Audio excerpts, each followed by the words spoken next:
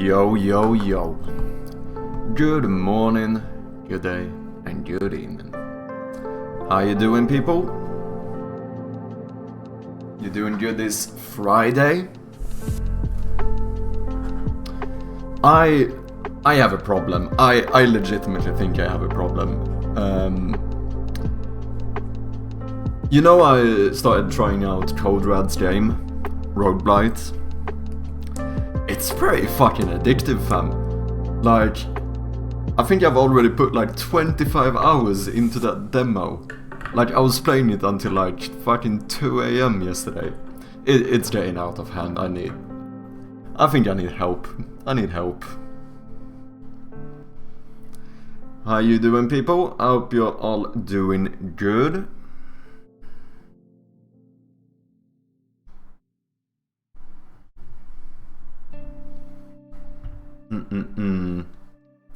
I'm still a little bit undecided on what we're doing today. Either we're gonna continue with perhaps a bit of refactoring in the game, or like I said last stream, I'm a little bit, you know, I kinda feel like we should get on the Undertale playthrough pretty soon as well, because we did buy the game. I still haven't tried it. I think that could be fun. But before we do that, I did want to check out a video. I'm not sure we're gonna watch the whole thing, because it's pretty long. But Mark Brown recently-ish released a video about what it's like to release a game on Steam. And, you know, as someone who's thinking about potentially releasing a game to Steam relatively soon, I thought there might be some interesting stuff we can learn here. Sorry, I forgot to switch my scene here.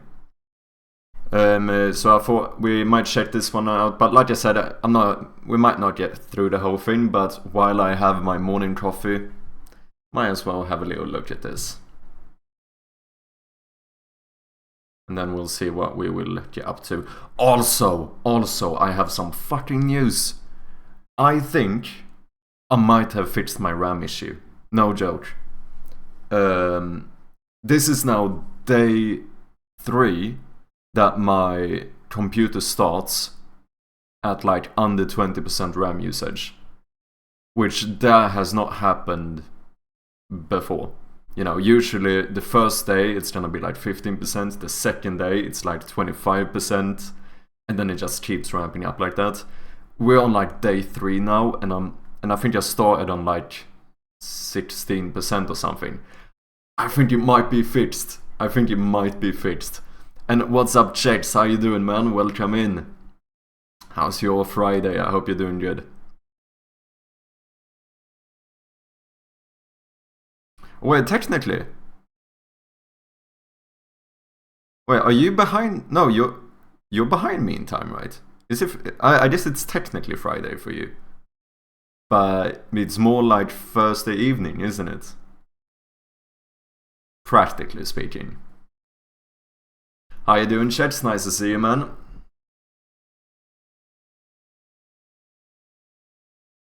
Behind 11 hours, I think. That is fucking mad.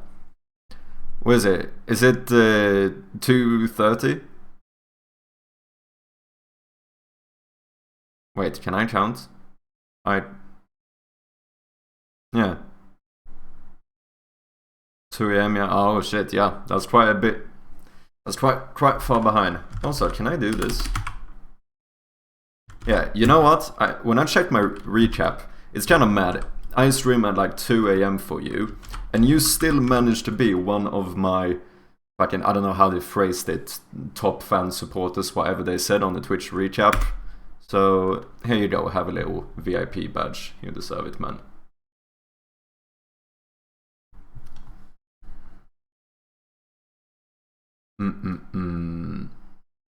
But yeah, I'm feeling really good about my RAM. If this is actually fixed, then it's so nice. That maybe even means that I won't be able to, or I won't need to buy extra RAM. Because, you know, I was thinking about getting, like, I mean, I'm at 46, but maybe I should get extra RAM. Maybe I should. It's fine. That was actually higher than I expected. Oh wow, awesome, thank you very much. No worries, man, no worries. But yeah, I think I'm gonna get... Even though it seems to be working now, I think I'm still gonna get new RAM sticks.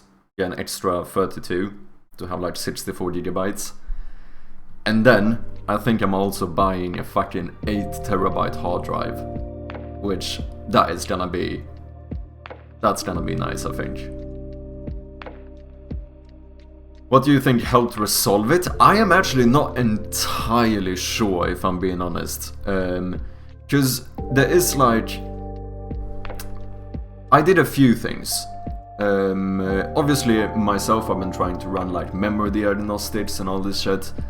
But then what happened is that I remembered that, you know, I have a bit of overclocking in my PC. And it's not because I have overclocked my PC, because I'm too dumb to overclock the PC.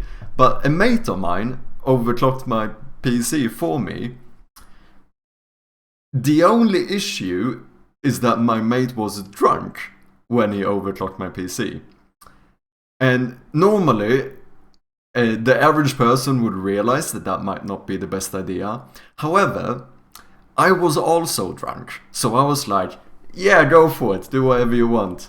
And, you know, and I didn't really think about that much afterwards. But, you know, after all of these issues, I started thinking like, maybe it would be good for me to just double check, reset all my BIOS and my overclocking just to see if there's something messed up there. Because I did read that, like, you know, if like for example, if your motherboard is like faulty and sends out like too little voltage to like your RAM or something, I think you could get similar issues.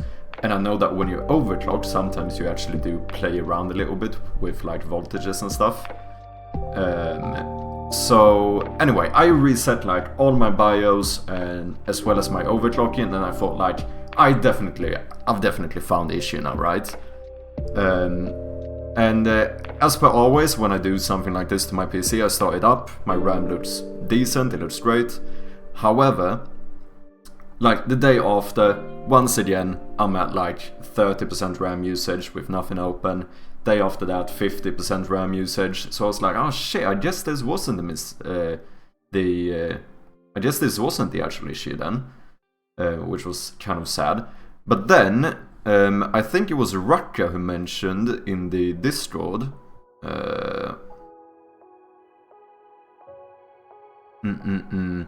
Yeah, Raka asked me if I've done a, I don't know, CMOS reset. And I had not done that, I didn't even know what it was. So I'm not entirely sure what fixed it, but here's what I did. I did reset the CMOS chip, whatever. And I also disconnected and reconnected my RAM sticks. And after that, it has now been looking good for like 3 days. So I'm beginning to think that one of those things actually solved the issue. I don't know which one. As far as I understand, I don't think it would be the CMOS. But the problem is that I don't fully understand what that does. But after reading about it, it does seem like... sorry, let me just ban a bot here. It does seem like the CMOS chip basically stores your BIOS as well as like your BIOS configuration, as well as the date and time for your PC. That's the reason why the PC like knows the first second when you start it up what time it is.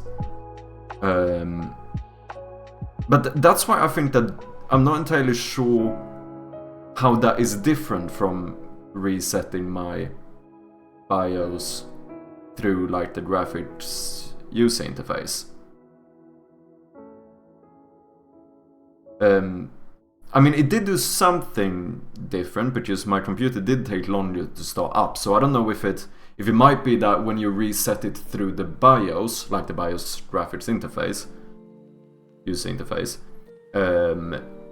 Sometimes maybe it still has like assumptions in the SRAM's memory thing, that it like assumes that it's already made an assumption on like how something works, and maybe when you reset that, it actually goes through everything in you and that fixed it. Maybe, I don't know.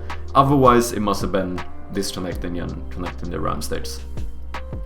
Have you tried resticking the RAM in and out before, or was it the first time? No, it was the first time. The reason I thought it wouldn't be that is because all my memory showed up, you know? Where like, because obviously Raka had some similar issue with his RAM usage, or with his RAM memory. RAM memory, that's a weird term. Random access memory. Anyway, tangent. But for Raka, I think it was more like, I don't remember exactly what he said. It seemed like 100% when he was only using, or he was only able to use like half of it or something.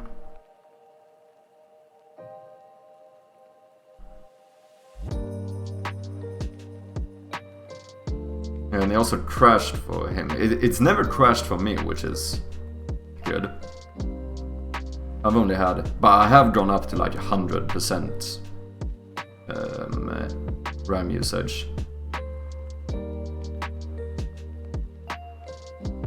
Yeah, I have turned off XMP at the moment as well. I think I'm gonna leave this for a few days and then try to turn it on again and see what happens. You put them back in the same slow config you did, slot configuration you did before. Yes and no. Yes and no. I put them where according to the manual, where my motherboard thinks that you should have your two. I've always had them in the same two slots. However, I did for some reason switch them. Just for the fuck of it. So I basically plopped them out, switched them around and put them back in the same slots. But well, the same slots but the opposite. You get what I'm trying to say. You understand what I'm trying to say. You try turning it off and then back on. Yeah, I've done many times. That is in Sweden what we call a Norwegian reset. That is what it's known as. So I guess you could say that I basically did a Norwegian reset on my RAM states. Just plug it out, plug it back in again.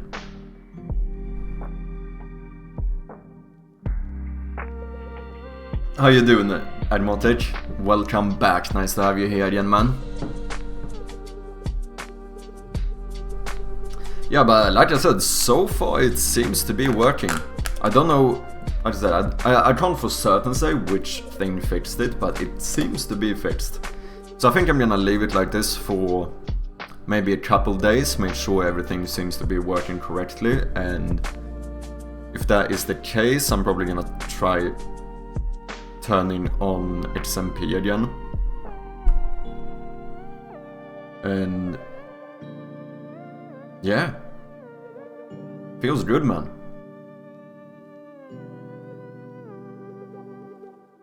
Is this your first time here in Matic? You mean here in the stream? No, you have been here before.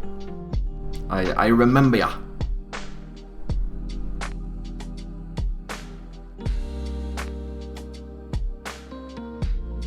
It was 11 days ago you followed me.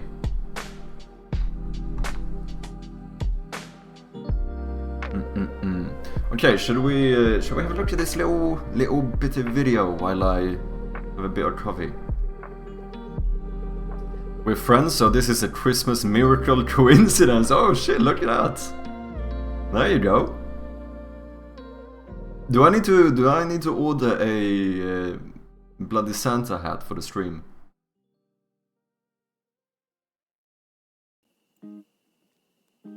Maybe I should. For the little Christmas streams, which is fucking great, you know, because I think I'm gonna be able to stream on Christmas Eve. Or no, sorry, on Christmas for you guys.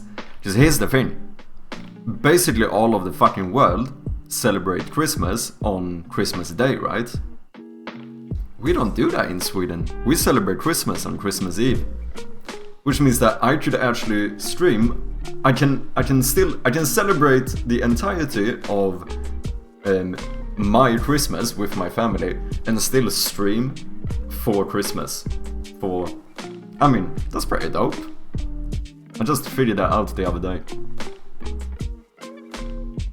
Been here a few times, just started working from home recently, so able to catch new streams throughout the day. And oh, nice man! How are you enjoying working from home? And what's up, Nerdmind and Kamarao? 2 streamers popping in here as well. Let me throw a few shoutouts. Let's start in order here. How you doing, guys? Welcome in.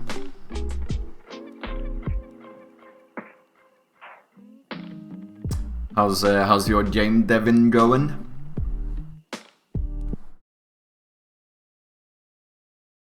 Yeah, like I said, I'm so excited. I really hope my RAM is fixed, because that means that I'm no longer gonna have to stress around having to run like memory diagnostics right before starting the stream and shit, which is not great.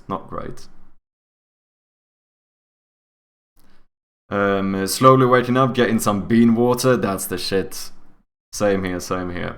I wake up way too late now. I had such a good roll on my sleep schedule for a bit. Now it's fucked again. No, it's absolutely fucked. Decided to come by and say hello. Nice to have you here coming out. Let's have a look at this. Just while I drink my bean water. Hi. My name's Mark, and I and then we'll see what we get into. About magnets. Also, if you haven't seen his game, why not do a little shout out here to myself. I did post my playthrough of Mine of a Magnet on my second channel, so if anyone wants to check that out, that is available. As well as my Rogueblight video, which actually, for my second channel's standards, is doing pretty good.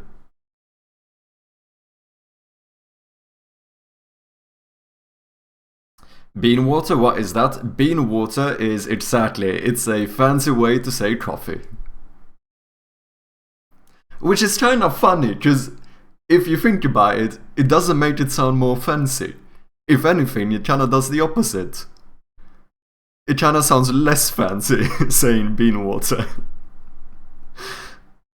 Just like, coffee at least, sounds a little bit like, oh yeah, but that's like a, I don't know, an independent product. It sounds more, I don't know.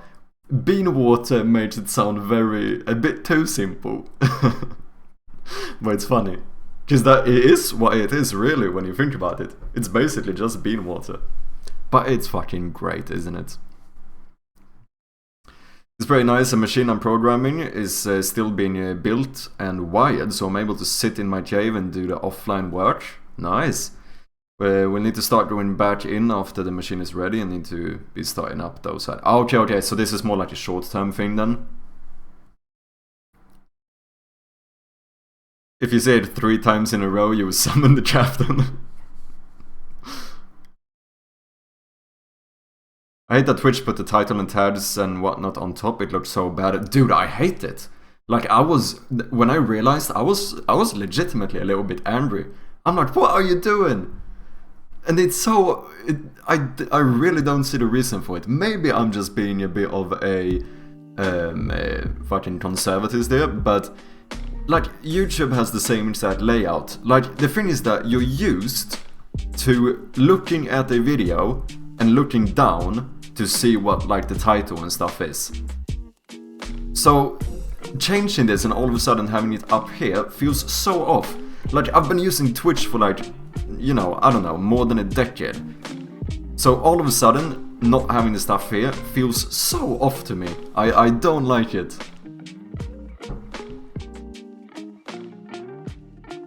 About magnets, indeed, welcome in. Rise to Damus Games, how you doing? Looks so bad. Yeah, I don't like it. I could see if they changed some one at the bottom, but it didn't. It's just a blank just void where it came from. Yeah, that's the thing. It even looks weird now because it's like you said. It looks off because it's like they haven't filled out the rest of the stuff. Like what is happening here? What is all this blank space that's not being used for anything? Okay, you're getting a little bit of stream inception here. But like, yeah, this is the perfect space to just... And also, not even that, just that. Other than that... Wait, let me do this. Other than that, they don't show the full title now. Like, you can't see the full title on Twitch no more. Unless you, like, expand it. Like, before you would pretty much always be able to see, like, a full 2-line title that someone had. Now when you go in, it's fucking shortened. Everything is, like, the title, game, as well as all the tags are just put on one row. With also the view and uptime. Like, yeah, this is a rant, but I don't like this. I don't like this.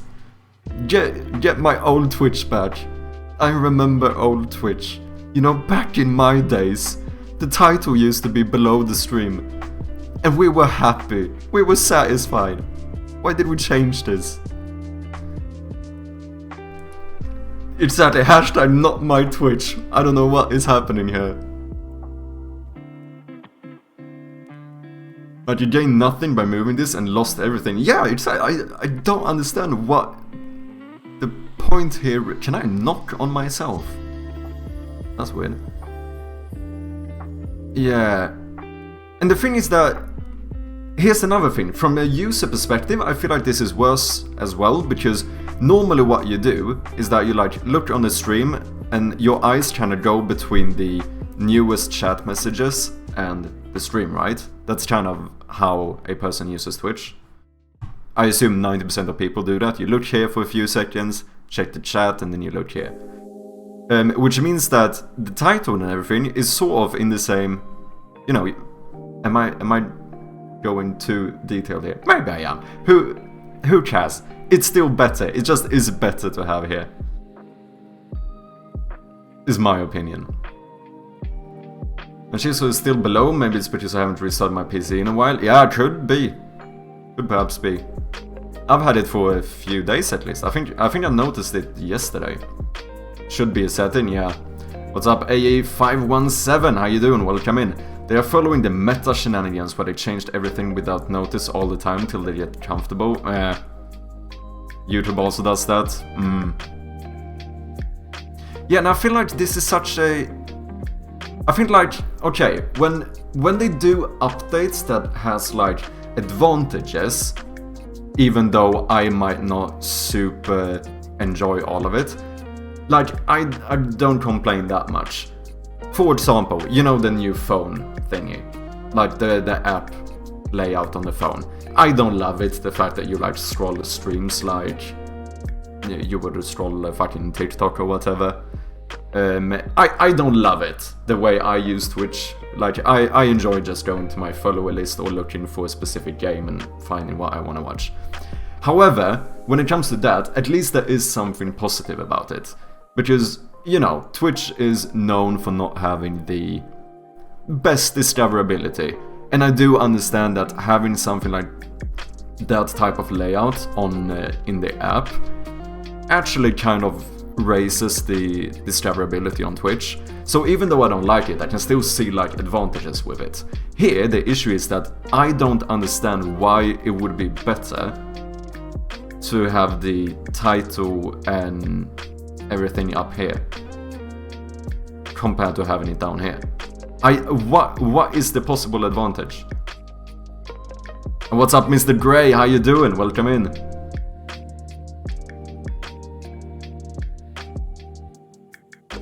What happened to the if it ain't broken? Yeah, exactly. I just don't understand what the purpose is. I know this is way too much of a fucking emotional rant here, but I really don't like this. I actually don't. And like, where's the follow button now?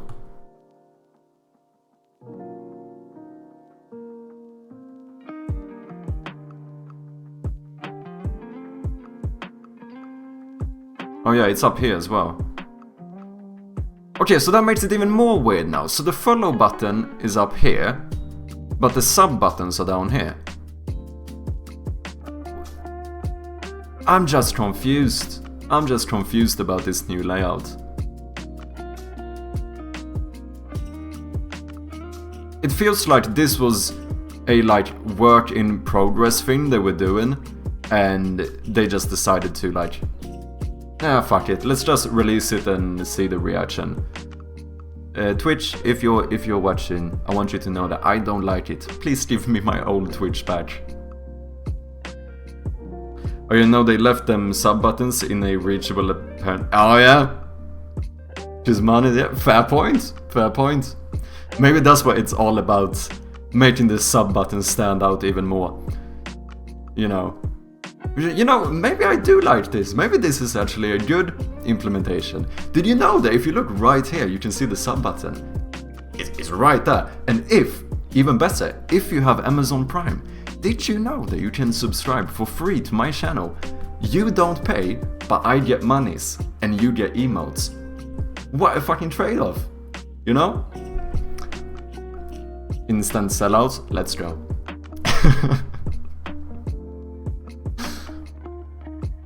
I don't know about this new Twitch layout.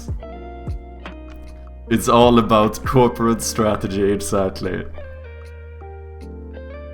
I heard if you sub to stream, it places the title back down. Yeah, I'm pretty sure that's in like their contract. That they always yeah. So if you really don't like having it that, I think you like, don't take my word for it, but it's possible that the title would be moved below the stream again. Possible, it could happen. Not saying it will, but it could potentially happen. He has a point. I kinda hope they realize that was a weird thing to do and just revert. I don't see the point, and I'm too used to having the stream or the title above. So, this is it. The final episode of developing. Mind Over Magnet has been on sale for 3 or 4 weeks now, and so now... Very positive, 835 reviews, that's not bad. What is it at now?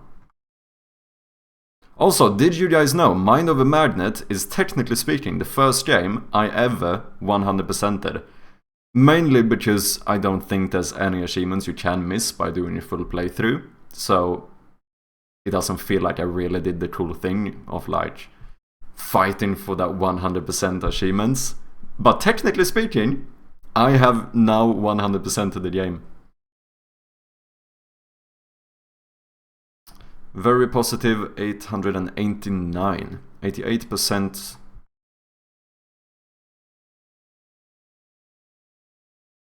Oh shit, that's a long one.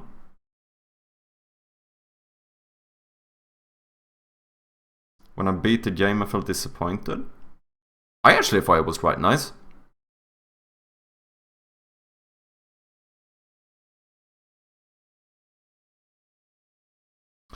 Steam achievements are like a game in and of itself. Yeah, it basically is. True. Because, Steam achievements add replayability to the game as well. Not in the way Mind Over Magnet did it. Because, like I said, I don't think you can miss out on any achievement. Like, I think it's guaranteed that if you complete the game, you have 100% of the achievements. Which I'm not sure I like. I probably wouldn't do it that way. Because it does take away a little bit of the... what do you call it? The reward of actually getting 100% achievements. Because here, like, I don't feel particularly proud of having 100% achievements in this game. Because none of this is optional or something I could have missed or anything. Like, this is literally just like reach the next chapter of the game, you know, that kind of achievements. Whereas like, at least if they have some where like, I don't know, maybe finish a puzzle in an unintended way, if there's one puzzle you could theoretically solve in another way, or like, I don't know, maybe there's some puzzle you or maybe complete a puzzle under a certain time, like finish a puzzle in under 20 seconds or something. Like, if there was some achievements like that, it would, you know, I feel like that's a little bit more fun compared to only going with the, like, obvious achievements you can't miss. Because although I did finish the game, it didn't feel like I 100%ed the game per se, you know?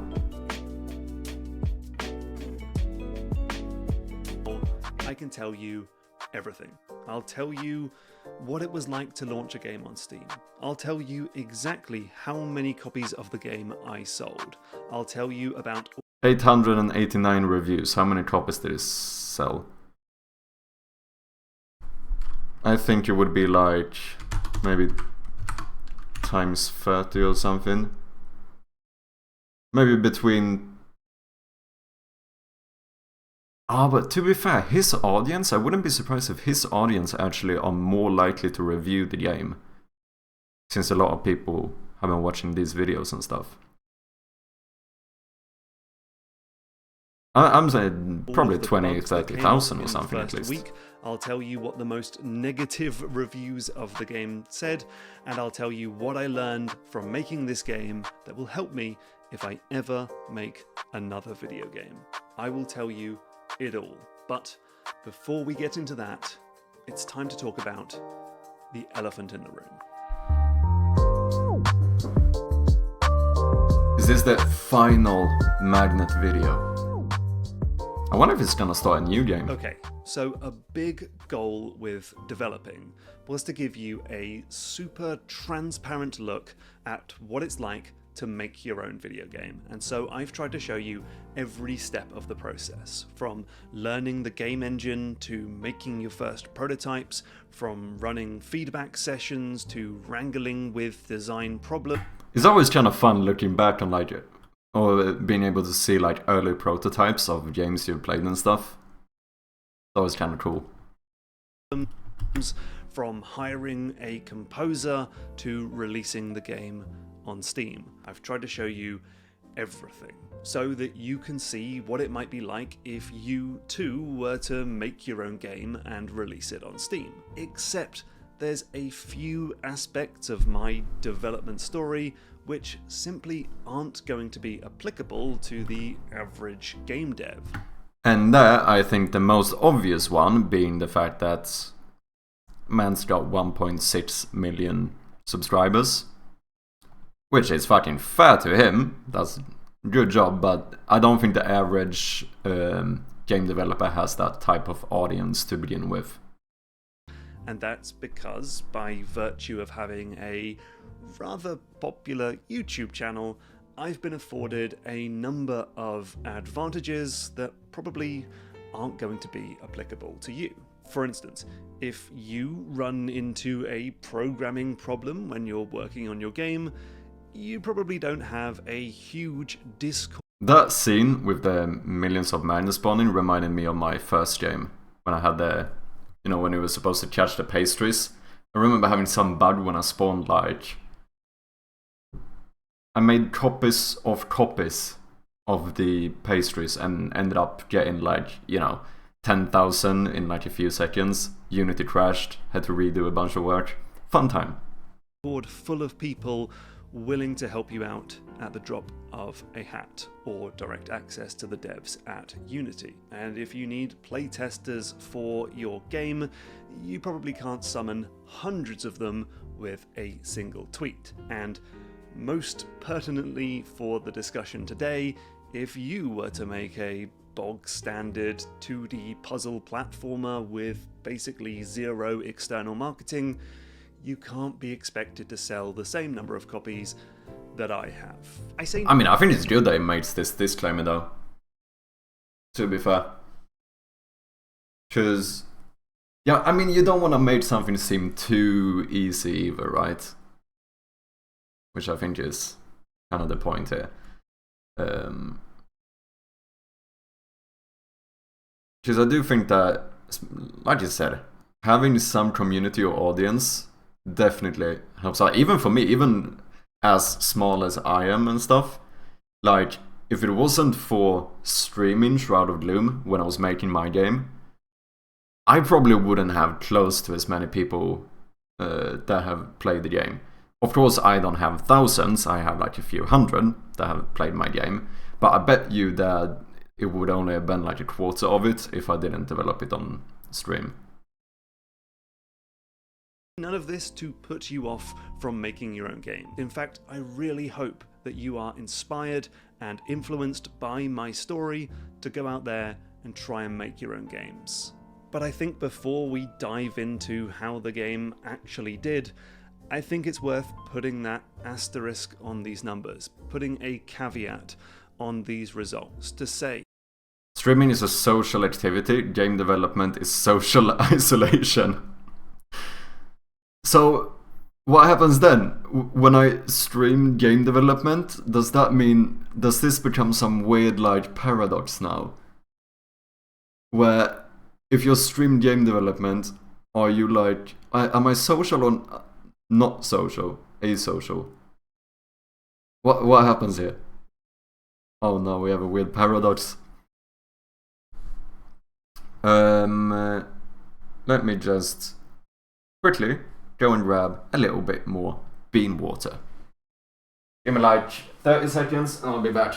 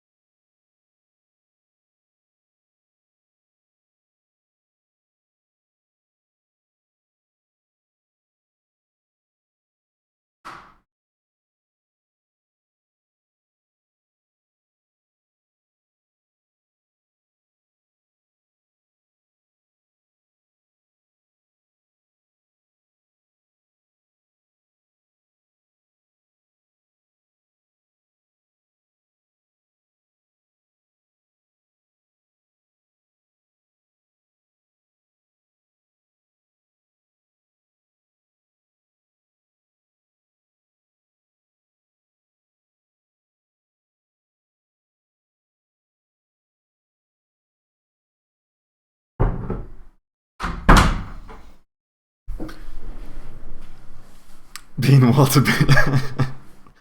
Do you guys want to know what's fucking mad though? It is legitimately, it's like 2 o'clock, and when I look outside, I can already see it like starting to get dark outside. Like the sun is already kind of going down. Fucking Swedish winter in a nutshell. It is mad. We have like, what, like 5 hours of daylight. Mad. Now, normally speaking, I have all my blinds closed, so I don't really notice that much of a difference anyway, but yeah, Swedish winter is harsh. That some, if not most, of these sales come by virtue of me having this channel and not the quality of the game itself. And so if you were to make your own game, you need to set your expectations realistically. Is that cool? Cool. Let's get into it. So in the last episode of developing, I hovered my mouse cursor over that big green release app button, and then on November 13th at 5 PM, I clicked it. Now, a thing about Steam is that Valve can be a little bit slow with the numbers. For instance, the wishlist stats are only updated once per day. So sometimes you have to wait an agonizing 24 hours before you know whether your Next Fest demo or your YouTube devlog have had any impact on the numbers. But interesting, I don't think I knew about that. Yeah, I suppose that can be a little bit agonizing. Seeing some big streamer play your game and you have to wait 24 hours until you actually see if it had any effect whatsoever. Valve does give you a real-time look at exactly how many people are online and playing your game right now, which, while they're not exact sales numbers, does give you an idea of how popular your game is. So I decided to park my bum on that screen and watch as the numbers changed. And so I saw 12 people were playing Mind Over Magnet, and then 50 people, 100 people, 200 people, 150 people. Yeah, like I say, this is not the sales numbers, this is just how many people are online and playing, and so that number is going to fluctuate up and down. However, I then accidentally... He made Mind Over Magnet? Yes, indeed. He did. He had it was quite a big like development series on it. Which, to be fair, I've been following it pretty much, so it was a little bit fun. 100% there were a few puzzles that I knew the solution to because I had watched his videos. Which is hard to not have that happen, you know. I suppose the same thing happened for a lot of people who played my game, where if you had seen me, you know, play the game or develop the game, there were probably a few puzzles that you kinda knew the solution to because of it. But yes, indeed, he did make Mind Over Magnet. And to be fair, you know, as someone who's getting into game development, I should probably be better when it comes to reviewing games. I should probably give this a review. I actually found it to be quite nice. It was a neat little puzzle game. Not too long either, which is nice. Like, you know, you can finish it like in an evening if you have a bit of extra time, which is kind of nice. I thought it was cool. A few interesting ideas with like, especially when you start having like the ability to switch between like polarity when you have like the final magnet thing. That was pretty interesting. Definitely a few puzzles I got a bit stuck on, but overall I really liked the game. I don't know what my main critique about the game would be. As I said, overall I think it was a nice game. Let's have a look.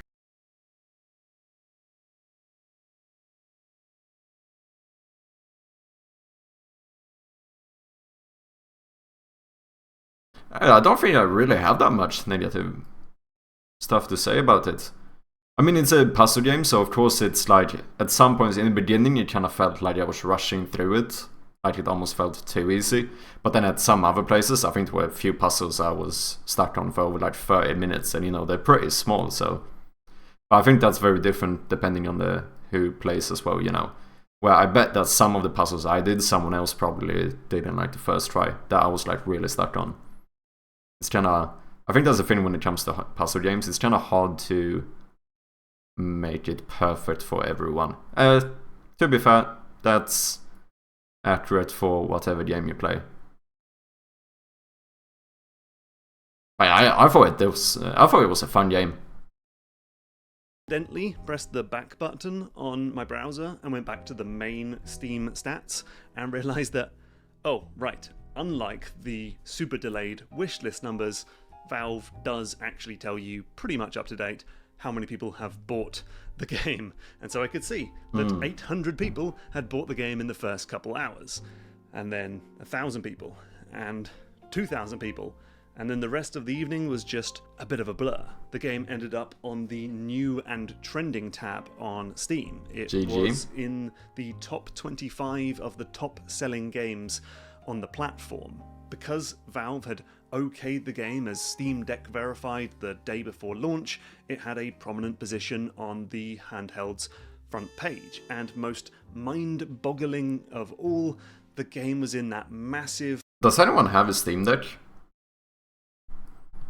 Because that's basically like a Steam Switch, isn't it?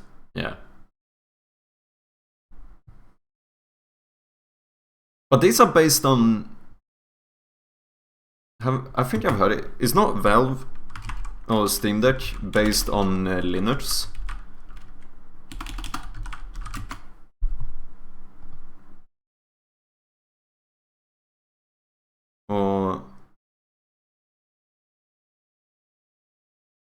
feel like I've read something about that.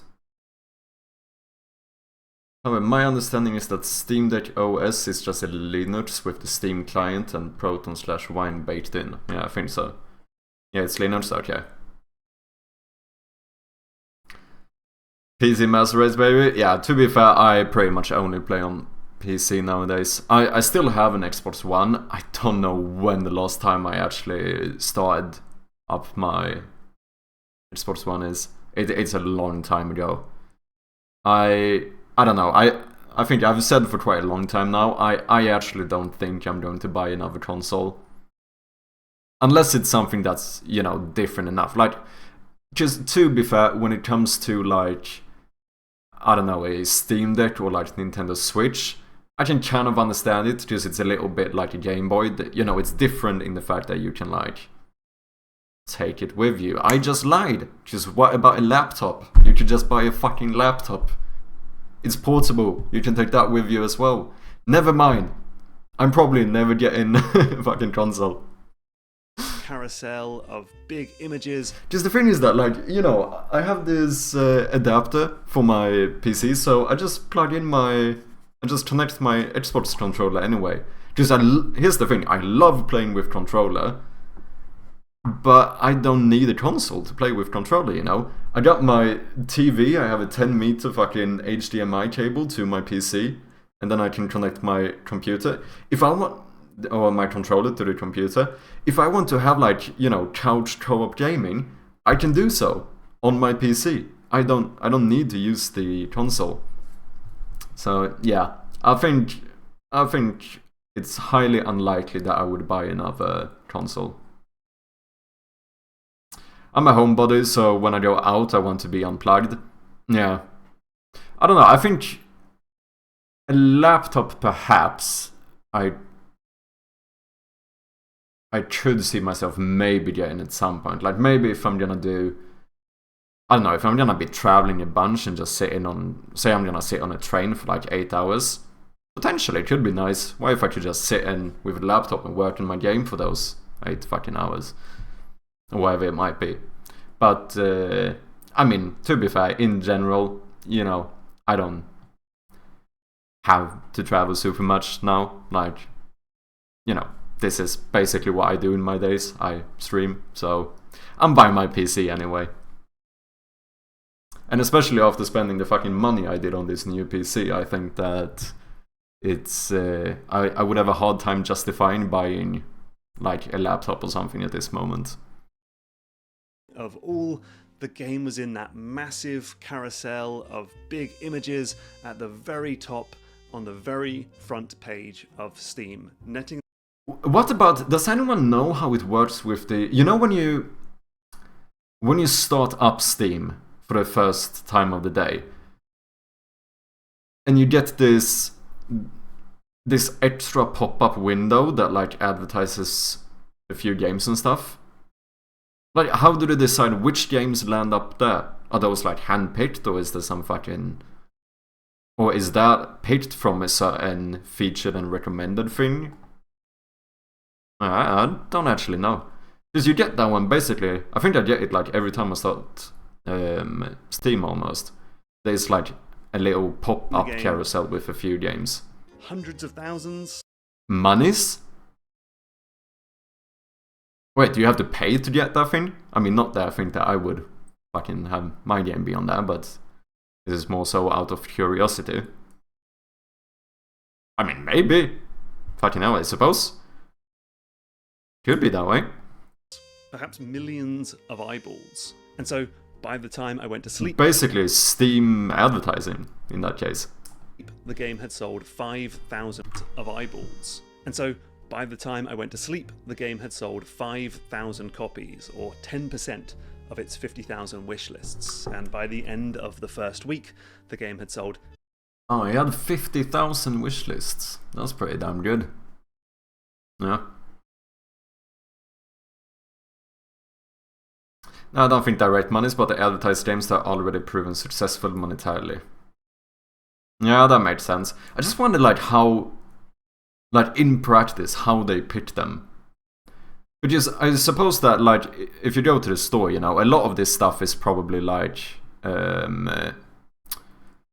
you know, it's algorithms kind of deciding where stuff shows up. And I wonder if it's the same thing there. Like, if we go to, let's say we go to category. Like, say we want to look at role-playing games.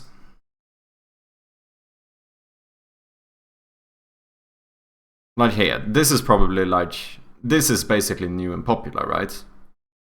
No, just, or not new and popular, this is new and trending. But I suppose this is like top sellers maybe? Yeah, that looks somewhat similar. So, but I wonder if they just grab a handful of games from like the top of all of Steam that are like new and proven to bring in money and pick those for that first carousel maybe? I don't know.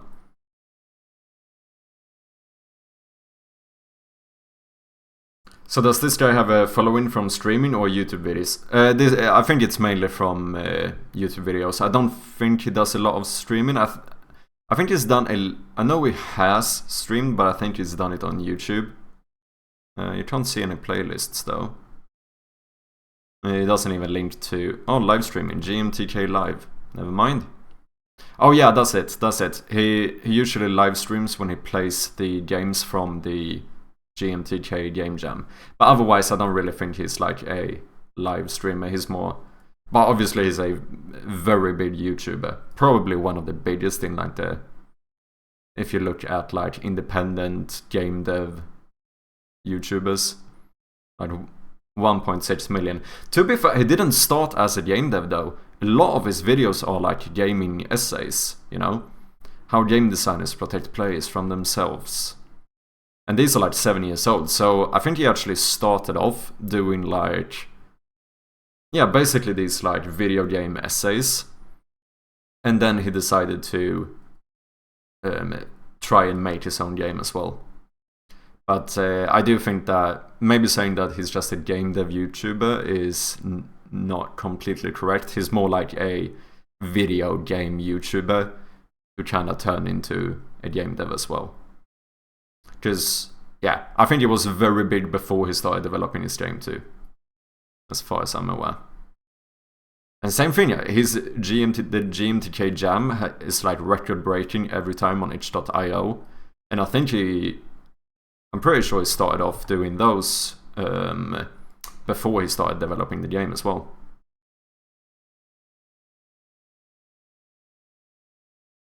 If I'm not mistaken. But yeah, I've watched a lot of his videos. Like almost every time I'm trying to make a new video, he has some video that like explains something about the genre I'm trying to do. So I always end up watching a video he's made. I think they're really nice, to be honest. So for example, he has one on like puzzle videos. As soon as I started making this game, started watching that one. When I did there's also this one, roguelights and progression. When I was doing my deck builder, you know, I was watching this video. There's a lot of like informational stuff here that's quite nice as well. Mainly like, I suppose it's, you know, it's like game design centric more so than, you know, it might not be always super in-depth technical, but you know, he goes in-depth on like the design element of games. Oh yeah, developing 5, developing 4. When is the first one? This one. Yeah, so 3 years ago. So even before he started making his game, he was hosting the GMTK Game Jam. 10,000 copies, or... Skills to acquire, how to make your game feel good, to how to market your game. Yeah, pretty much. And make it fun. I like to think if you have 1, then 2 will follow. Yeah, I mean, I do think that in some regard, marketing... I mean, it's important, it can help out a lot. I think it, in certain scenarios, can be very, like, natural as well. As you say, like, if someone makes a fucking incredible game, even if they don't put super much into marketing, chances are that they're still gonna get at least somewhat of a following just the game is so good and people are gonna mention it.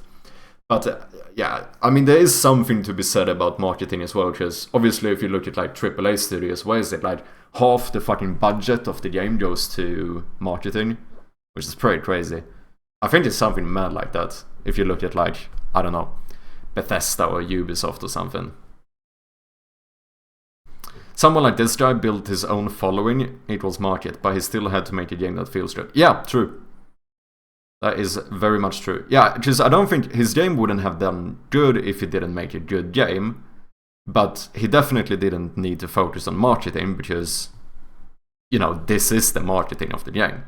Like, him having this YouTube channel probably has already, you know, made it so he's had like, what, millions of eyes on his game before it was finished. Which is why I think he did the disclaimer in the beginning, the advantage that he has, because the average game dev doesn't have that. Like, you know, even if I keep working on my game for the next fucking 6 months, chances that I will have as many people see my game as he did during the development of his is, you know, it's next to no shot.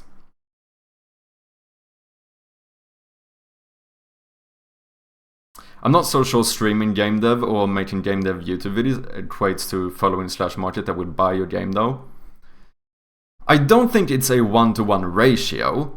Absolutely not. But yeah, I know, I understand what you mean. I don't think it's a 1-to-1 ratio, but there definitely is some conversion. Because let's be honest here, I bought his game. Would I have bought his game if I didn't know about his YouTube channel? Probably not. I probably wouldn't have. Like, the marketing from his YouTube channel is probably what made me buy that game. Even on the stream, when I started playing this game, like, the first thing I say is that we are going to play GMTK's puzzle game. You know.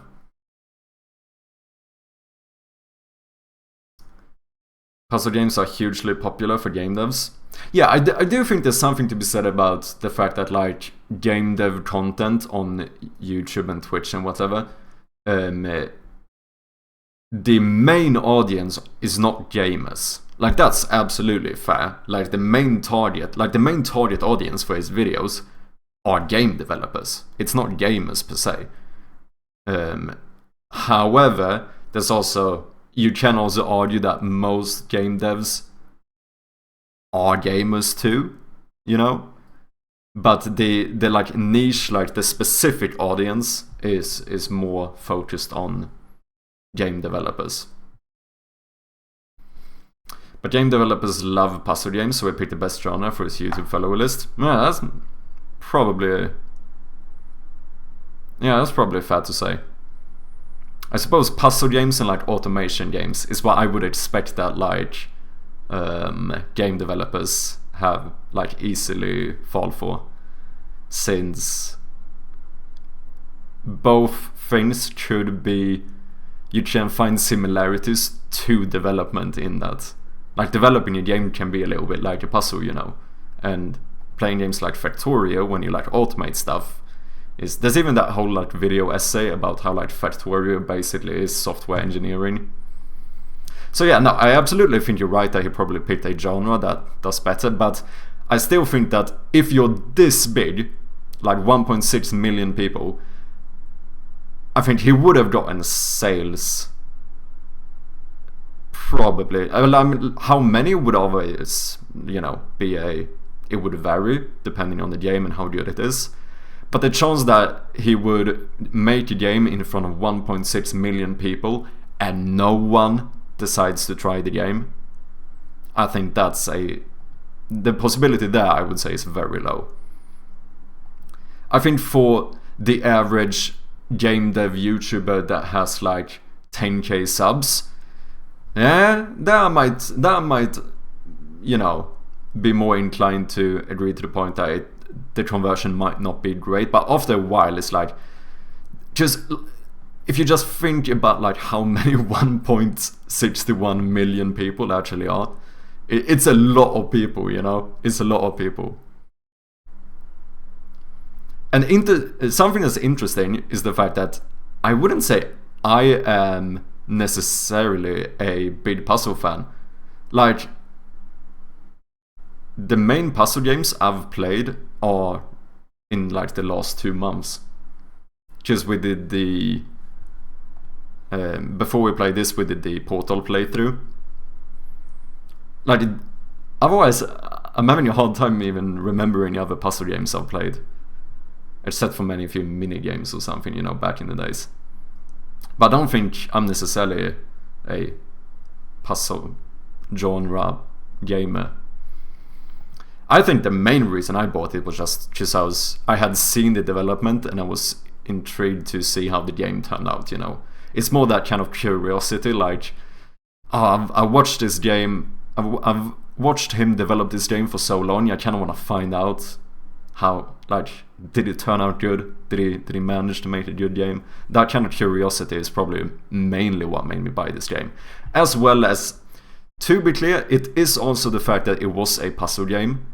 However, not for the reason that I think that I'm like a huge fan of puzzle games. I don't mind puzzle games, to be honest, but I don't think that's the reason I bought it. I think it's more so because I'm also kind of developing a puzzle game, so I feel like having more experience playing puzzle games is good. That kind of thing. If he made a game like Barbie's Girly Adventures, even if it was the best Barbie game, he might not have sold enough. Yeah, if he sold enough, that's absolutely fair. A couple of these guys though, 1.61 million, a few of them would have bought the fucking Barbie Girly Adventures. I'm betting my money that a few people would have still done it. maybe not enough to make it like a viable product, but it would have gotten sales through it, I'm sure. Yeah, it's good to analyze why you like something and why we are attracted to something. Yeah, absolutely. Because I think going through that kind of experience, or thinking about that experience of looking for games and deciding what to play, if you're more conscious about how you do it, it's easier to kind of try and predict how other people do it and maybe how to design your game to make sure that people are intrigued to play it. Absolutely. I guess you could counter-argue that all games are puzzle games. Yeah. Yeah, I mean, there is some, even like in FPS, you know, like, you know, the puzzle to complete the level is to figure out that the bullet should go to the head Red of Rucker the is forcing you to stand up enemy. for 10 minutes. You could say it.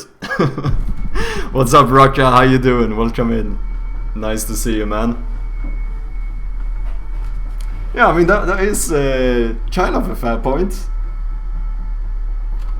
Yeah, maybe all games... I mean, all games probably have a bit of a puzzle aspect to them.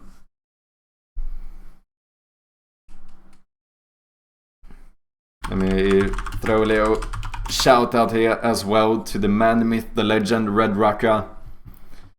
Dear streamer here doing a playthrough of the Souls games. Definitely check him out if you like that type of stuff.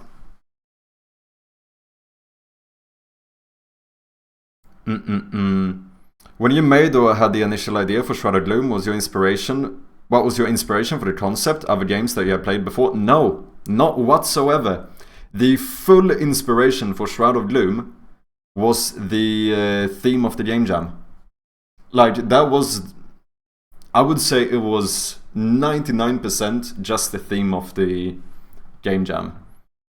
Since the theme was safe in the dark, and I was just trying to come up with like very simple ideas that seemed like viable for me to do in a Game Jam when I came up with this one. I can't really point to any specific game. Just here's the thing that's kind of ironic about this game that I made. It's a puzzle, it's a point and click puzzle horror game, which all of those three combined genres are probably some of my least played genres. How many point and click games have I played? Not a lot. Maybe something on like Miniclip back in the days. How many horror games have I played? Like 1.5, maybe. And how many puzzle games, if we don't count the ones I've played after making this game, I don't think it's that many either. So yeah, I'm actually a little bit, yeah, I don't know, it's a little bit cool that all of this pretty much stemmed from nothing but 4 words. And I think this kind of goes to show the value of game jams in some regard. Like having some type of like restriction to what you're doing. And just having to, you know, run with it. And see what you can do. Point-and-click games are notoriously difficult. Your game is no exception, just ask that single valve pixel. It's not a single valve pixel. This is... No. I've shown you guys the hitbox. It's like, you know, 6, 7 by 7 pixels or something. It's massive. It's absolutely massive.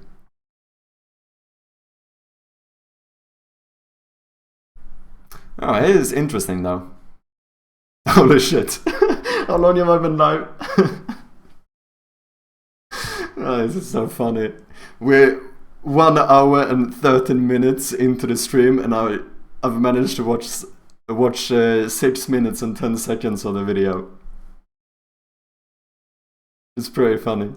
Very funny. I'm not complaining, by the way. I don't mind being distracted. And by it's just funny. The recording of this video, the game has sold. Yeah, that's what I should do. To be honest, I quite often do that.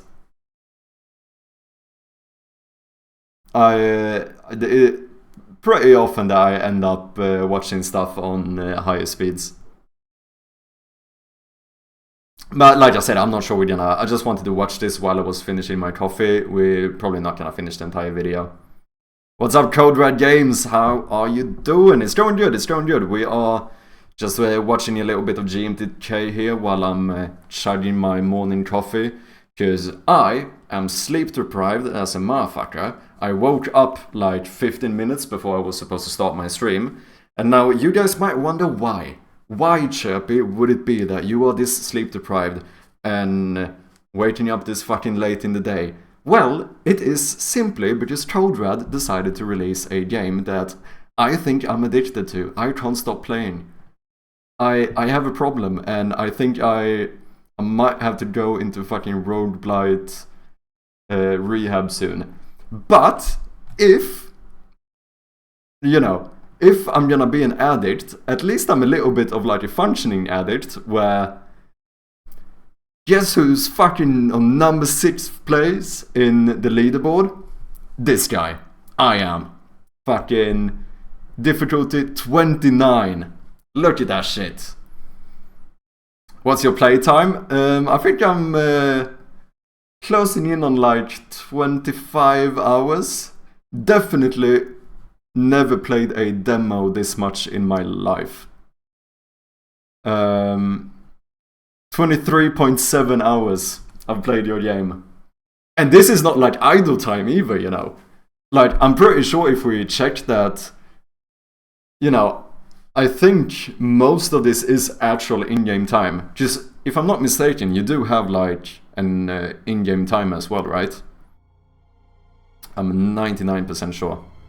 Oh yeah, I'm having a problem. This game it's so fucking addictive. 22 hours and 50 minutes. It's getting bad. It's getting bad.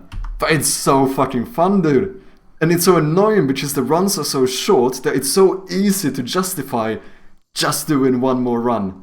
Just one more, you know? I'm legitimately... I legitimately think I'm slightly addicted to your game, not gonna lie. And 46. I will send you a playtest once I start working on it, yeah, for sure.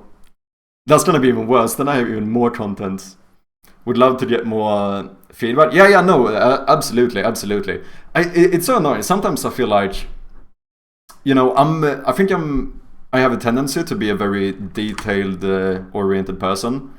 And sometimes I feel bad about, maybe I'm going like too detailed with my feedback, but I do know that for me as a game developer, if someone plays my game, I would like the same thing.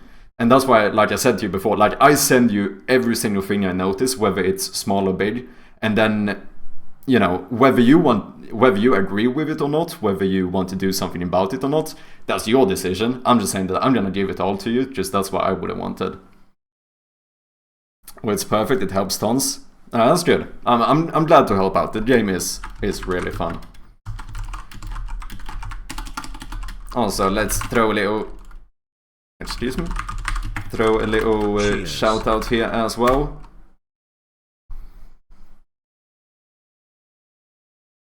Did you guys hear a... did you guys hear the hydrate sound effect? Did I just miss it? Or did it not play? Oh, did you hear him say cheers? Okay. Thank you very much, AE. Cheers. I think I just missed it. But yeah, your game it's so fun. Like, no joke, I could spend the rest of this stream playing Rogueblight without any issue. Like, you've legitimately done a great job, man. 12,440. Oh, I was way off. This is what I thought. Just... Okay, so he sold 12,500 units-ish. I said it would have been between like 20 to 30k. AE, thank you very much for the follow as well. Appreciate you, man. Why do I not hear my... Did you guys hear the sound alert? Am I just deaf? Is that what's happened here? Is my... Might be that I'm just deaf. Did you guys hear the playing? You heard it? Okay, good. As long as it's playing, it's fine. I think my volume... It's just that, you know, I don't use headphones anymore. So I need to have my volume pretty low so that my mic doesn't pick it up. I'm just making sure. But... I don't even know what this... I don't even know what is normal numbers for game sales, but 12k sounds really good. Yeah, definitely. Like, I would be over the moon. I think the reason I thought it would be more is because it had quite a lot of reviews. But this is kind of what I suspected with, I think, his... How many wish lists did he say he had? Like 50k? Yeah, I'm pretty sure he said 50k.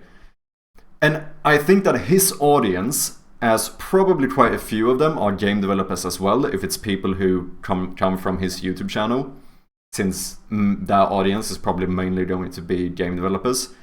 I would suspect that they are more likely to give a review, you know. Just what I did is that I basically took the number of reviews he had and used that as my reference to try and calculate how many people had bought the game. And I was way off. I did way too many. I thought it would be like over 20,000. And it was almost like half of that. Usually one review is 30 sales on average. Exactly, that's what I did. Because he had like almost 900 reviews. So what I did was I took 900 times 30, which is what? That's 27,000. And then I said between 20 and 30 because I thought that, like I did kind of suspect that his audience would be more likely to review the game, since it's not super normal that players parasocially know the developer, so they are probably more likely to review than the average person. But yeah, I wouldn't think it was that much. I still thought it would have been... Like, I still thought that less of a percentage would have reviewed it. I didn't, and I feel like a douchebag now. I've left one review in my entire life, and it's for Code Red's demo. It's the only review I've ever left on a game.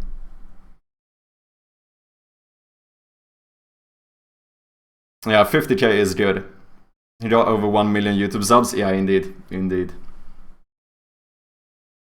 There's a lot of reviews for sales? Yeah, indeed. Indeed. I thought it would have been... I suspected that it would have been less... like that more people than 1 in 30 would review the game, but I didn't think. Because what is this? What is it? 900 divided by 12.5. No. Wait. Math.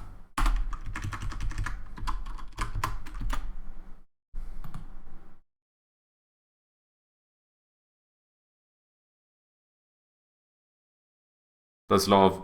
it's really hard to get to 1k wishlist. How long did it take you to reach 1k? From when you like started somewhat marketing or showing off the game, I suppose. 50k is like top 0.5% of Steam. Yeah, that's pretty mad. That is pretty mad. Like 2 years? Oh, I see.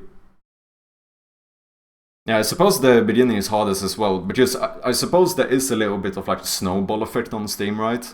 Where the more wishlists you get, the more likely Steam is to like market your game as well, which means that you'll start getting more wishlists because you have more wishlists, which gives you more wishlists, and so on. But at the same time, I suppose that wishlist doesn't do super much before you have a playable product. Because they don't...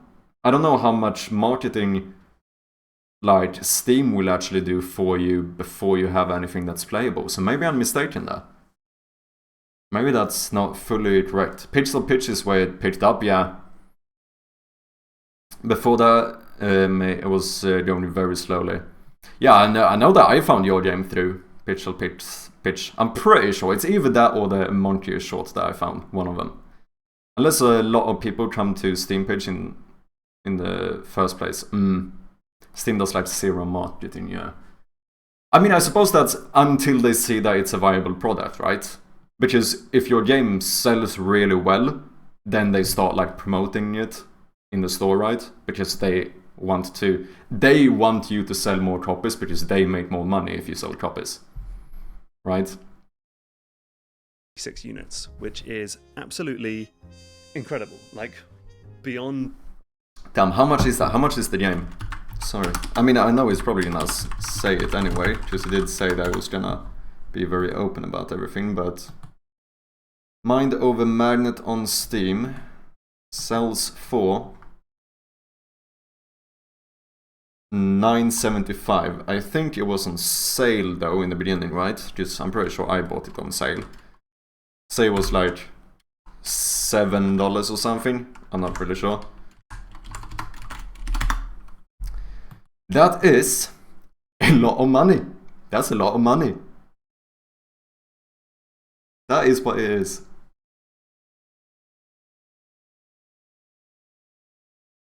Now I just took a random guess on the average price there. Oh, don't you have that Steam stats?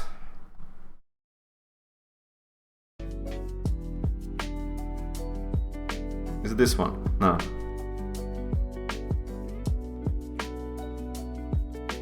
What's the...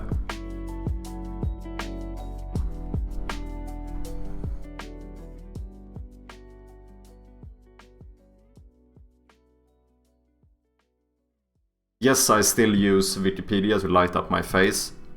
Deal with it. Here.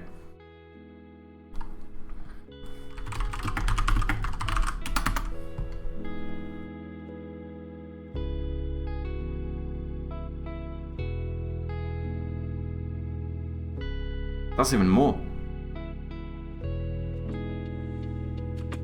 What? Is that right?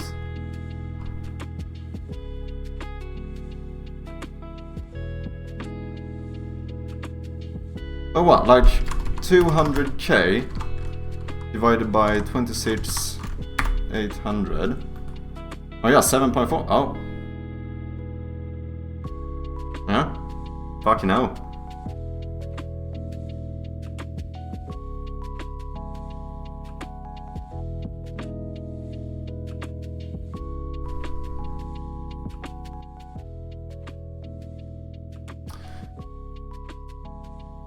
Wait, I'm standing too long. Let me sit down again.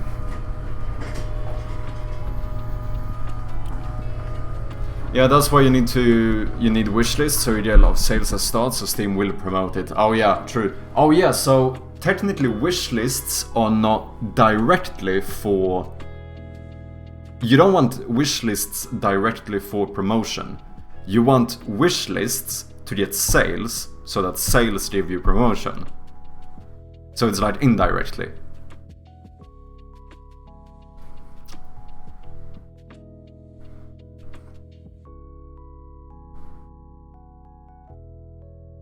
So it's bad to just launch a game on Steam as soon as possible? Yeah. Yeah, exactly. I assume in the vast majority of time you never want to do an instant release. Which is weird if you have like an almost full product, because then it feels like you're supposed to put your game on Steam and then just for the sake of it wait with like publishing it. But I suppose that's why people say that you should try to get the Steam page up sort of as early as possible. I think a general guideline I've heard is that when you have a somewhat... If you are decided on what the genre is going to be and kind of what art style you want, that's like a good place to be in to start getting that Steam page up. Because then, you know, you have a... Although the game is not finished, you have a pretty clear direction of the game. And that's when you can start collecting wish lists. You could shadow drop game with giant publisher like Digital Devolver. Yeah, that's the ones that published Enter the Gungeon, right?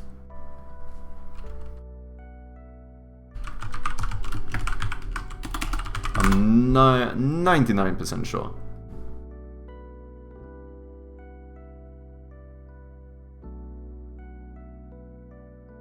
Oh, Inscription as well.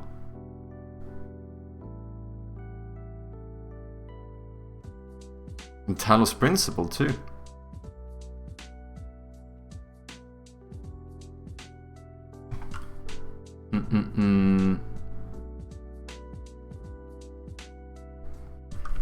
Wait, do I not have that on my wish list? I'm pretty sure I do, yeah.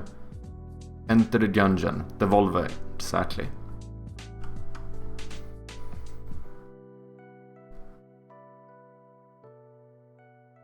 I can recall Lemonias got popular years after it was released, so it was possible to have delayed success. Oh yeah, absolutely. Like winning the lottery though, yeah. I suppose that's more like luck and chance. Whereas if you can manage to like have a decent product and, you know, collect as much wish lists as possible, it's more of a safe bet. Because I suppose, you know, betting your life savings on having that like accidental delayed success might be a little bit risky. You can get more sales than wish lists on release date if you play your cards right and get lucky. Word of mouth, that's definitely a thing as well. Just like me yesterday, I went over to one of my mates and basically just forced him to play Rogueblight. Works good.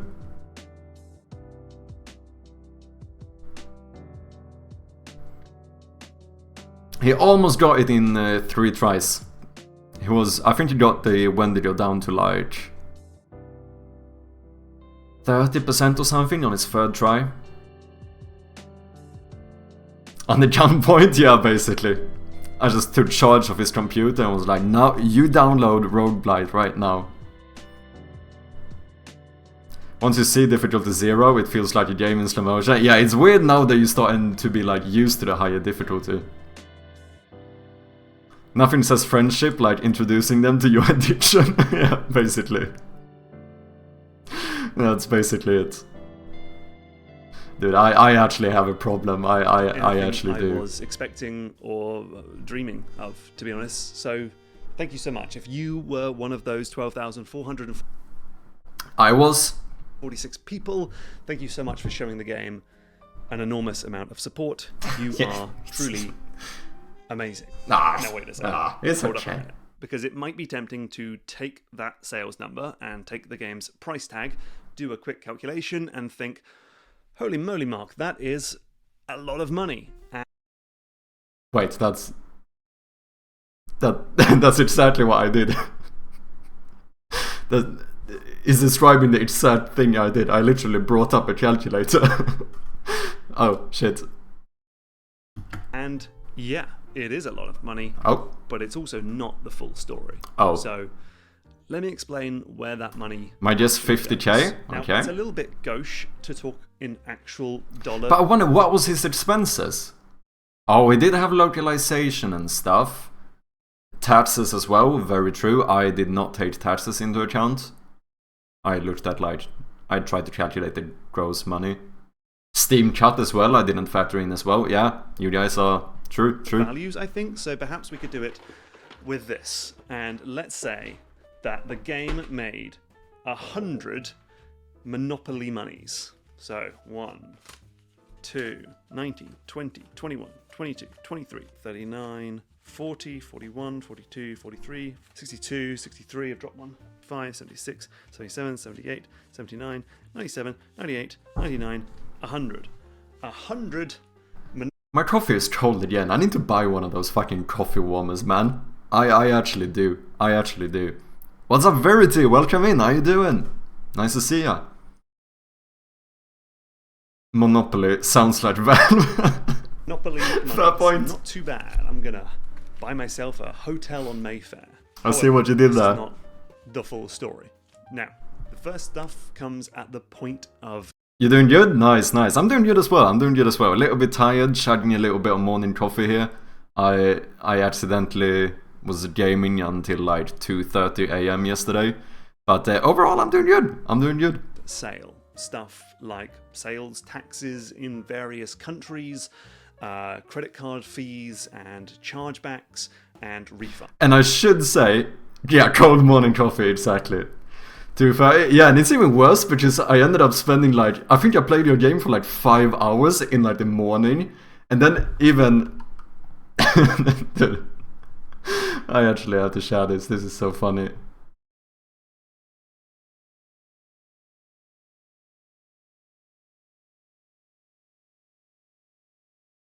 This is actually funny. I was playing Code Red's game for like 5 hours in the morning, and then all of a sudden I get this message. You gotta stop and work on your game, man. So funny. And even then I didn't. I kept playing the game for like 2 more hours. I was just like, I just need just one more. I'm so close to stepping up on the leaderboard. I'm just gonna do one more. Just one more. And then I stopped playing, went over to my mate. I forced my... Okay, we had the pizza, just chilled for a bit. And then I forced my friend to play the game as well. And then I got home at like 11 PM or something. And what do? I sit down and I fucking... Okay, I did watch streams for a bit. And then after that, I fucking boot up the game again and play like another 2 hours in the evening. Like, I'm not joking here, guys. I have a problem. I think I actually have a problem. Which I'll talk about later. That, for me, ended up being about 10... How is the full game, Code Red? Is it... Do you do one single run through the entire game? Because I see in the demo that you have these, like... It looks like there's, like, 3 maps, but only the first one is unlocked. Or is it, like, individual, like, instances? So you do a run on the first map, and then you do a run on the second map? Or will you do a run through all of them? That's something I've been thinking about. You gotta stop smoking, right? Yeah, one single run, 3 maps after you unlock... Okay, so after you have the second map, you still start off in the first one. Okay, that's... Okay, I see. Made sense. Yeah, because I was a little bit confused when I saw that one. I was thinking that, oh, maybe it will be like... Maybe after you beat the first one, you start in the second one. Like Slay the Spire. Oh, yeah, exactly. Okay, but yeah, I think that's better, because I think... Yeah, I think that's better, because otherwise it doesn't feel as much as like a full playthrough, I suppose. There will also be more game modes. Yeah, and that's always where you can be more experimental, I suppose. Verity! The legend! Thank you so much for that resubscription. 2 months in a row. Thank you very, very much, Verity. I really do appreciate it. Really. I appreciate you. Thank you very, very much. Shout out to you. Legend. The forest map is like 30% shorter in full game. Oh, interesting. How is it shorter? Do you mean like the between like the two bosses? It's not like there's less room instances, whatever you want to call them. Like in that way. Yeah, between bosses, less stuff. Okay. So you basically made. Okay, I see. So you basically just made it a little bit longer for the demo, so a run would be a bit longer. Because it feels bad to lose in map 2. So I wanted to go through them faster. Okay, I see. Ah, cool stuff. You're welcome to keep on supporting you. Thank you very much. And look at that new silver badge you have now. Fancy shit. Thank you very much for everything. I really do appreciate it.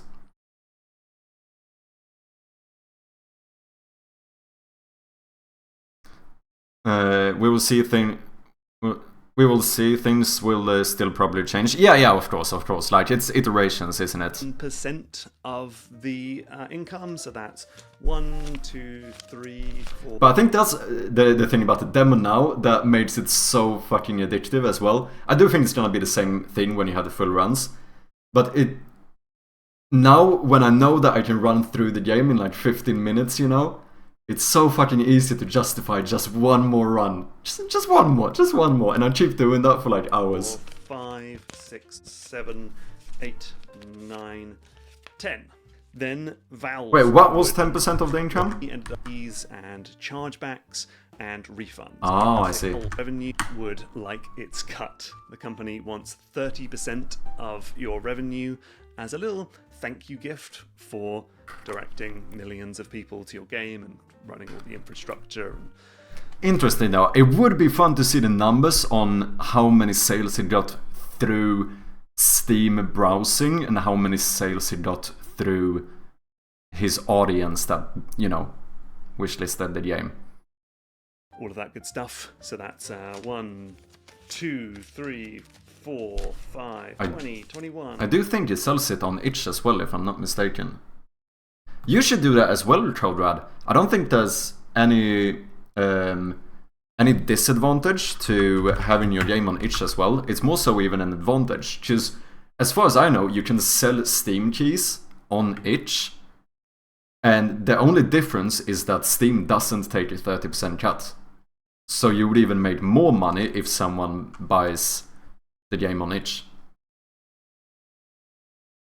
I would need to implement leaderboard for itch. I mean, I don't think you would have, because, like I said, you can sell Steam keys. So you could just say that you don't sell it as a standalone product, you only sell the keys.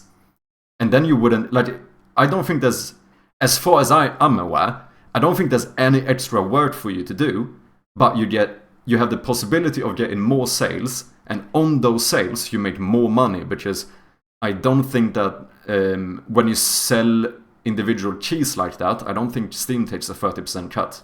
So I definitely think it's worth it. Mind over Magnet.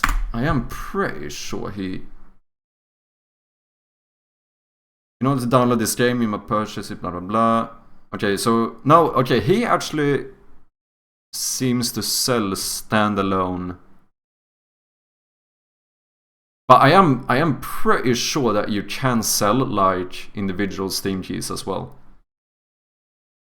Because you have this thing where...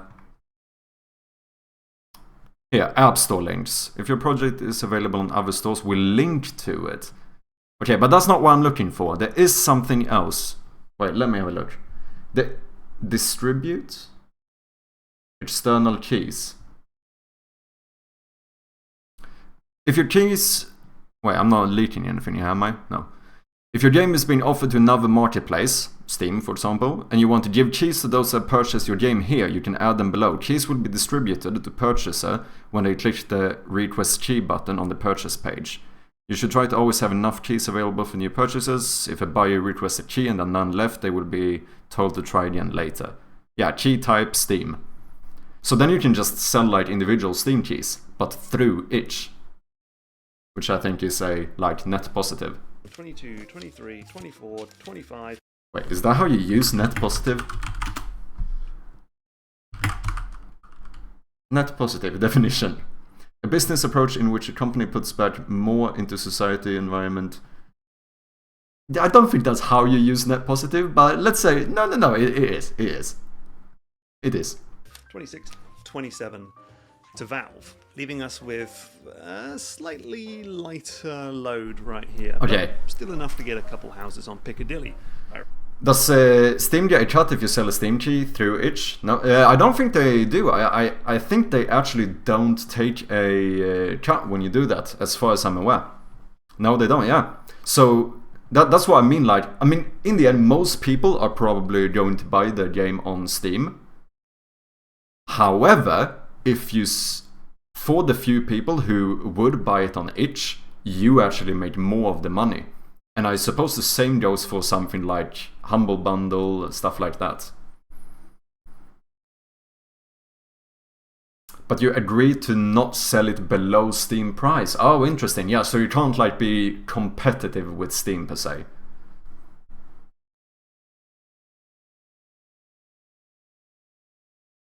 Yeah, so I think it's like definitely a advantage to do it. Okay, I'm gonna once again, I'm gonna go reheat my coffee, but I'm gonna let you guys watch this while I go away. Give me like 30 seconds. Now, this money will end up in the GMTK business bank account at some point, I imagine. It's not in there yet, but fingers crossed. But that's also not the full story, because we do need to think about operating costs. You know, how much did this game actually cost to make? Now, GMTK and Mind Over Magnet is a bit of a strange beast in that the game didn't really cost me anything. The game was funded by the incredible GMTK backers over on Patreon. You could make the argument that spending time making this game meant I had less time to work on YouTube videos and thus less YouTube ad revenue and fewer opportunities to recruit new patrons. That is certainly true, that is what happened, but it's a little hard to calculate and a little murky, so I'm just going to ignore that. But what I can't ignore is that I had to pay my contractors, including Zach, who made the amazing soundtrack for the game, and Grayson, who made the dope 3D promo artwork, plus there were some other fees here and there, like some Unity assets. And so, without revealing exactly how much I spent on these chaps, I can say that I need to lose another 1, 2, 3, 4, 5 Monopoly monies. Damn, he's lost a bunch of money since I walked away. A small chunk of change. Well, you know what's going to happen. One downside to cheese, the reviews from those users won't count towards your Steam store, means Steam won't advertise your game as much. Oh, I see.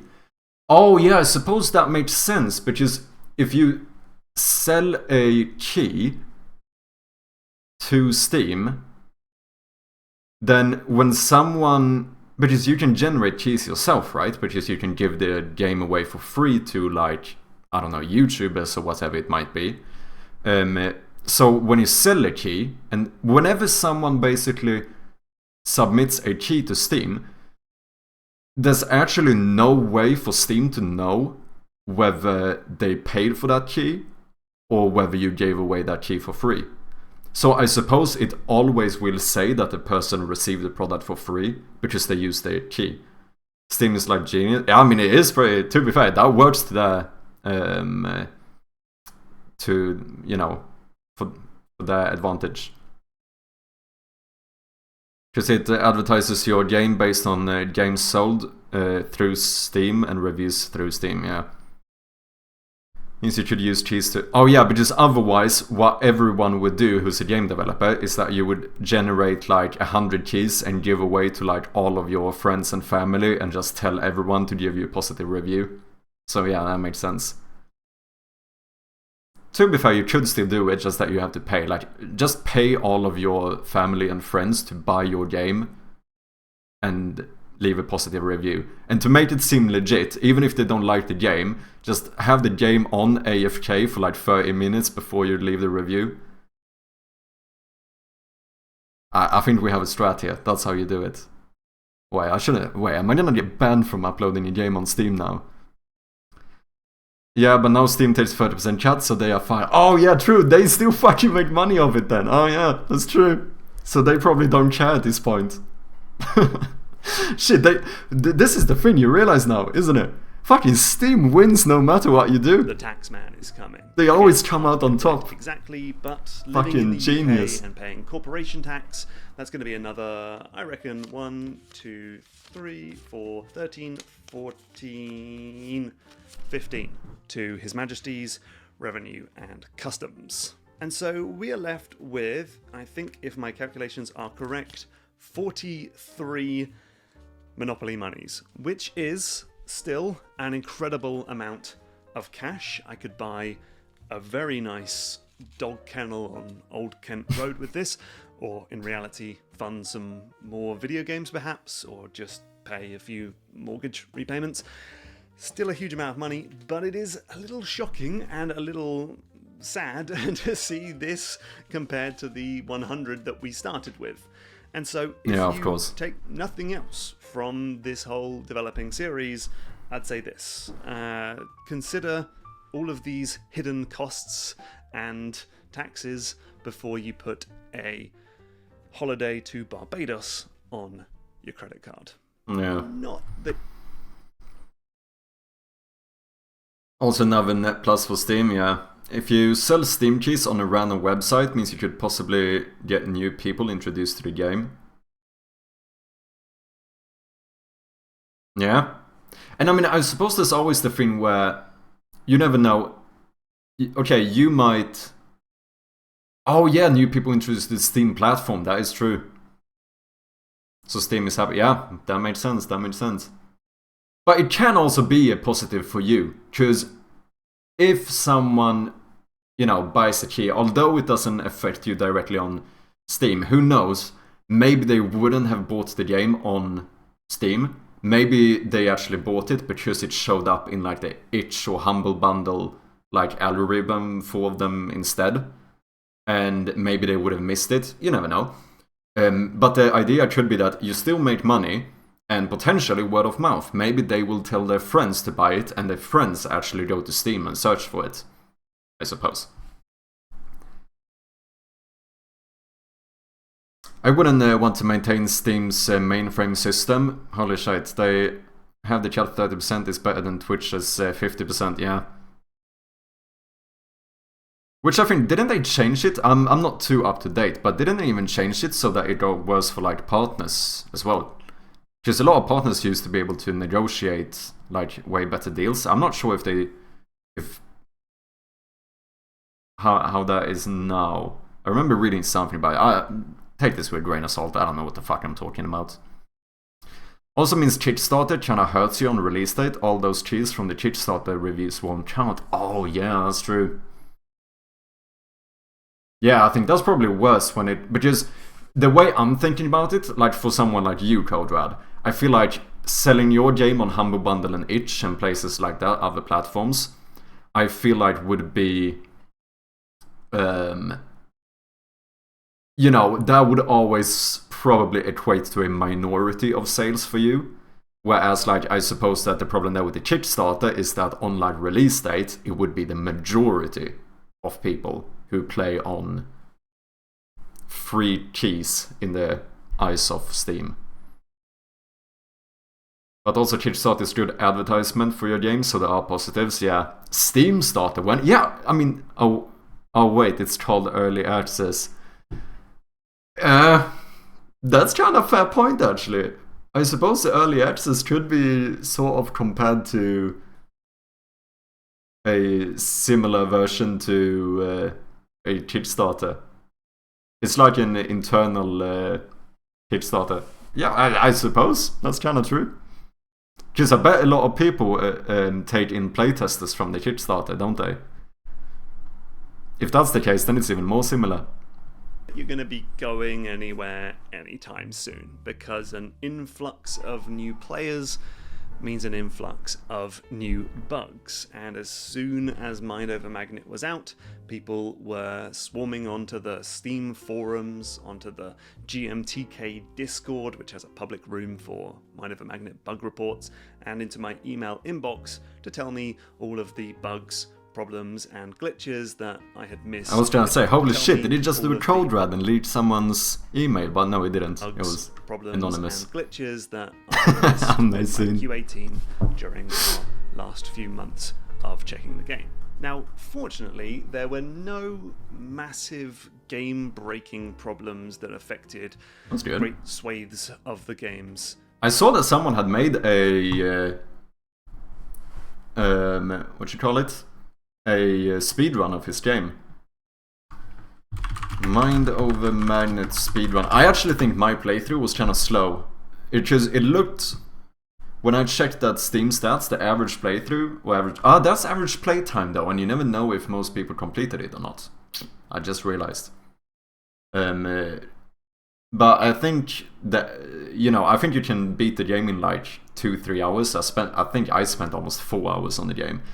Though, to be fair, I was streaming, and if anyone here knows me, obviously I get very distracted. I mean, I've been live for like 2 hours and we made it 12 minutes into this video. It's actually mad. Imagine, like, you guys here in the chat who are... I don't know if we have any randoms here who are not even here to watch me. Like, you actually went into this stream just to watch this video. Like, you're actually interested in seeing this video, and then I'm like continuously pausing with Benny for like 2 hours.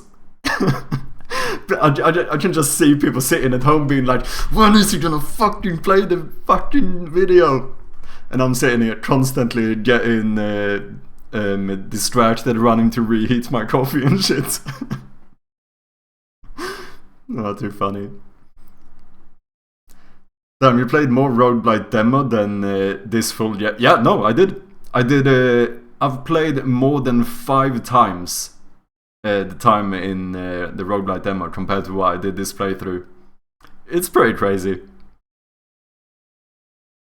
Especially with Code Red, we're learning more in our discussion than in this video. Yeah, pretty much. 21:12. 20 minutes. I remember this one. Yeah, 4 minutes. That's pretty crazy. That must have a few glitches or something. Oh, this is not... Oh, it's a demo speedrun. Okay, that makes sense. That's why it's so short. I was like, otherwise that definitely must be a bunch of glitches. Sales base. I mean, probably the worst thing that happened was that achievements didn't unlock on the Mac version of the game, which was a bit of a boo-boo, but not the biggest deal in the world. And that meant I could take the first 4 days of the game's launch to just relax, recover, digest, and celebrate the game's launch. But come Monday morning, it was time to fire up the old spreadsheet and start listing out those bugs and start fixing them. So, I suppose that's the thing as well. Like, releasing something it's easy to underestimate how much work is after you release something, right? Because you kind of expect that a developer will spend this, this huge amount of time developing a game, and they are done. And they release the game into the world, and now they can sit up with their feet on the couch, have a bit of cold morning coffee and just relax. But no, right? They can't. Because now people are reporting bugs and glitches and quality assurance left and right. I was more busy after release than before. Yeah, and I think that's common. I think when I watched that video about the development of Stardew Valley, it was the same thing. Like, he spent like, what, 6, 7... Verity_ is forcing you to stand up for 10 Cheers. minutes. I think he spent like, 6, 7 years working on the game. And then on release, once he actually released the game, I think he ended up working like fucking 13-hour days or something. Like in the weeks after the release. Whereas a lot of things are not reported. I just see them when they play in videos. Yeah, that makes sense. Yeah, just that happened as well. That's why I kept saying a bunch of times when I saw like YouTube videos of playthroughs of my games how good it actually is to see someone play your game. Because there's a lot of things that someone might not like. When I play your game, for example, I try to be very conscious of anything that should be reported. Like if I notice something like, oh, you know, sometimes it's just that small little thing like, oh, that didn't work, and it's very easy to just, you know, go on about your day and not think about it, but and actually misreporting something when it's like, what was the last thing I reported? That was one of those very small things that you could easily forget. Yeah, like when I expected to be able to click right to navigate to a different menu part, just a small thing like that. But small stuff sometimes you're able to see when you see someone play the game. That, like for example, almost no one has told me in my game, in the third room with the faucet, if you guys have played Shroud of Gloom. If you haven't played my game, you can find the link here and check it out, the Game Jam version. In that one, when I've seen people play the game, almost everyone takes the valve handle and tries to put it on the faucet, instead of the other thingy where it's supposed to be placed. And the thing is that now I've seen like 10 people do that. No one has reported it to me and said like, oh, I expected it to be placed here instead. But since I've seen people try to put it there, like basically every time someone plays a game, I now know that people are more inclined to expect it to go there. So that's not feedback someone has given to me, it's feedback I've gotten myself by watching people play it, that, you know what, in the full game we should probably change it so that the valve goes there, since everyone expects it to go there anyway. Chopping board, that kind of thing. Mac achievements working, they're now all good. There were about 20 levels that people had found various problems with. Most of those could be fixed by just slightly moving things around to avoid cheesing and unintentional solutions. Coffee is actually finished. Just took me, what, 2 hours? Actually ended up completely redesigning, simply because by the time I was back in Unity... Maybe you just don't know how water wells work? No. No. Don't even come at me, bro. No way. I know exactly how water wells work. I think the issue is that, in general, people don't think about how it works. Because you don't just have one valve where the faucet is. Because what do you do if you have to turn off all the water in the house? You have a valve on the, like, inlet, I don't think that's a word, of the water. But that's not, you know, not everyone thinks about that, because it's not what you use in day-to-day life. In day-to-day life, you use the faucet valve. So I think it makes more sense to have it there. That's why it's a little bit annoying, because me being slightly undiagnosed autistic, I look at it like, technically this is a thing. Technically this makes sense. Technically this is realistic. It's just that 99% of people just wouldn't expect it to be that way. Just, it's not how you come across it in daily life. And I think I just, you know, it's just one of those like things I did weird for no reason, where it just would have made more sense to put it on the faucet. With a fresh perspective, I thought of. So I think we're gonna do that for the full game. I mean, because if everyone expects it to be that way, it probably should be that way, right? That's kind of how that works. But that would be. I remember someone saying that in a video. I think it might even have been GMTK in one video, where he said, and that really stuck with me. You know, he said something like, if players expect something to work, it probably should work. You know, that kind of stuff, which I think is very fair. Like in my game, for example, a lot of people try to use the hammer on certain objects and nothing happens. And that's one of those moments where like, you know, if people expect the hammer to do something, even if it shouldn't be the solution to the puzzle, it probably should do something, right? So we implemented more item interactions, because it just made sense. Like, if people expect something to work a certain way, it probably should. Same thing with like Pokemon. People expect that I think the game dev field guy talked about this. It's natural that people would expect that a water Pokemon would be strong against the fire Pokemon. So that's the way it works. Because otherwise, it would go against what the expectation of the average human, what the expectation that they have, you know. Ridiculous. Some people were also having trouble with the game not showing the right controller symbols if they were playing with a PlayStation. Yeah, my friend had that. He played with the... I don't know if it was one of the new PlayStation controllers or something, but he got the Xbox symbols in your demo code RAD. However, I think that wasn't the end of the world, because there was a very clear warning about it when you started the game. It said something like, you know, Steam can't recognize your controller, so it might not show there, blah blah blah. I don't know if it's a special controller he has, or if it's the normal new PlayStation controller. I'm not entirely sure. Yeah, at the moment I just support Xbox. Oh, okay, yeah, then it makes sense. Which is fine, to be honest. I did that in my game, in my first game. I only made the buttons for Xbox controller. Just let's be honest here. Xbox controller master race. That's how you do it. Since you are correct about faucets having a main valve somewhere down the pipe, I would not change it. It's actually the case where we are all wrong. We need to learn how pipes work. Yeah, I don't know. I think there is something. Although I am technically correct, I think there's something to be said that if everyone expects it to be a different way, it probably should be a different way. I did try to make that other part of the pipe more clear to, you know, bring your attention more to it.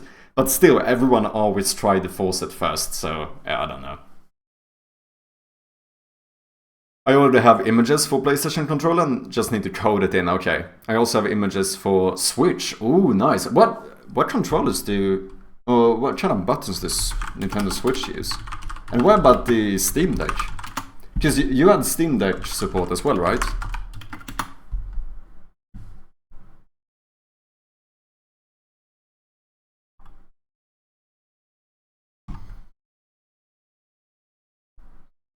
Yeah, of course no one can fucking share buttons, right?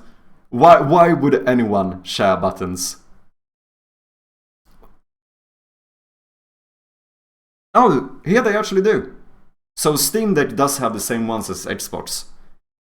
AHBY. Yeah, that's the same. I mean, that's nice at least. At least there's one platform that has the same system. Steam Deck shows Xbox controllers as far as I'm aware. Yeah, that does seem... that seems to show up correctly. I don't know if they perhaps do the colors the same way, but as long as the letter is, then I suppose it's fine. I would stand your ground, Chirpy. Everyone who complains about a single piece of valve will receive a Wikipedia article about how plumbing works. Yeah. Or a Switch controller, so I just put in an option where you can just pick exactly which controller glyphs should be showing. Oh, so he did it a manual way. If the automatic picker isn't working properly. Oh, okay, so he has auto, but if auto messes up, you can change it manually. And yeah, it does seem like he changes it to a colorless version for the Steam Deck. I also added in another feature that should be showing. Oh yeah, he does. The automatic picker isn't working properly. And I also added in another feature, which was to replace the world select screen with a level select screen. So once you finish the game, you can go back and play any level from the game without having to start a world from scratch. I know we added one of those like development or developer things as well. I think he said it in a video where you can play the game while having his like narrative about how he made the game, which is kind of cool. I know that, I think the inspiration was from Portal as well. I think Valve did something similar for Portal, where if you've beaten the game once, you can play it with like the developer narrative. So like while you're solving a puzzle, the developer will tell you how they made that puzzle. Kinda cool thing. Ironic how a Linux-based Steam Deck uses Microsoft buttons. Yeah, true. But there were a few bugs that I actually decided not to fix. Oh, interesting. Because they were being used as speedrun techniques. Makes sense. These were the sort of things that 99% of normal game players would probably never run. And I think that's good. I think Pirate Software has like a talk about this as well, where he said that like if there's a bug that's not game breaking, that people mainly just use for speedruns, then there's no actual reason why you need to fix that one. It's only if it's like game breaking when average player could run into it and like maybe the game crashes, then it's like obvious this is a problem, you know. Into, but speedrunners could use physics glitches and bugs and my poor programming skills to make Uni run faster or jump higher or to bypass puzzles or to skip past bits of the game. I decided that it wouldn't really hurt the game to keep those bugs in, and it would make the speedrunning community much happier and more interesting. Yeah, because I bet that a speedrunning community would absolutely fucking hate you if they keep on finding these cool like glitches to use for speedruns, and the developers just like jump in and patch every one of those so they can't speedrun it in like an any percent sort of fashion, and they actually have to do a glitchless run all the time. I bet that the speedrunning community of the game wouldn't be super happy. And so while I was tempted to watch the speedruns to look for bugs that I could fix, I decided in the end to leave those things be. And even beyond that, I decided to keep the release version of the game available, thanks to Steam's beta drop-down doohickey, so that it's always available for speedrunners and also for preservation, so you can always see what the game was like when it launched. Interesting. And so with a patch, and then a much smaller patch to fix the problems I made in the first patch, the launch window support for Mind Over Magnet is now, I think, done, which is a relief. Though I know that my time with Mind Over Magnet is not over yet. There will be more. Suppose that's good as well. If you do something, if you do a patch and people don't like it, you have the option of like reverting to an old one. I suppose that, like, imagine if Twitch did something like that with the fucking title above the screen. Wouldn't that be fucking awesome? If you could just revert back to the old version where it just was below the stream like a normal human would expect it to be. / rant over. Bugs to fix. I would like to do a console version next year, at least on the Switch, but no immediate plans, so please don't hesitate to go buy the Steam version right now. And maybe one day I will wake up and think, you know what I want to do today? I want to make some Mind Over Magnet levels. Or perhaps I want to make the perhaps inevitable level editor for the game. Oh, and speaking of inevitable, did you know that, like every YouTuber and game dev on the internet, I too have beta is greater than alpha. My own plush toy to try and sell you. I worked with Makeship to make a super soft, super plushy, super cute version of Magnus from the game. It is currently crowdfunding. There are a few days left. We need to sell 200 of these things for them to... Should I do a plushie of my monster from Childhood Loom? Complete their print run, so if you would do me a solid and order one, that would be fantastic. Conrad had the same exact thoughts. Otherwise, I'm going to have to buy about 100 That's magnets. funny. I will do it. I have the funds, but please don't make me. Okay, back to the video. Okay. So we've talked about the launch. Give me a second, I'm dying of heat here. I have to take my hoodie off. About the bugs. Let's talk about the reviews. Now, Mind Over Magnet has actually had pretty darn good reviews. The game is sitting at about 88% recommended on Steam with about 700 reviews, which is pretty awesome, though I admit also probably slightly biased by my fan base, though also biased in the opposite way, thanks to the few GMTK haters who will never pass up an opportunity to tell me how much of a phony I am. Love you guys. The game has also had a few professional reviews in the press, including... Yeah, I suppose that's true as well. Like, you have to take into account that although he has a...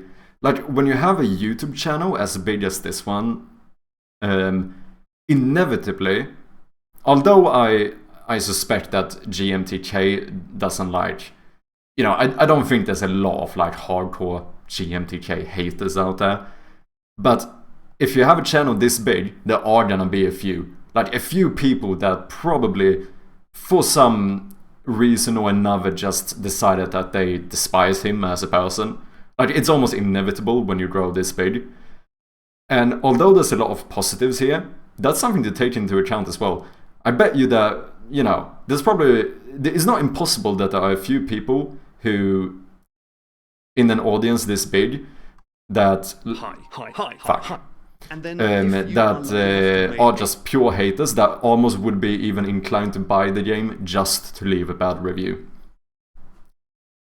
Okay, where was I? Video. So we've talked about the launch, we've talked about the numbers, we've talked about the money, we've talked about the bugs. Let's talk about the reviews. Now, Mind Over Magnet has actually had pretty 700 reviews, which is pretty awesome, though I admit Also probably slightly biased by my fan base, though also biased in the opposite way, thanks to the few GMTK haters who will never pass up an opportunity to tell me how much of a phony I am. Love you guys. The game has also had a few professional reviews in the press, including an 8 out of 10 from Jewel Shockers and an 8 out of 10 from Sports Illustrated, of all places. Oh, those that's unexpected. Kind. And on Backlogged, the game We're learning is sitting indeed. at 3.3 out of 5 stars, so somewhere between 6 and 7 out of 10, which I think is probably a bit more realistic. But all of those reviews... You know what I hate? Okay, this is a rant. This is going to be an absolute rant. I fucking hate rating stuff on these like 1 to 10 scales. Not because I think it's a bad system per se. I just think that we as humans are so fucking bad at looking at stuff in like an unemotional, logical way. Because like, whether you are, you know, rating a game, a movie, someone's looks, or whatever it might be, on a scale from 1 to 10, people get mad about a 5, right? Like, if I go on IMDb, I'm not saying I'm perfect. If I go on IMDb and I find a movie that's rated as a 5, you know, something inside of me goes like, oh yeah, this is probably a bad movie. Which is fucked up, right? Because 5 is supposed to be average. Like, average is not necessarily bad, but it's like, I don't know, it's like we're biased in some way where like 7 plus, 7 and upwards is the only stuff that's considered good. If something is rated like a 5 out of 10, you almost see that as a bad rating, which, although is not great, that should be considered an average rating, right? I don't know, it's kind of weird, and I feel like it's very rare that people look at it that way, where, exactly, people kind of look at it like 6 and below means bad, 7 is average, 8 is good, 9 is great, 10 is perfect. Like, that's how people look at these like 1 to 10 scales. And I don't know, as someone who has a bit too much technically inside of me, I'm like, it just doesn't make sense. Just 5 out of 10 would be considered average. Like, if someone would tell me that my looks are 5 out of 10, that shouldn't offend me. I should be like, oh, that means I'm average. That's pretty decent. You know? But that's not, humans don't work that way, right? If I see a movie that's rated 5 out of 10, you go, nah, that seems a bit shite. Not even a 7. Not even a 7. You know? I don't know why, this is something that pisses me off so much, but is it legitimately something that annoys me? I just don't like this, because we're so illogical when it comes to these scales. No one is average, we all 7 to 10s, yeah. 10 out of 10 looks for sure. Yeah,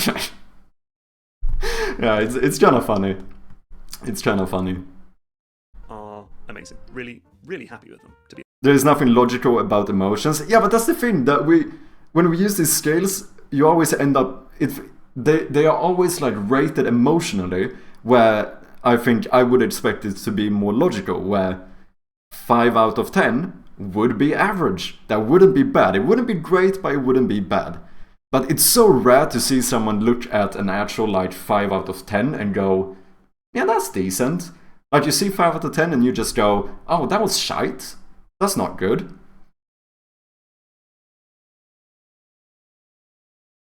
Welcome to the human race, yeah. I remember shorts of the guy coming up to girls, tell them to rate themselves, but can't say 7. I think that's kind of interesting. I bet you that, yeah, the vast majority probably says 7, right? Because it's that perfect, like, I don't want to say I'm perfect, but I'm at least not a 5. Because no one wants to be a 5. Because apparently 5 is bad, which, you know, is what this whole rant is about. I don't think 5 should be considered bad. 5 should be considered average. Like, if you're a 3, then yeah, that should be considered to, you know, stop being a bad rating. But 5 shouldn't be bad. 5 should be average. 5 out of 10 feels bad for me. Back in high school, that was a fail for a test. Yeah, there you go. I mean, but even that, like, I mean, yeah. Yeah, I suppose that's interesting. Maybe 5 out of 10 correct answers, if that's what it refers to, could be. Because that's. Yeah, maybe that could be. But I can see how that would then affect you to start looking at 5 out of 10 and being bad. In UK, 40% is fail. Oh, interesting. I don't know what we have in Sweden. Hashtag didn't pay enough attention in school. Hashtag lucky enough to do well anyway. I think everyone has the ability to plus minus 1 or 2 points depending on how much work you put into yourself. True. Conversion rate. Yeah, I don't know what it would be in Sweden. Sentiment. I think people just generally thought it was a fun video game to play, which is nice, and found that at least some of the puzzles produced that satisfying aha moment I've been chasing. Under 60%? Whoops. That's in university in Sweden, it seems like it would be under 60%. Oh damn, Sweden be kinda hardcore.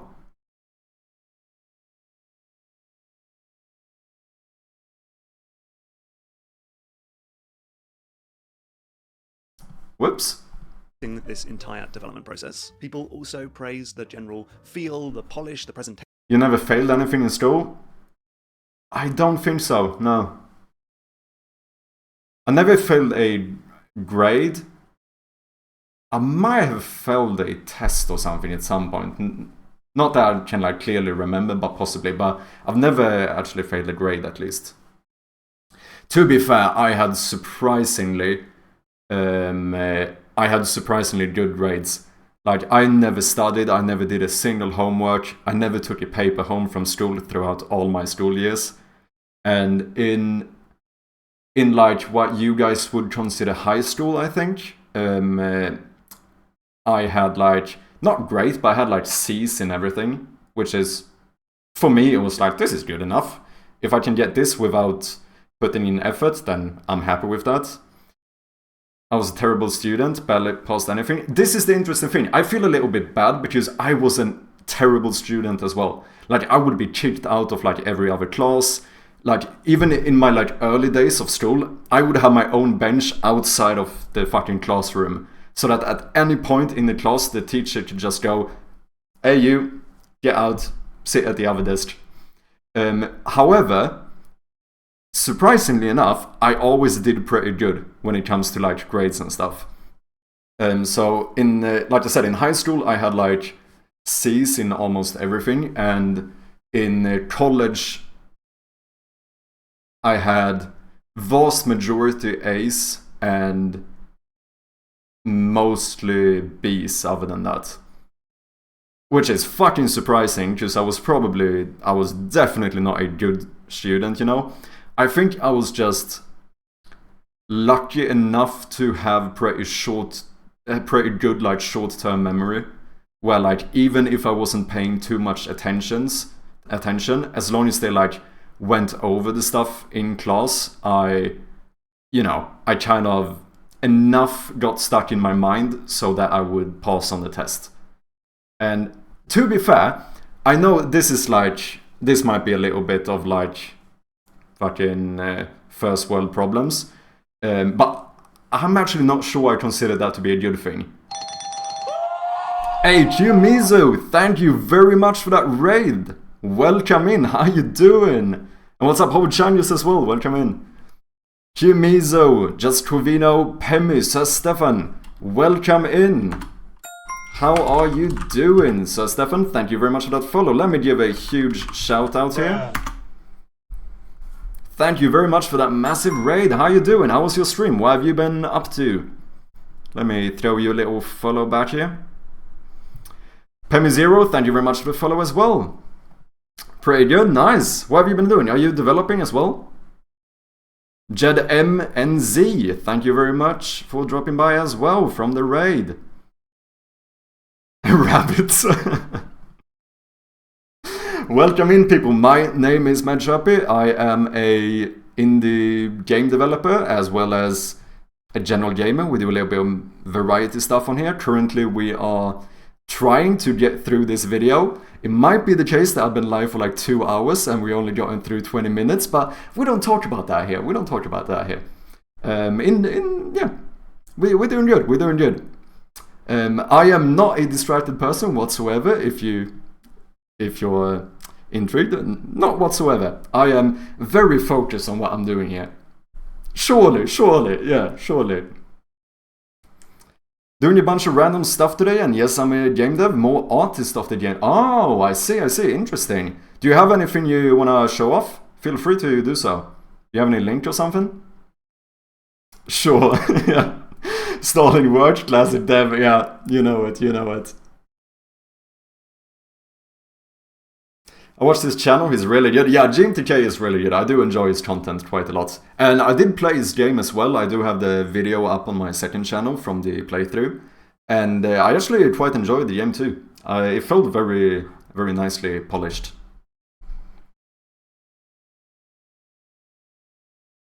Definitely. Yeah, he has good stuff. How is it? I thought it was good. It was... I don't know, it was a little bit like hit and miss on like which puzzles I would get stuck on and stuff. But overall, I really enjoyed it. I think I ran through like half of the game without much issue, and then there were a few puzzles I just got like tunnel vision in, and I was completely stuck for like 30 minutes. It does look cool, yeah, it was. I have an older link on my Twitter, I should update this, but it's kind of my state of the game, just a small island, we'll have more. Oh shit, am I gonna be able to see this? Oh, I can, nice. I don't have Twitter, so I know sometimes they don't allow you to. Okay, let's have a look here.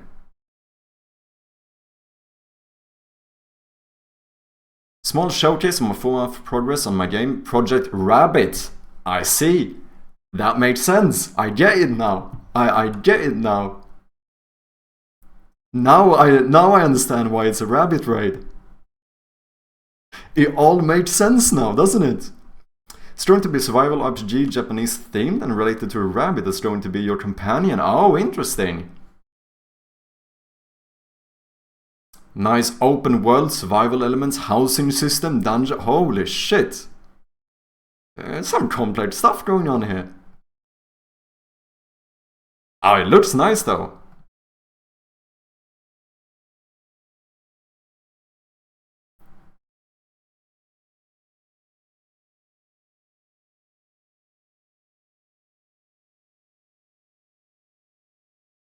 Ah, this is cool stuff.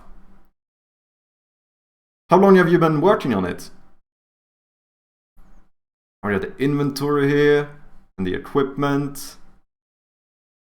Oh, and you can check the rabbit. Oh, do you have like rabbit equipment as well? 4 months? Oh shit. That doesn't seem like a lot. Art style reminds me of Sea of Thieves, believe it or not. Oh yeah, I mean, I can see what you mean. I don't know what would you call this kind of art style? Love the graphics. It looks really good.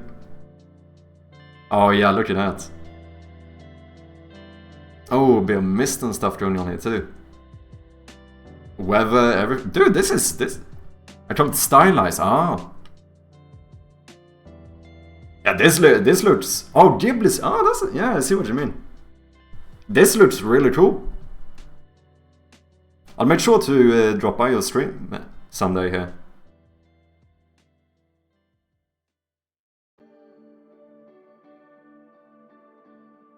So, you said you were the artist, so how big is like the team? Or do you do the development as well?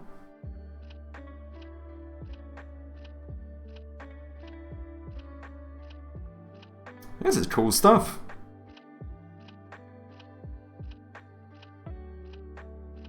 Ah yeah, this is the thing. Twitter being, or X I suppose you should call it now, being so mean, not allowing me to do anything without an account. That is cool stuff. Unreal, okay. Dude, for 4 months it seems like you've gotten quite a lot done. Oh, 7 members. Oh, I see. I'm the main artist. We got 1 programmer, 1 LD. What's that? Light design? Light designer? I'm just guessing here. Level design, oh, makes sense, yeah, of course.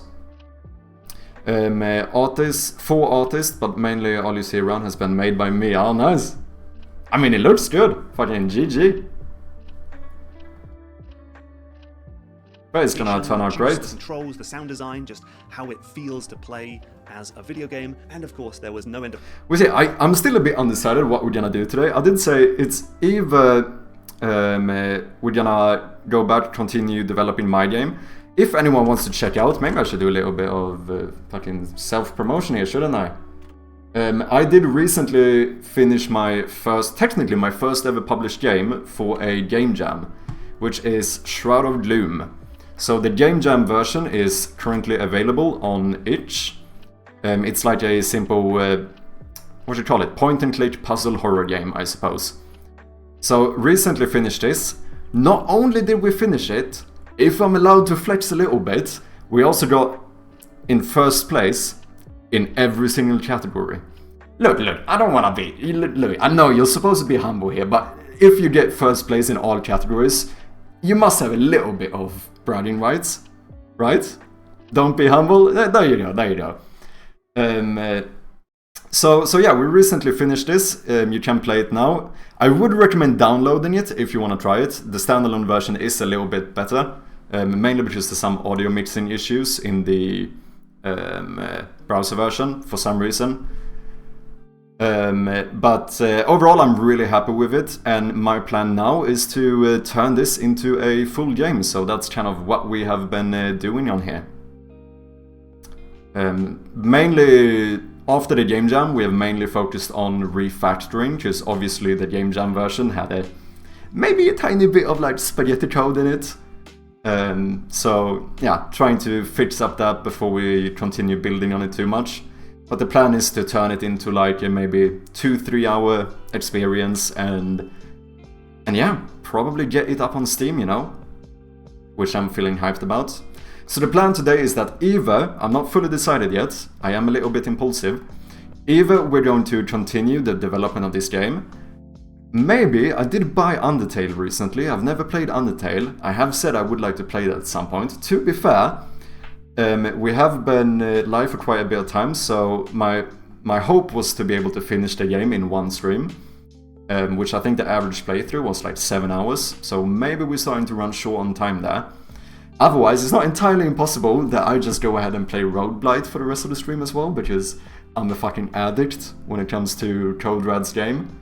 So there's a potential. I'm not saying it's guaranteed, but potentially it could happen.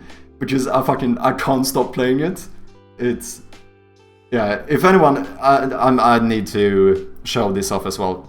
If anyone has not checked out Cold Rad's game, it's really fucking cool as well.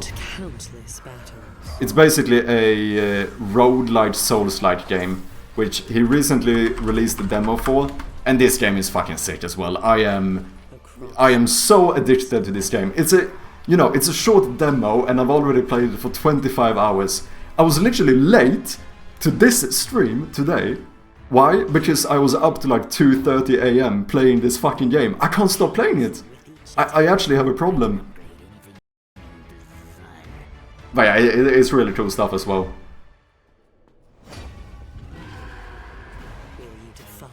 And you know, once again, dude, I am not seeming like a very humble person today. You know, you can check the leaderboard in the game as well, and you might see me on that little leaderboard, just saying. Don't take my spot, just look at it and be like, oh, I know that guy. But don't try to beat me, just look at it and, you know, be intrigued. That's all you need to do. Like, don't try to get ahead of me, but, you know, give me some credit. That's all I'm asking for. We don't have to go further than that. We all like spaghetti, yeah. Pat yourself on the back. Thank you. Hard flex. Yeah, it felt very good. And fucking completely, exactly dominating the competition. In my first game jam as well, and technically my first ever published game. I've made a few games before that, but never... Technically speaking, I haven't released them yet. I will soon. I will soon, I promise. I definitely haven't said that for like half a year. But they will be released soon. I just need to get on my, you know, devlog editing game as well. I have a backlog of like 5 videos I need to make. So yeah, but I'm gonna get there at some point, as soon as I find a way to stop playing Rogueblight, probably. I promise I will be productive at some point in my life. Some point. That looks nice as fucking. It is, yeah, it's really cool. Soon, surely, yeah. JR did, yeah. I don't know how to fucking fix my life, guys. I don't know what I'm doing. Zach's awesome. We're just trying our best. By time of release, will be available to purchase on both Bandcamp and on Steam. And all of the proceeds for the soundtrack go directly to Zach. Might be a little bit all over the place. Now, in terms of the more negative reviews, I'm gonna start dieting tomorrow, surely. Yeah. My plan is that.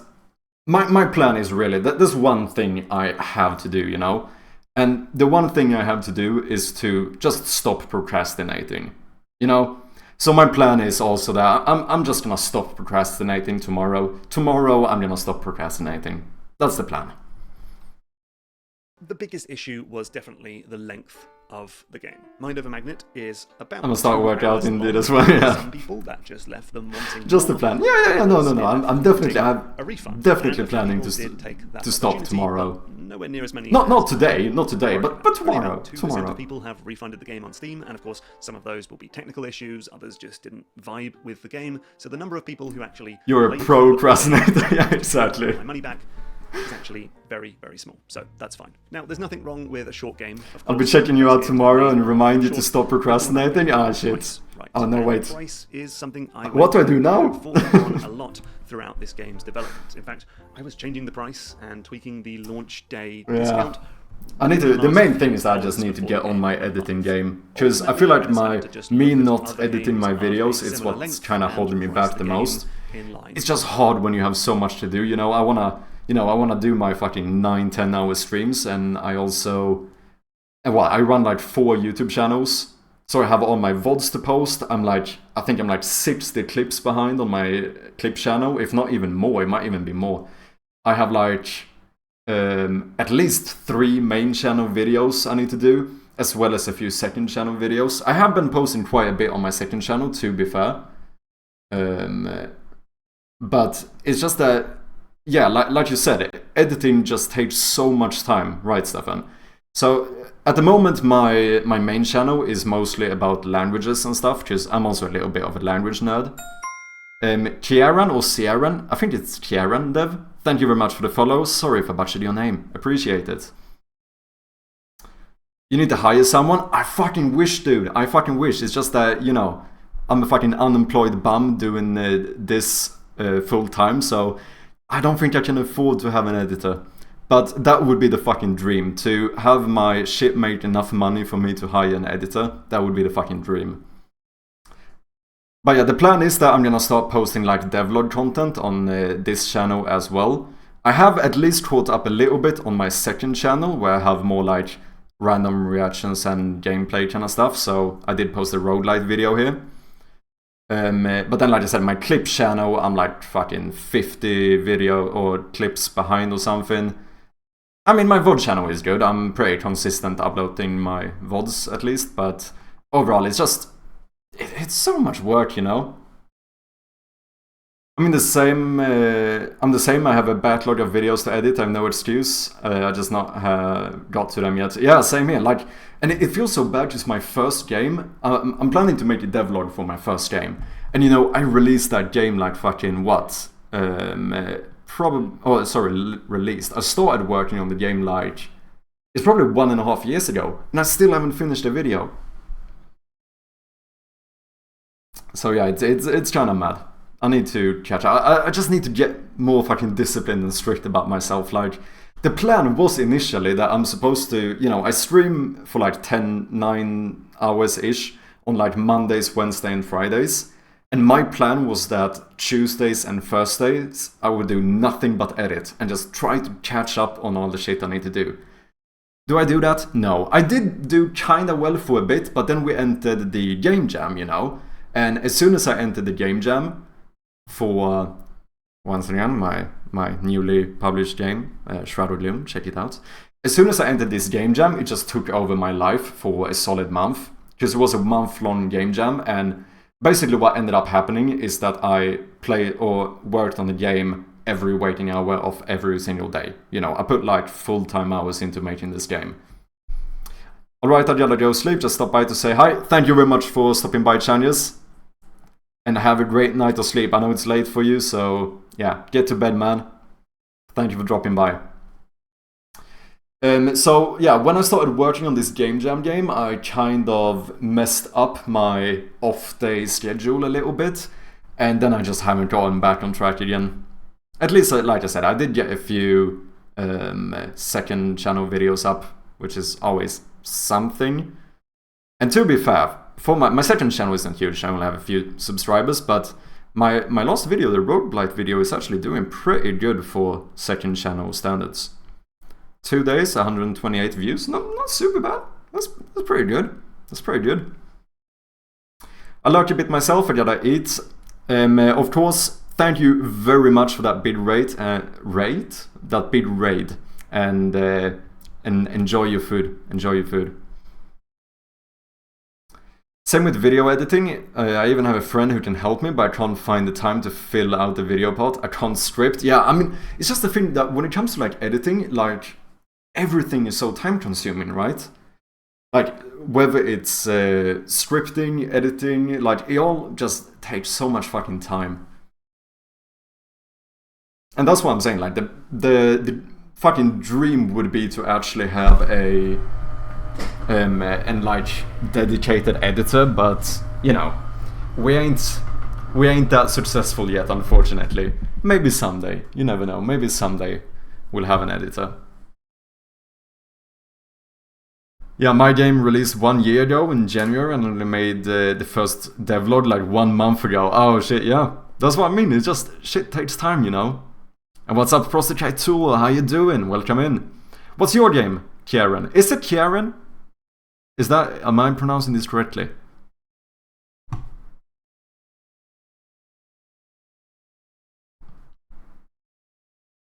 You got it? Nice, nice. Sweet. Well, what game have you been working on?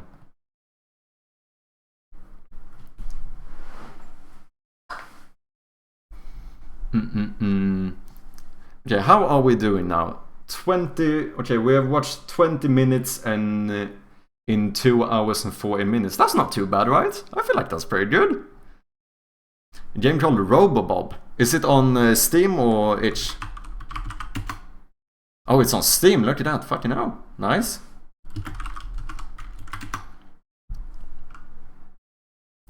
I'm off to sleep 5 hours past my bedtime. Oh, of course, checks. Like always, thank you very much for being here. It's too late. Get some sleep, man. And I'll catch you next time, indeed. Thank you very much for dropping by, like always. Playing Chatter's game today? Not sure. I'm still a bit undecided in what we're gonna do today. We either gonna do development, maybe play Undertale, or maybe I just grind Rogueblight for the rest of the stream. We'll see. I'm leaving it up to fate. And yes, if anyone asks why I keep having Wikipedia open, it's because that's the lightning I use for my face. Yeah, scuffed stream, I know, but that's the way we do it. Dive into this combat rage-inducing puzzle adventure that's sure to test your patience and skill. Ooh.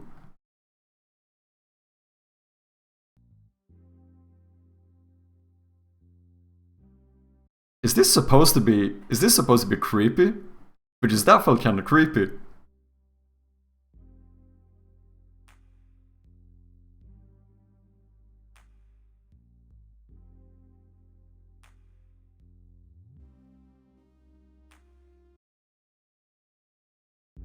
I'm also working on another game called Project Luna.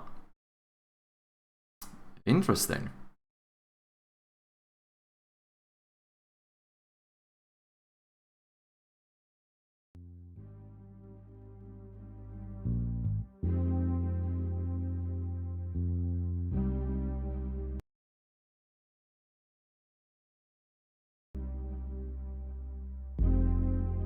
test yourself.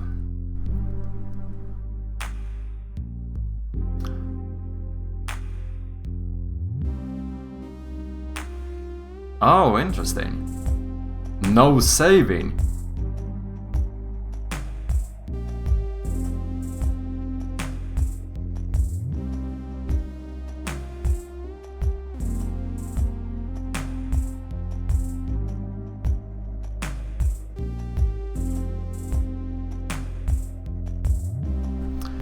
Interesting. So that's an old trailer, did massive overhaul. Okay, okay. Still not got to making a new one yet. Very appropriate for the discussion we've been having, isn't it?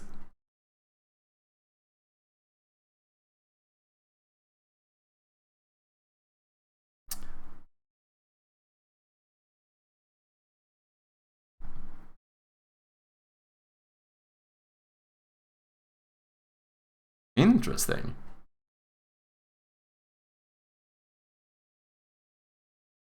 Cool stuff.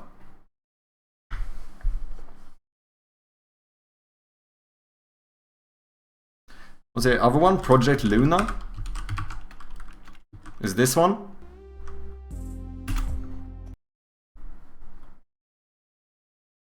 Yeah, Karen.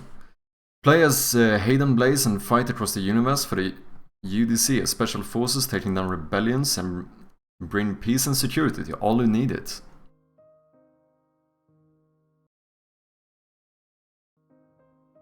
Oh, sorry, wait. If anyone wants to check out the game, you have the first link there. That was for RoboBob.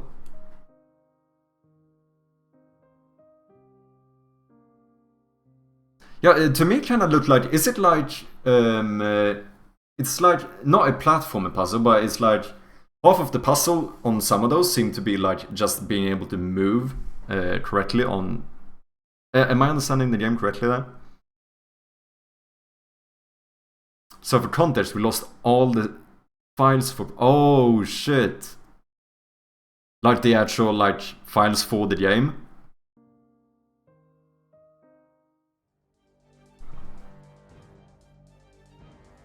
Ah, I see.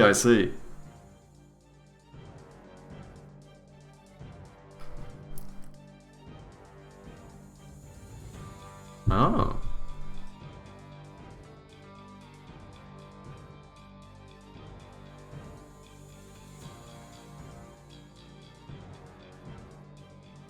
Project Luna.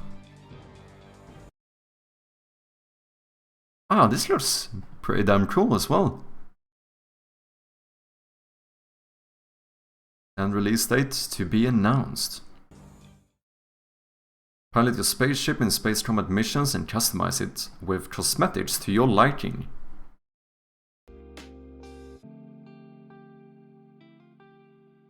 Customize the pistol you stole from a Zenith command ship to increase its lethality?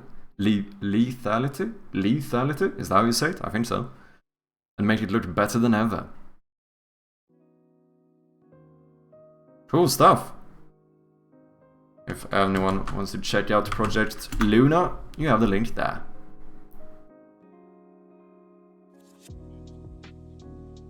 Cool stuff. If anyone else has a game you want to show off, let me know. Wiggle room for all of the inevitable. Dude, I have to give up on this video soon. I'm never gonna make it through this entire video. Steam sales they have throughout the year, and I'm playing it on 1.25 times the speed. just about. I'm still not getting through it. I can drop the price of the game. Burns Night in Scotland, 10% off. The King's Birthday, 50% off. You know, we can just keep dropping that price. That's built in to the game's cost. But whatever the case, money, value, these things are all very subjective and personal, so I have no qualms about reviews criticizing the game's length or price. Totally get it. Another frequent criticism is that the game is... Wait, the length of the game? Or price. Totally get it. I think the length of the game was pretty good. Sometimes it's nice to be able to pick up a game and, you know, and be able to complete it in like an evening. Which this game is kind of like, I think most people would probably complete his game in like 2 to 4 hours. Sometimes I think that's pretty nice. Like, just having a short little experience to get through, you know? Like, not... I think sometimes we overthink, like, amount of content and replayability a little bit too much. It's okay to have a game that's not replayable, just a short experience. Not everything has to be, like, open world, endless replayability, you know? I think for this game, I think the length was actually good. Have you tried pressing play and unplugging your mouse and keyboard? Yeah, that's probably what I should do. I should just let this play and fucking talk over it instead of pausing. Rogueblight 0?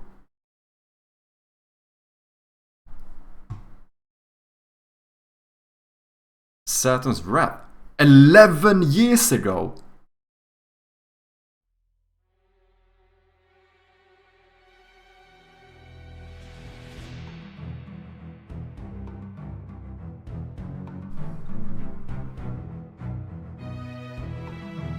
Kind of nice music.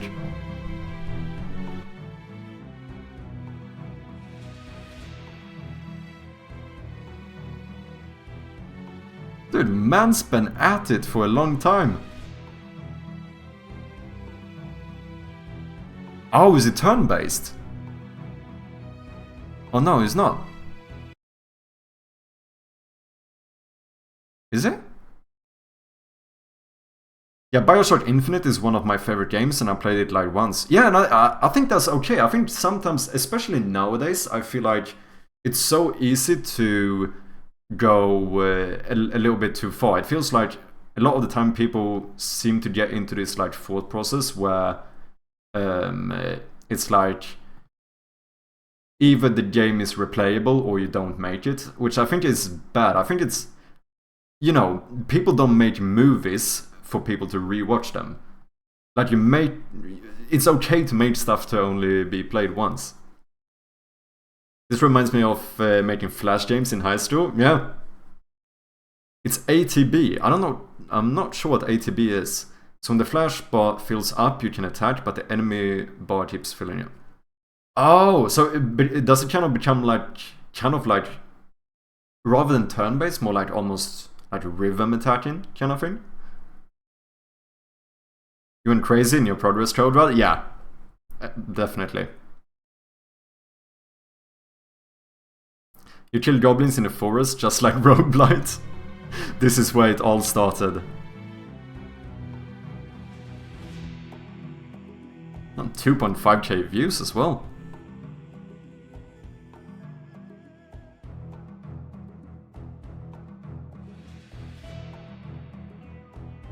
Oh, that's kind of cool. I did see you on the stream the other day play a few of those, like, or show off like earlier versions of rogueblight as well. Like, actual...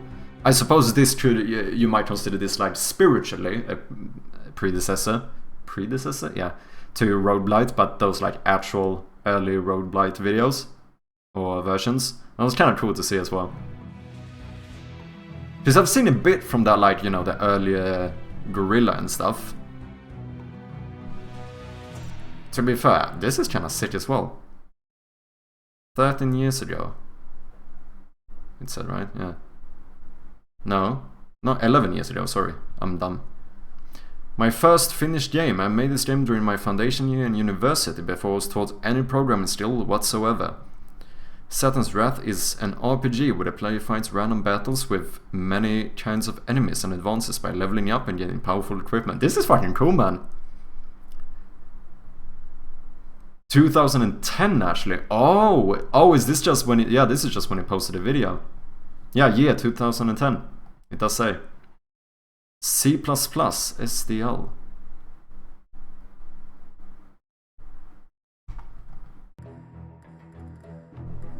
Dude, you even have like actual changeable equipment and stuff. And this is way more fucking impressive than my first game. My first game is like a little arcade thing, you know.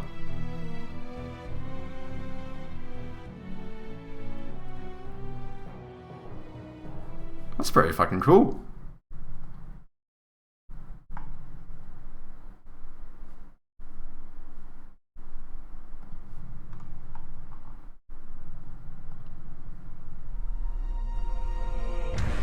is that still... So, it looked like yesterday you played some even earlier versions of Rogueblight, right? Like, there was barely even background, which was kind of cool to see.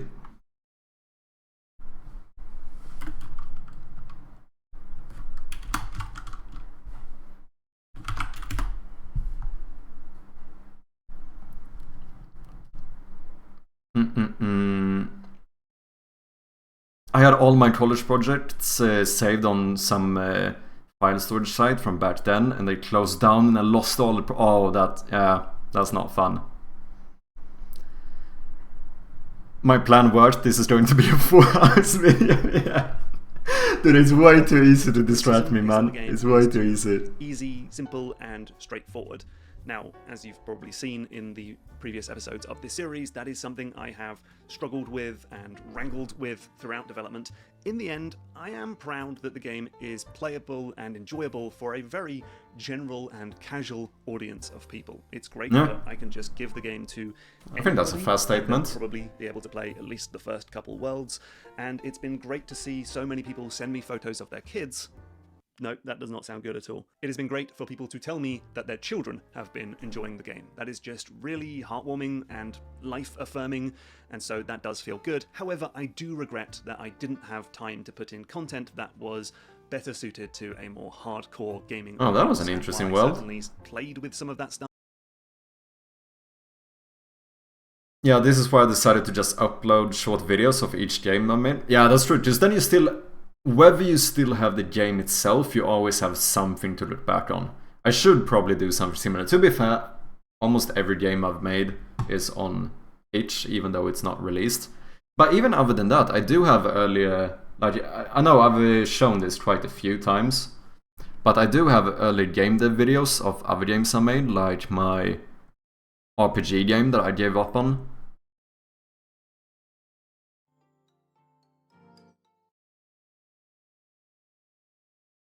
Which is still kind of cool to look back on. Iframe dodge rolls. You know, we actually had it. This was one of the first games I tried making before I came to the realization that this is way too big of a project for someone like me to actually finish. Mainly, I think it was when I started working on the enemy AI. Because here, it's very simple like this, just rush straight towards you without any thought. And if they touch you, you take damage. Very, like, you know... Very simple implementation, very rough. And when I started working on like the AI for the enemies, I was just like, I am just not good enough at coding to understand anything of what I'm doing. I thought that was a very interesting idea for an enemy though. I was thinking about having like a normal bush that's actually an enemy, so that like when you walk close to it, it would like jump up and start chasing you. But I've said it before, and I think to get some value out of this, I think I might actually turn this sprite sheet, like all the art I did for this game, into a asset. Because at least for now, I don't think I'm gonna use this stuff. So might as well make it so that other people could potentially use it if they want to. Just post it up on itch or the Unity asset store or something. I'm mainly, to be fair, I think I'm mainly proud of the art. A lot of the other stuff and the systems is like, you know, me with a 1-hour tutorial, not understanding what I'm doing, kind of stuff. I have a bunch of games somewhere on my PC and Dropbox, which I never uploaded. Oh! Cool stuff. I do have a few others. Like weird little small projects that I started and never got through. Which is, once again, I'm a little bit impulsive.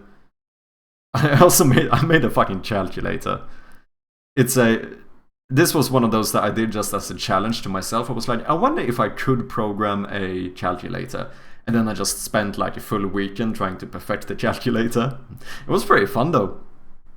Obviously, yeah, I also did my only thing I've ever coded that's technically speaking not a game, more an application. I did make I have this, the virtual dice box, which is it still bugged since itch went down? Where are my images? Something happened when itch went down and some of my images are just not loading. But here, it seems like some of them are coming back, so I don't know if I should do anything or just give it time.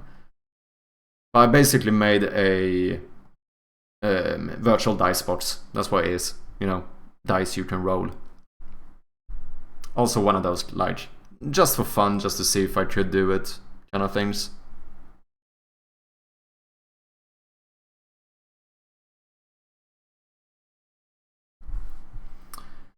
I started the game like last year, got pretty much fully prototyped, but gave up, meaning to pick it back up. Yeah, I think that's okay as well. Do you have any games you've finished as well, Stefan? Like, obviously, technically speaking, if we wanna be like very precise here, I've only finished one game fully. I mean, finished as in like it's public. But even this is not all the things I have started. Oh yeah, I also have Hall of Honor, which is my attempt at making a roguelite deck builder. Which that one is actually... First I made it into a roguelite deck builder. And then it kind of ended up turning into a turn-based. I basically restarted the entire game and made it into a turn-based game instead. But this is...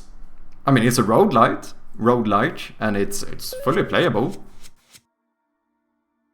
I do think I chose too big pixel resolution though, where I was not able to make art actually look that good here. Whoops. But it's like a deck builder, auto battler, kind of similar-ish to what do you call it? Monster Train. This one is probably one of the projects, except for my new game, that I've spent like the most time on. So you get like, you know, enemies and stuff. You get some loot. There's like shops and shit. You can get new. We have card rarity and stuff. And I was pretty happy with this, but it does have some.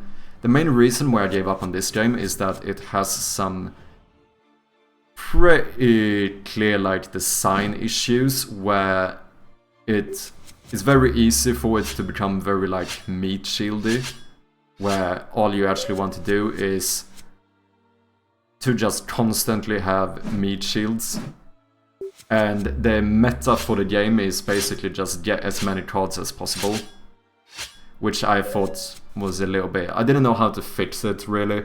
There are a few ways I could have done it with like maybe having more enemies spawn in and then doing like Monster Train with like a you know, with like a final battle where they all just battle it out. Ooh, legendary. But it's you know, it can actually be pretty fun. We have like items. I did learn quite a lot making this game. The code base is absolutely fucking horrible because I was not very good at... Oh, reroll. Can't afford it. Yeah, so that's why the reason why I started it over was basically because I found there to be a few design problems with it, and also I learned so much while doing this game that... Sorry, is this loud for you guys? I don't know, it was just like... I didn't feel like this was something I could continue building on, per se. I can link you the art demo of the prototype to the roguelite YouTube video. Yeah, for sure, link it, man.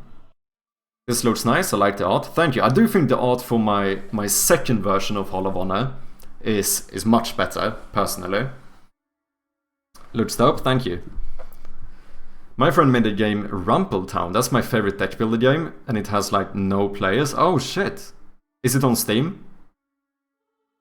It's a nice prototype either way, showcases your skills pretty well. Yeah, you say that, but you haven't seen the... Maybe for maybe for game design, but you've not seen the code base. The code is not good. But I'm pretty happy about the fact that there's like, you know, there's merchants and there's shops and you have a few bosses. Like, it still has like a full game loop, which my second version does not have.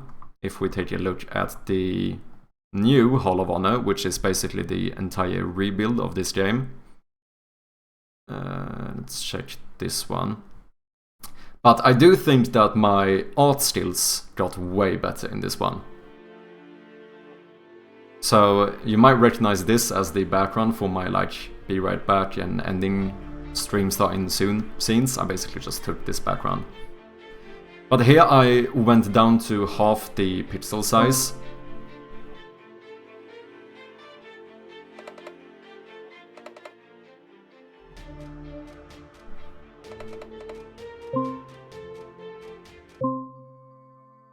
And I feel like this looks a little bit more, I don't know, consistent in the art style.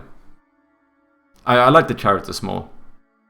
So this is more in the similar vein to like Darkest Dungeon, I suppose.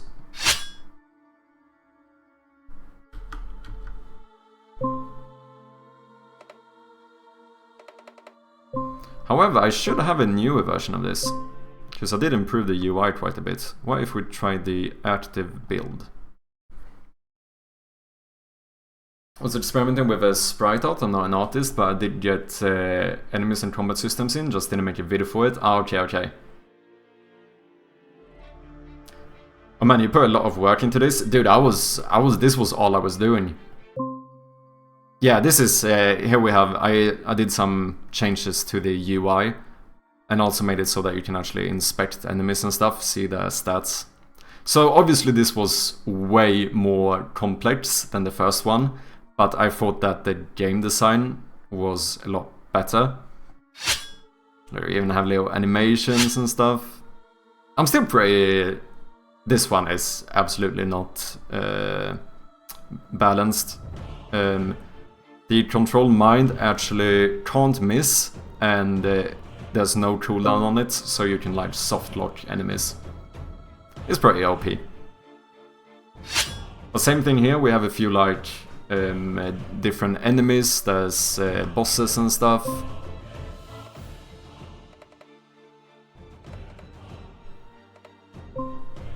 But I think once again, my main issue here is that I think this is a little bit too complex for like what I'm able to do right now. You know, it's basically scope creep, because already, although it's relatively simple, there's so many systems, some of which are not even implemented yet. We have like resistances, all of these stats and everything, and I think the idea is pretty good, and it could be a cool game. I was very happy with the art style, to be honest. But I don't know, it's not impossible. I might continue on this game at some point, but I do think I want to try making like a simpler game first.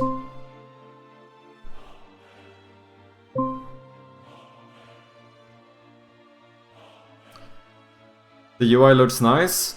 Definitely Darkest Dungeon vibes. Yeah, so I basically went... The first game is more inspired by like Slay the Spire and mainly Monster Train, I suppose, if you're gonna look at how the combat works. Whereas here I just decided to keep the theme with like Vikings and stuff. Ooh, crit. You see, we actually have a crit system.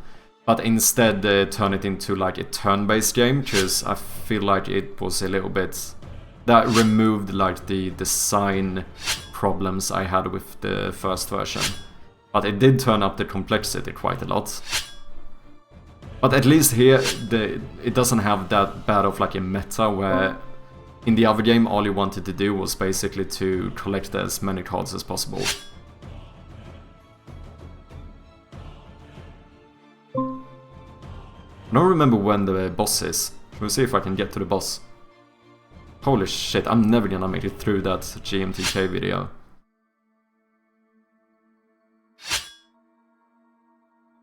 Oh yeah, also buffs are absolutely insane, because they never go away. So you can continue buffing your character until he has like 100% dodge chance, and you basically become, you know, invincible.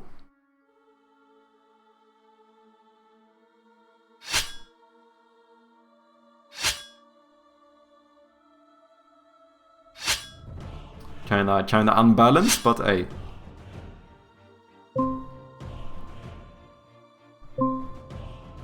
The plan was to add stuff like, because now the issue is that he's stunned, but there's no feedback on the fact that he's stunned. So I wanted to have something where it like says, you know, or there's like a symbol below the health bar to show like that he is stunned. Basically, yeah, the same exact way that Darkest Dungeon did it.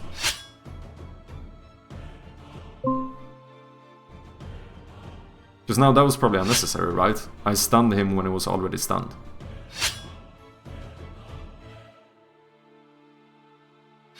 Get sliced.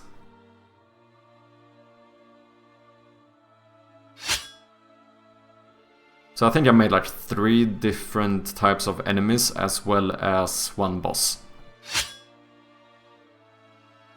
And the plan here was to make it, yeah, basically very similar to Darkest Dungeon, where you would have like permadeath on your characters and that kind of stuff. Because the thing I really liked about that is that you could basically say that your relationship with the characters become a little bit more, like, stronger. Because in the other game you didn't care about the cards you have, like everyone just turned into a meat shield that you use to protect your, the characters you actually cared about. Whereas here, like, each character, each unit that you have actually means something to you, which I kinda liked more.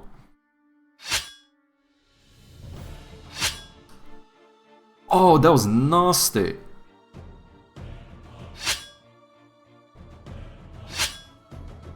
Can I heal? Okay, I need to... What I need to do? We need to stun one of them.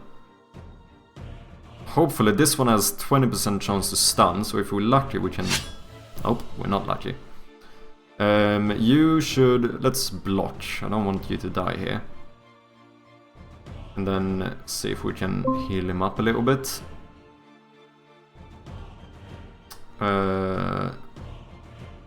Stun you. Plan was to add here so that you could see like the turn order, because the turn order is a little bit random. So right now you can't really tell whose turn it is going to be next, which I didn't like because you can't really plan, you know. Whereas like if you know who's gonna fight next, it's easier to use that to make your decisions. Like if I know that he's gonna be the next enemy to attack, it makes more sense to you know, stun him instead of him, and so on.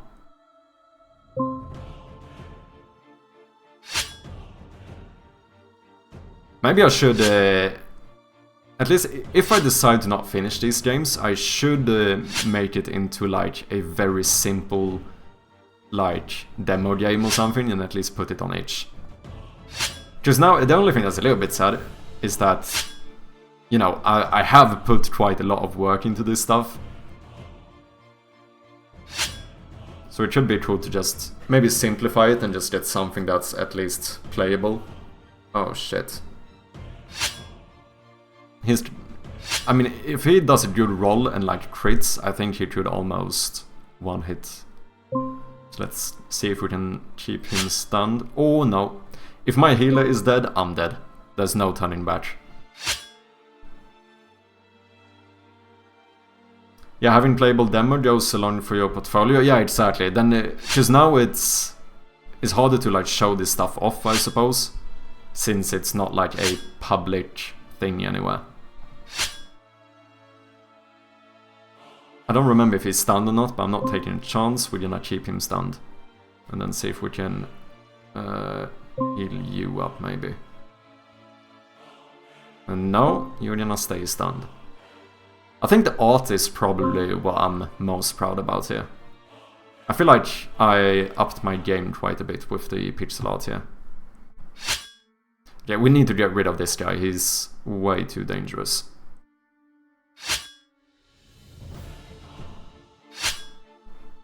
Let's see, let's just keep him stunned and keep going at it.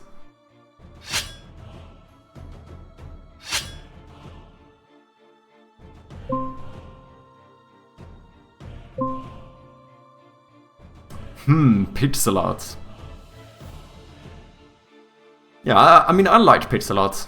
It's what I used for most of my games at this point. I almost only have one game that I haven't done pixel art in. Yeah, to make a website, have your best games listed, list some technical details about games, how long it took you to make, engine, etc. Have a video of game and link to each. Yeah, that would probably be good. I should probably get on that, make like an actual website and stuff. It looks fun. You really should add it to your to-do list. Yeah, I mean, I would like to make something out of this. It's just that I feel like, obviously, since I do this kind of stuff like full time now, I think it could take me a very long time to actually finish a game like this. So to make this into like a full product, I'm a little bit scared about, because I don't have infinite time basically. So I'm scared that I would end up putting like 2 years, use up all my savings to make a game like this, and then if it doesn't turn out good, I'm just screwed over, you know. Where with like Shroud of Gloom, it's a very simple game that I have a very good like pipeline to make more content for, so it doesn't feel as risky, you know. Because I could probably finish a full version of Shroud of Gloom in like a few months if I really stick to it, you know. Whereas like this, I think keeping scope small is a big thing. Ironic sentence. I regret having such a big scope for my project. Yeah, just what? You've been working on Rogueblight for like 4 years or something. And that's the thing, like, I don't have the time to put 4 years into a game right now, I feel like. I mean, theoretically, I do have the time, but I don't have the money for it. Oh shit, it's boss time. Let's get rid of these guys first. Hopefully try to keep her stunned as much as possible. Yeah, I can use a SSG. What's SSG? Just fill in the details, add some pretty things, and voila. What's SSG? I think October 2020 I started. Yeah, that's static site generator. Oh, do you mean like... Do you mean like for the website? Like a... Is that kind of like a... Sort of like... template website kind of thing? Or something similar?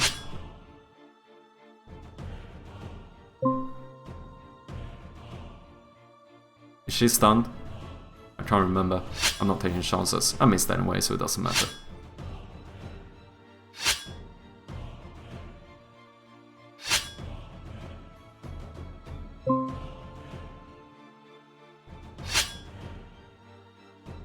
Hugo is a good option. GitHub Pages also does that. Oh, interesting.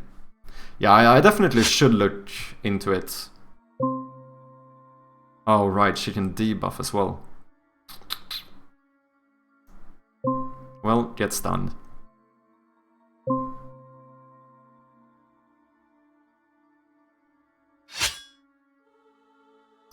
Yeah, because, I mean, obviously the plan is that if I keep doing this for another year or two, and basically what I'm gonna do is to drain all my savings, because that's basically what we're doing right now. We are draining my savings in real time.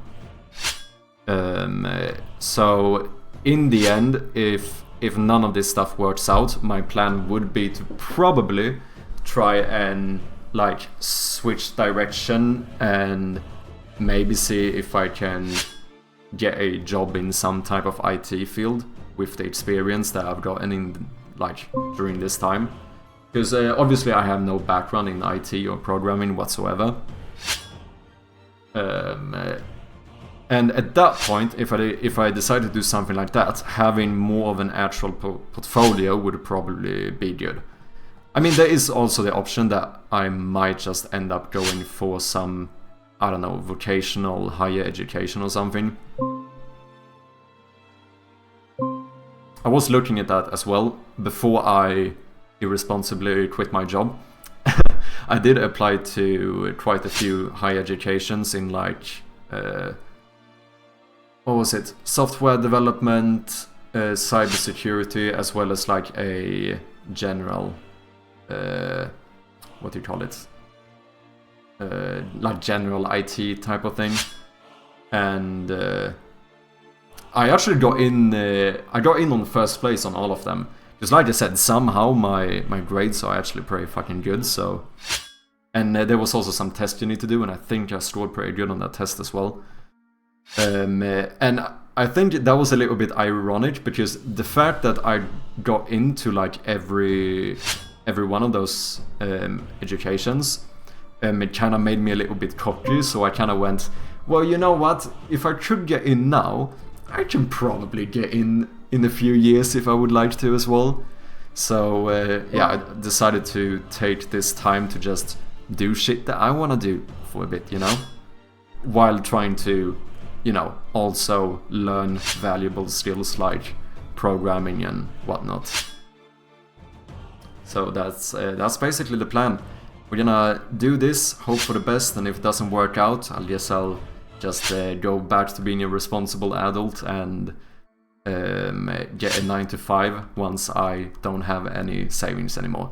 And that, my dear friends, is also the reason why I'm so grateful to any one of you who actually decides to subscribe or whatever it might be, because it really does help me out. It gives me more time to practice my skills and give me more time to basically try and get this stuff to work.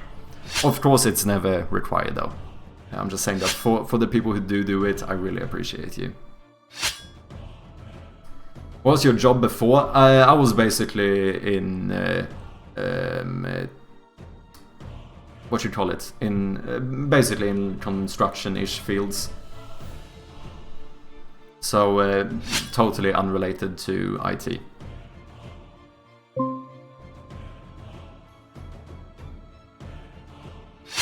But it's quite ironic because I ended up realizing that I don't know why when I was in like high school, college, whatever, why it never clicked in my brain to perhaps try something in like an IT field, since I've always been pretty into like, you know, tech and computers and whatnot.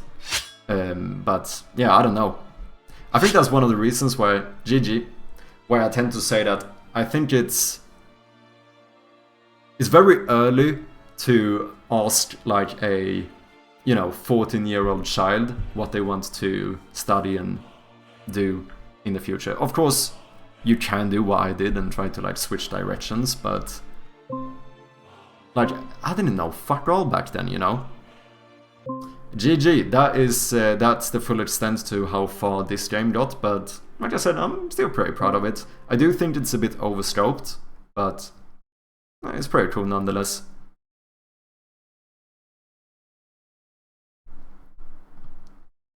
And that's probably the biggest projects that I've worked on. We of course have my first 2 games as well, but those are obviously a lot smaller in scope. We have my little memory game / brain game, and then the first game I ever finished, which was the like catch game, I suppose. Oh yeah, not only once but twice did I try to make a top-down RPG. Overscope hell.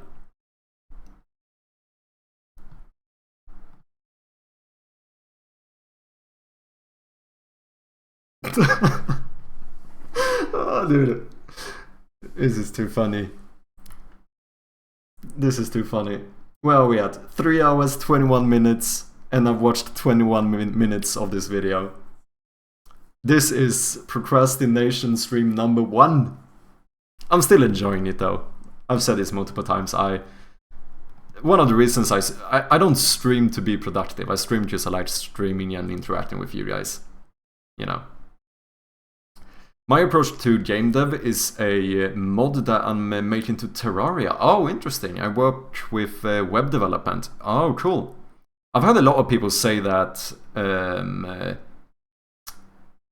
modding is a pretty good way of getting into game development. Lol, 10 to 1 yeah ratio to video. Yeah. Throughout development, it just that is basically what we're doing. And that does make me a little bit sad. And then the other criticism I got was that the game is... Like I said, I don't mind it. Maybe you guys do. Inspiring, If you do, that's fine. Which, that one did kind of catch me by surprise, but the more I think about it, the more... like I said, I enjoy the I mean, this interaction, game so I don't isn't mind gonna getting a blow little bit your socks off. distracted. It is not the most innovative game of the year. Or I don't even think we are playing most Undertale It is a pretty today, though. bog I feel like we're standard, starting to run by a the bit low numbers, on time here. my first video game, and also as a solo developed project for the most part.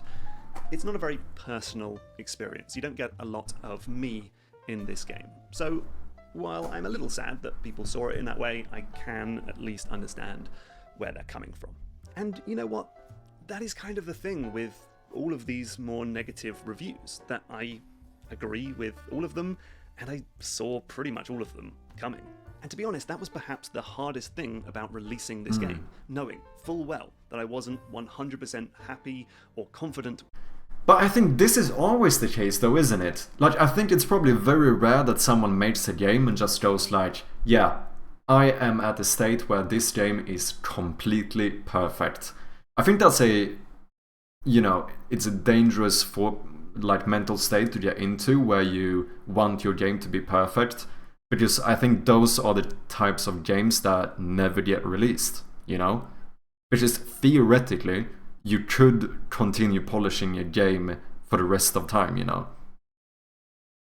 That's called efficient procrastination, my friend, yeah. With the game, but still putting it out there for people to buy and play and rate and review. It's like that bit in The Great British Bake Off where someone gives Paul Hollywood a raw cake, knowing full well that it's a raw cake, but still having to watch him eat it and complain about it. It just... the cringe is real, and that's how I felt for most of the first week of the game's launch. But ultimately, I came to the realization that this was never the point of developing. It was not about trying to make the best game ever made, though if I had done that by accident, that would have also been fine. This was about trying to find out what it takes to make a game. And it turns out... yeah, that's like my first game. My first game is a simple, like, arcade catch game. I wasn't even trying to make a good game. I wasn't even trying to make a fun game. I just wanted to see if it was even possible for me to make a game. And I think that's fine, especially when it's starting out, to not try to make the perfect, successful game, you know. And to be fair, I think I learned a lot more by doing that game compared to what I did when I tried to make my like massive open world RPG game that was way too overscoped. But when I was doing that game, my thought process was that I'm gonna make like the perfect game. But I don't think it would have turned out perfect. I don't think it would have turned out to even be finished at some point, you know. Well, I think especially to start off, I think it's, you know, it's okay to just scope down and do something for the sake of doing it. And also just to see if you even enjoy game development, because that's the thing as well. I think a lot of people, like, theoretically would like to make a game, but if you've never tried game development, like making a game is not the same as playing a game, you know. It's very different, and I enjoy them for different reasons. And I think that's, you know, worth considering as well. Releasing this game was hard. It was hard to make it look good. It was hard to make it feel good. It was hard to design all of the puzzles. It was hard to write all of the code and fix all of the bugs that I am aware of and have decided to fix. As someone who typically works on a YouTube video for 3 weeks, it was hard to work on the same project and keep that motivation going for 3 years. As someone who typically likes to work alone and not show their stuff to anyone until it's absolutely fully done, it was hard to let others into the creative process and to show the game off at various stages of completion. Basically, it is a miracle that this game even exists, and so the fact that it doesn't completely suck is just a nice bonus on top, if you ask me. But okay, if the point of Mind Over Magnet was to learn about game development, what did I learn? Well, let's take the classic game developer post-mortem layout and look at what went right and what went. Should I do a post-mortem of my Game Jam game? Probably. Well, starting with what went right. I mean, the first plan thing is to make like a full is devlog the anyway, tools. so I This is suppose I'm basically gonna anything slap I those built two that together. doesn't actually end up in the game, but helped me to make the game more quickly. I'm specifically thinking about all of the mechanics in the game, like the drill and the block and The plan is... Yeah, keywords, isn't it? the electromagnet. I can just drag them into a scene in Unity, they snap to a grid, and then I've got sliders and checkboxes. That to is the edit plan. their statistics. By the end We'll of see the what project, happens, it was but that's the basically plan. effortless to put together or to change or to iterate on one of the levels in this game. And so while this stuff certainly took time to produce, it saved so much time down the line, and I don't regret any of the time I spent building these tools. Another good use of my time, I think, was working on the juice, the presentation, the polish, the game feel. I don't think it's too big-headed of me to say that this game feels pretty good. No, to that's play. why. It's That's got my nice biggest like praise to this game is that it actually felt really good. It felt very polished. animations and the sound design is good, and it all just comes together and feels like a polished, real video game. I think these elements really tie the game together and make it feel better than it actually is, if that makes sense. So again, I do not regret the time I spent working on particle effects and transition shaders and sound effects and stuff like that. Another big win was playtesting. Now, I'll admit, it took me a long time before I was able to show the game to anybody. How many The thing is, playtesters I do you didn't currently have, really Code Red? stop, and over the course of Like several official years, playtesters or constantly whatever. and consistently showed the game to friends and family members and strangers on Twitter and people at events and meetups. And basically no aspect of the game was not improved by listening to feedback from other people. Mind Over Magnet would simply be significantly worse if I just ignored what everyone thought of the game. Very true. Feedback is important. That's why I've been saying a bunch about my Game Jam game as well. If I didn't stream the making of Shroud of Gloom, it would have been... It would never have been as good as it turned out. Because I got so much like immediate feedback from basically you guys while I was making it. Hard to say, like 5 people were keen playtesting and played a lot. Okay.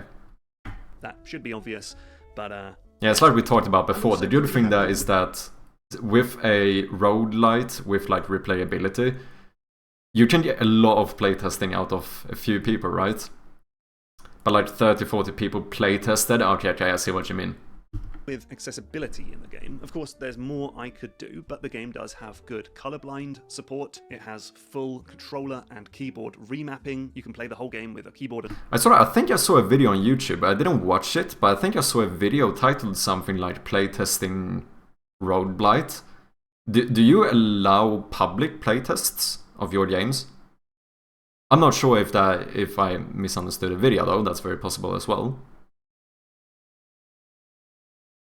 But how do you like think about that kind of stuff?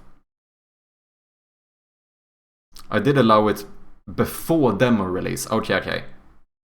So now it's the demo playtesting is public, but you prefer to keep the full game playtesting private at the moment. Am I understanding that correctly? Mouse or with a controller, and they both feel good, and it's got that simple backgrounds option where you can swap out the detailed and distracting visual backgrounds with a simplistic grid pattern. The real smart move. Now I don't want to spoil the game. Yeah, that makes sense. I didn't realize this many players in the demo. Yeah. No, I think that makes sense as well, because if people start, I mean, obviously, I'm not gonna lie, I would fucking love to be able to play the full version, like live on Twitch or something. But I do think it makes sense in that it might actually hurt the release of the game a little bit if people do that, because then, you know, it would basically spoil the entire game, right, for people before it's actually out. So I think it makes getting sense. Stuff into the game at the right point, because, well, I think a lot of game devs get to the very end of the process and then think, we should probably put some accessibility options in here, and then have to retrofit those ideas into a spaghetti nightmare mess of finished game code. I put it in as soon as those features were first being developed, so it was always there, baked into the code from basically day one. I'm also really happy with the hint system in this game. I've seen so many playtesters and other players get a hint for a puzzle. Which is so funny, because the hint system all that did was make me feel bad. Because as soon as I saw it for the first time, that it popped up and asked me, like, do you want a hint? I went, oh fuck, do you think I'm too bad to solve this puzzle? That was like my initial reaction to, because I think there's a timer set to it where, like, if you are stuck on a puzzle for like 10 minutes or something, then it's gonna get a prompt to ask you if you like want a hint. So I was like, are you insinuating that I'm too bad to solve this puzzle? Kinda funny. The accessibility thing resonates a little with me. Colorblindness, oh I see, yeah. I did try it for one of my games. Oh shit, I don't think I can show it now though, since Itch is messing up with my... Do I have this one? Can we see something here? Yeah, this game I made, like, I added a lot of like color blindness options to. Okay, I don't know what Itch is doing, but basically here, everything is about like recognizing colors that light up, right? So I thought it would be very douchey to make a game like this and not allow people to switch the colors. So I basically made it so that everything in this game you could go in and change the colors for. Whether it's the default color, the light up color, correct, incorrect color, even the cursor you can change colors on. So for that one I actually did try to add quite a lot of accessibility options in that regard. Doing pixel art is both an interesting and terrifying adventure. Every new piece is a mystery. I think pixel art is interesting because it's very much that whole thing with like doing a lot with less, you know? Where like, and it can have such a big impact, like changing one pixel can like completely change the look of something. Thrill of satisfaction and eureka moment, despite the fact that I just kind of told you what to do. And I think that's because the hints are actually hints. They just kind of push you in the right direction without ever telling you exactly what to do. Okay, some of the hints do tell you exactly what to do, but most of them don't. Yeah, I have no idea if my game is accessible in terms of colorblindness at all. Do you have any form of like accessibility options? I mean, you do have brightness, which I guess you could argue could be a little bit of a accessibility option to allow people to raise the brightness of the game. There is some color specific things that help, but you don't need to know them. Like dexterity, it was green, etc. Oh yeah, true. And if you are still... But yeah, you could also, even if you couldn't... Although it's nice to see that color, if you struggle with it, every item also says that it like gives you dexterity or gives you strength. So I suppose that even if that's the case, it's not like it would turn out in like unplayable because of it. I remember the time I was doing a golden armor, but forgot to activate the color filter when I realized I activated it and the armor was yellow-green. Oh, I see. You can just skip. Color blindness is interesting, as long as to be you're honest. stuck on it for about 3 or 4 minutes. So the game never has a total brick wall, and there's no reason to look up a guide. It's interesting how the world can look so different for different people, you know? It's kind of fascinating to think about. Now, in terms of things that went wrong... And also, if we're gonna get fucking philosophical and go way too in-depth on this, what I find interesting is that when it comes to colors as well, you can't fucking describe a color, can't you? It's completely impossible to like, even for, say, like me and Codrad here, for example, like, I don't know about you, Codrad, but I'm gonna assume now that you're not colorblind. And as far as I know, I'm not colorblind either. But still, there's technically speaking no way for us to know whether green looks the same to us. Because you can't actually, it's almost impossible to describe what a color is. Like, when you describe a color, what do you do? You say something that has that color, like green is like the color of grass, or like blue is the color of the sky. But technically speaking, maybe for you, blue looks fucking purple. There's no way we could actually know. You know what I mean? Orange, it looks like an orange, problem solved. No, because what if your orange looks like red? Or looks like blue? then when I say that an orange is the color of an orange, that would be true for the both of us, but technically we can't know if we're actually looking at the same color. Do you know what I mean? Because the only way to describe it is to say stuff that has the same color. I suppose there are some exceptions where you could say that a color looks warm or cold. But even then, if the colors are not the same, that maybe that would also be like, you know, it's all relative in a way. Because if a fire looks blue to someone else, they would probably say that, you know, that color, which they would still call red, would be a warm color, because it's a color of fire. I don't know. This is me going on a weird fucking tangent here, but it's kind of interesting to think about.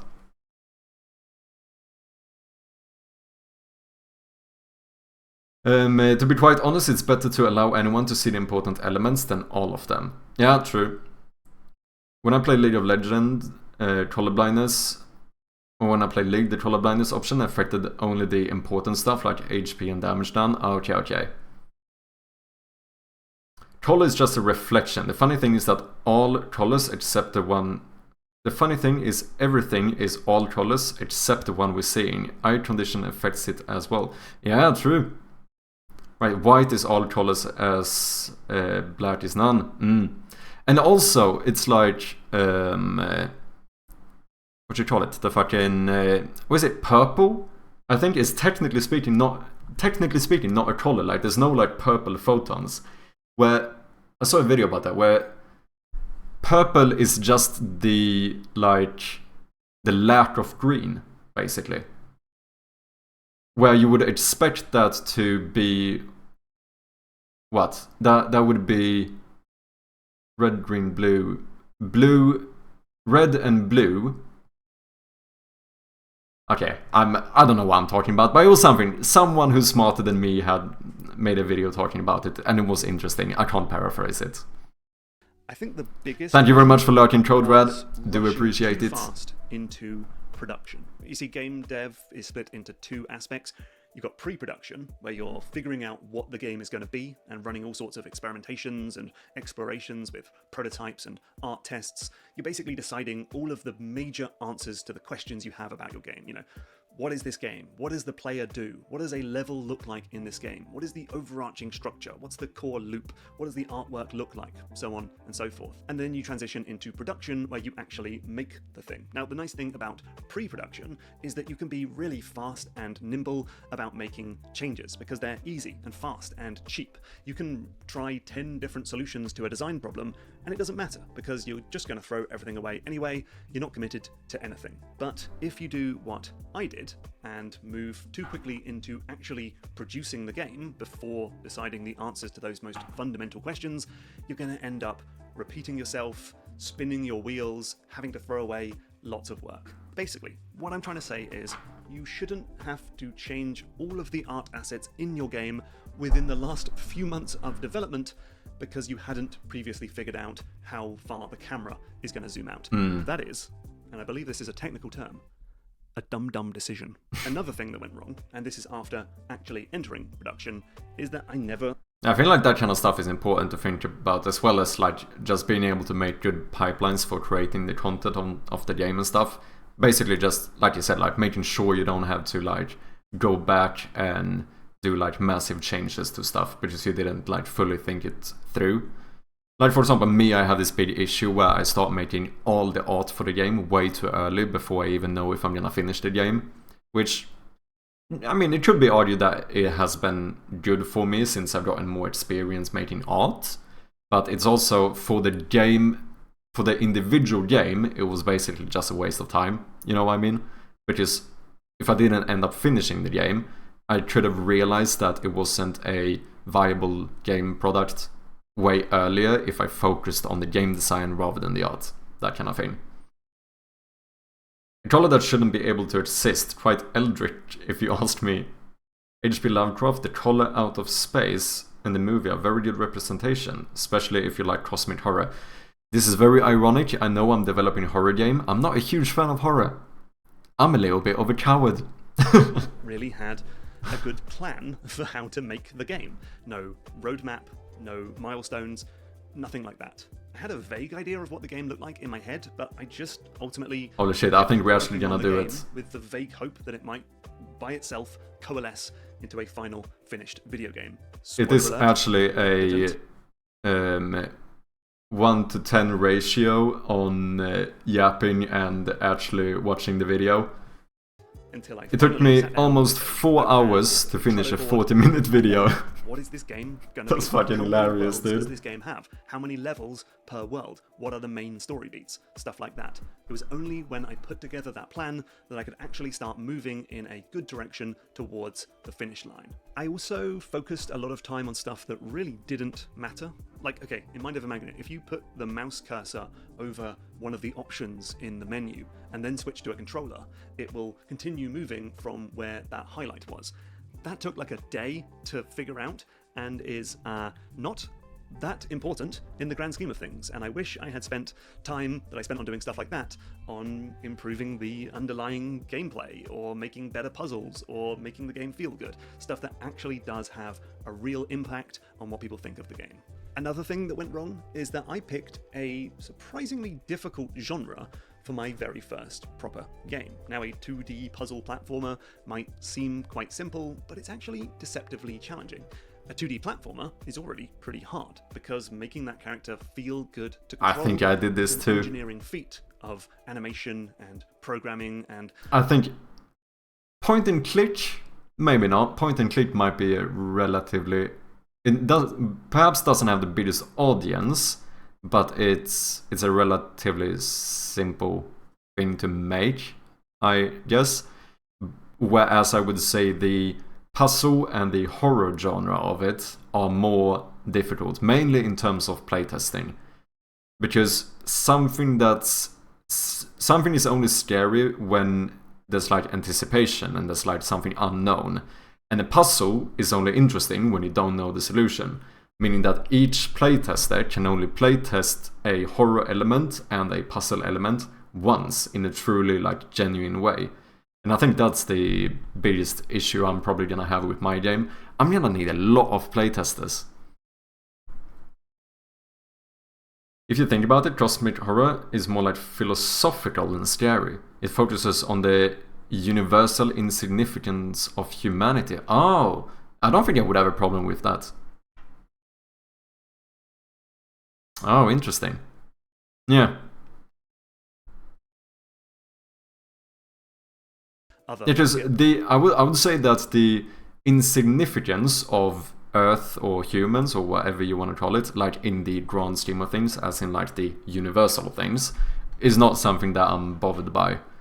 Whereas like a just plain old spooky movie, or even worse, a spooky game, freaks me out way too much. But it's the puzzle design part that was really difficult. It's just hard to make puzzles. Puzzles are like a craft in of themselves. And I started to realize that some of the world's greatest puzzle game designers, like Jonathan Blow and Alan Hazelden and Stephen Lavelle, have spent years, like their whole careers, just learning the craft of puzzle design. And then I come in and I'm like, yeah, I could probably do that in a couple months while also working on every other aspect. That's what I did too. No problem. And so it shouldn't be a surprise that the puzzles in the game took a long time to come together, and I'm still not really that happy with basically all of the puzzles in the game. Oh, and on that note, it was probably a dumb idea to also have a heavy physics element in a puzzle game. Puzzles are very much about the designer having real control over every aspect of the game, and then when you throw in the chaotic nature of the universe into your game, suddenly there are a lot more problems to worry about. And then there's the thing that I'm not going to put under what went right or what went wrong, because I'm not quite sure how I feel about it. And that's the whole concept of working solo. I made pretty much all of Mind Over Magnet by myself, but that meant that I had to stretch a pretty limited skill set, let's be honest, across a really wide spectrum of different disciplines. I had to spread myself across animation, sound design, art, writing, game design, level design, production, marketing, and probably 100 other jobs I've forgotten about. And then if you compare that to Zach, who made the soundtrack, all he had to focus on was the music. putting aside the fact that he's also making his own video game, but that's Solo dev in a nutshell, I suppose. In the context of Mind Over Magnet, Zach could focus 100% of his energy and efforts on just making the music. And so, to be fair though, I think for someone like me who's a pretty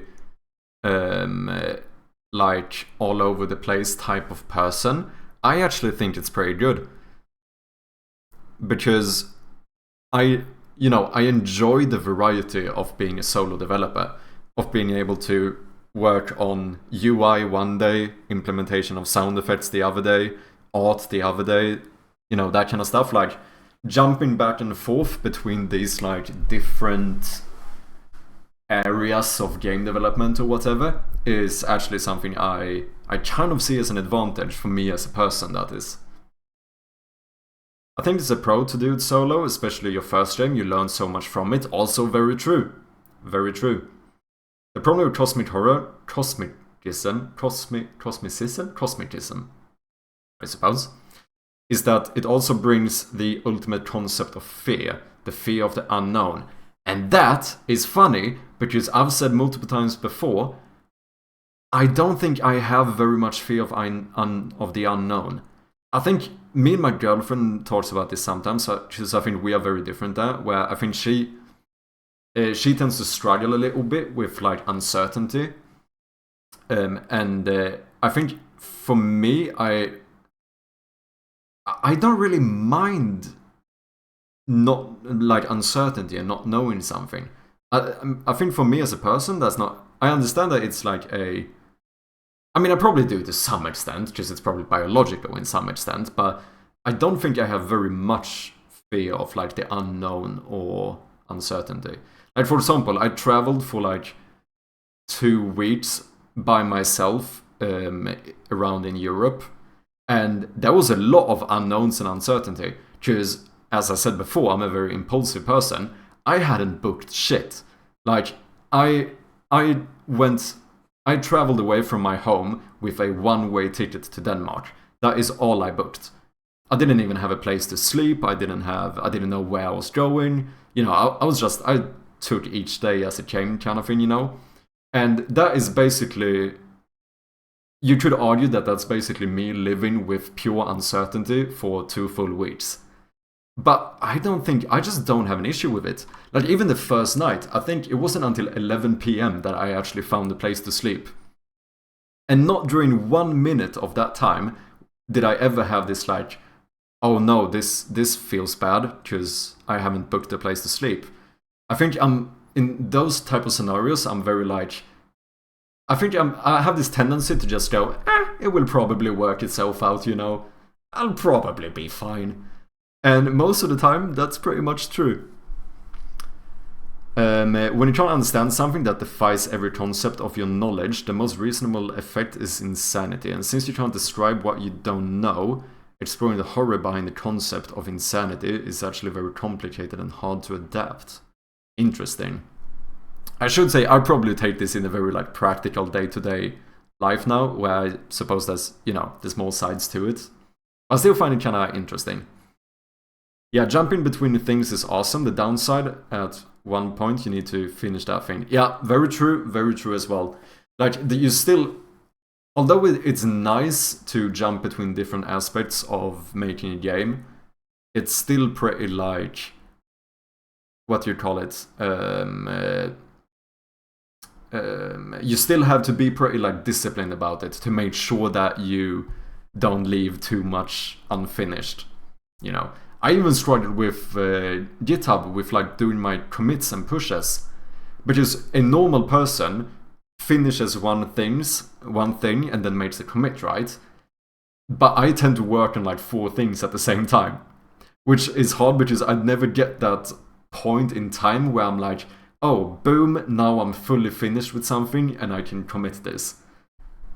Which is kind of interesting, because I constantly have something that I'm working on that's unfinished. So I end up like doing one massive commit at the end of the day, which still is better than not having version control, but there's an argument to be made that it's probably good to make more commits throughout the day. Could just spend 3 years exclusively working on puzzles or game design and let somebody else focus on programming or artwork or writing.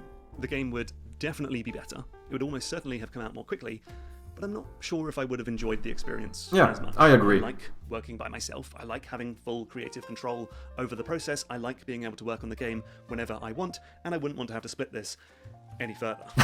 Still, if I do ever make that's another argument for sure. Think about which aspects of the game I can delegate. But will I make another game? That is a question I've been thinking about a lot lately, and it's the question that people keep asking me. Mark, are you going to make another video game? Now, I am definitely going to enter game jams. I am certainly going to make more interactive video essays like Platformer Toolkit. But the thought of making another full, big, multi-year Steam release, I'm not sure I've got that in me. I'm not sure if I'm ever going to do that. But if Mind Over Magnet is the... I mean, you almost spent the same time on your game, Code Red. But you seem to be... I mean, you do say that you probably want a smaller scope for your next game, but you still seem pretty set on making more games, right? More, like, still more full games, although the scope might be smaller. I think it's pretty much relative. If the unknown does not affect you, then it's alright, but if the unknown is actually able to affect you in a way that may or may not take your life or your own sanity, again with the cosmetism, then it's probably a thing to pay attention to. Yeah, I see what you mean. Trying to understand it, on the other hand, is basically existential kamikaze. You'll never be the same. Yeah, just that's like trying to force something that's technically impossible. Just like you said, by virtue, the unknown is unknown. It's something you don't or maybe can't know. So trying to... and I think that's the thing, like when I did the example of me traveling, like I wasn't like stressing about trying to know where I was gonna find a hostel or hotel or whatever it might be. Like, and that's the reason why it didn't affect me. Just, I think I didn't really think about it. I was just like, I'll find it when I find it. It's gonna be fine. Whereas I think that if I would have put too much thought into it, I probably would have stressed myself out. Like a begrimed form of gnosis. Spirituality is also very present in cosmic horror. Don't know what that is. Oh, yeah, interesting. I see what you mean, though. I see what you mean. Yeah, plan is to reuse the systems from Rogueblight and make Souls-like games. Oh, interesting. Only game that's true. Ever make. Yeah, then you get even more use out of Rogueblight as well, so that makes sense. I'm okay with that. I would be okay with that, because despite its flaws and its shortcomings, despite the missed opportunities I had with it, despite all of the problems I can see, despite the bugs and all of the stuff I wish I'd done differently, I am still Magnus. I'm proud of you, buddy. I'm proud of it. It is a cool video game. And you should be. When I look at the game, I don't see the flaws anymore. I see a video game, a real game that went from idea to release and has now been played by thousands of people, most of which did not refund the game, and the game has made significant amounts of money for me, which is... But that's the same thing as well. Refunds are pretty much guaranteed as well, right? Doesn't like most games have like a 10% refund rate or something? Maybe not 10, maybe that's high, I'm not sure, but... You know, I think it's probably very difficult to make a game that not a single person ever refunds. I think that's kind of to be expected as well. What's up, Public Float? How you doing? Welcome in. Another approach, a light one at least, is solipsism. The philosophical idea that only one's mind is sure to exist. Oh yeah. Yeah, I think I've heard about this. As an epistemological, that's a fucking word and a half, position, solipsism holds the knowledge of anything outside one's own mind is unsure. The external world and other minds cannot be known and might not exist outside. Yeah, no, I know what you mean, because that's one of those where you could go like, technically you can argue that you can't know anything outside of your own mind, you know? Exactly, which is funny because it can't be unproven. Exactly. You know, part of why we do this as game devs. Which is the case with a lot of stuff, right? The objective truth of the universe, that for the rest of time, I made a video game, and that cannot be taken away from me. So, Magnus, you're all I need. But here's the thing. I could not have done it without you. So I want to say a massive thank you to everyone who has watched this series, Nah, has it's watched me okay. slowly lose my mind, and have supported the game. I want to thank you if you were there in 2021 when I announced my intention to make a video game. If you were there in 2022 when I released the first really bad minimum viable product for the game and started getting feedback from you for the first time. If you were there in 2023 when I took the game to the Game Developers Conference in San Francisco and got real encouragement and a real motivation to get this game done. Or if you were there in 2024 when I hit that big green button and released the game on Steam. And as for 2025, I do not know, but I'm excited to find out along with all of you. Thank you so much for watching. Don't forget about Magnus on Makeship. Don't forget about buying the game. You can still put the game on your Steam wishlist, and you will be notified the next time it goes on sale, which is soon. And have a good Christmas, have a good New Year's, have a good life. Thank you. Next time you see me, it will just be my disembodied voice, and that means it is time to dismantle the developing studio, aka my spare room. That was the secret to the perfect green screen, by the way. It wasn't a green screen, it was a blue wall. Smart. That light, turn off this light. Let's get rid of this. If anyone wants to check out the video that we spent 4 hours trying to get through, that's not a peek at him whatsoever. That's me being too impulsive and distracted. But good stuff. That's stuck. Thank you and goodbye. God, that is not ideal. Thank you and goodbye. GG's, we did it. Yeah, it pretty much exactly, dude, on the fucking minute. I've been streaming for 3 hours and 58 minutes, and this video is 39 minutes and 49 seconds. It's almost a perfect 1:10 ratio of distraction to watching the video. That's fucking impressive, dude. That's fucking impressive. To be fair, we didn't start watching it immediately either, but still. A new record on watching a video? I think so. You should unlock an achievement for this. Yeah, I feel like I should. We should celebrate. Indeed. We actually did it. GG. It might have taken a bit of time, but we did get through it. GG. Now we have the next question. I know all of you are completely excited now. You don't know what to expect. Because the thing is, we have to figure out what the fuck we're doing now. Which, like I said, I feel like I did have some plans on potentially playing a bit of Undertale today. I do think it's a bit late for that, because I think I wanna start off playing Undertale immediately and see if we can get through the entire thing in one go. Because why not? I have weapons to integrate in the mod, but I'm feeling lazy. Yeah, I don't know what we're gonna do. You know what? I think I know what we're gonna do. We should be productive. Do a bit of development, or we should spend the next 3 hours playing rogueblight. And you know what? This is my stream, and we do what I want. We're gonna play a bit of rogueblight today. That's what we're doing.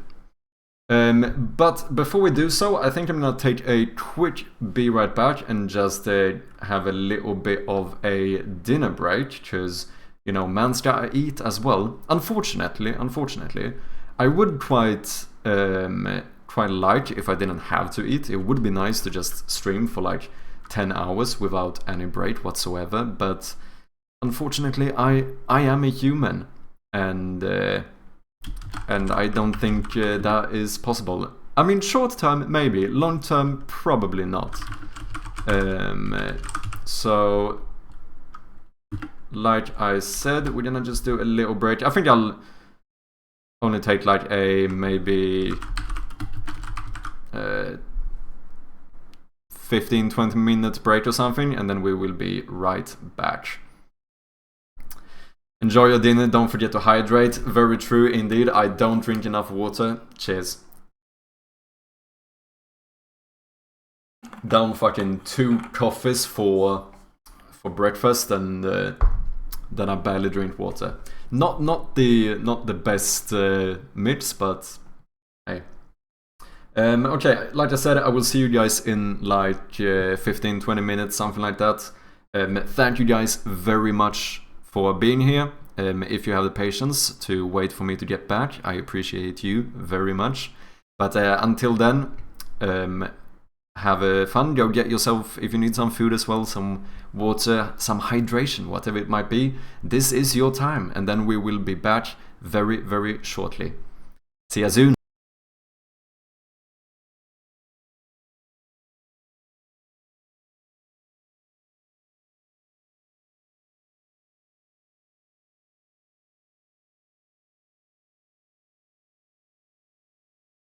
But at least it's working. It might not be working perfectly, but it is working better than it did before. Which, you know, we take the small. Fuck! Dude, can you can you stop? This is the fucking timing, man. The timing.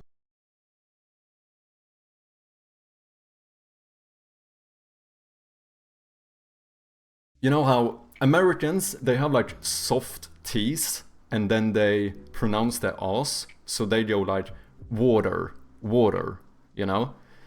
Whereas like the British, they tend to have either hard T's or they do like the glottal T, so but then they do a schwa instead of pronouncing the R, so they say water or they say water. Whereas the Australians are kind of in the middle, aren't they? Because they take like the soft D's from Americans, but they don't pronounce R's. They also say schwa like the Brits. So rather than saying like water or water, they say water, water, isn't it? Oh, you fucking cunt, give me some water.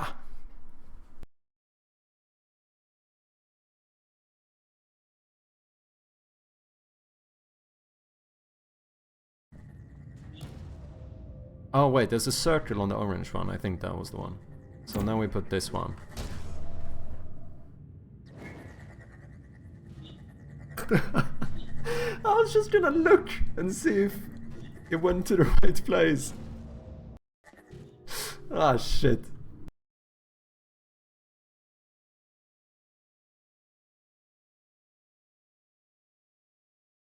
Yeah, no, I just keep them like that, and then we do this.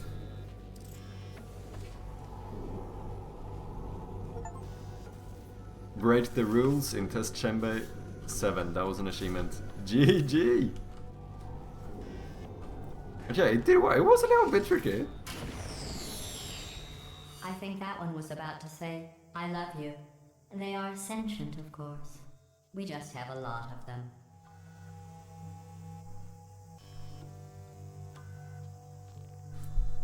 You fucking piece of shit. That is outrageous. That's absolutely outrageous. After all of that time, fuck you.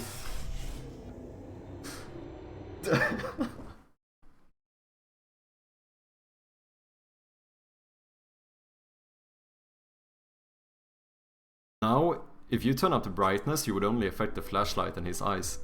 I'm quite sure. Those red eyes are super, yeah, I like him. Oh!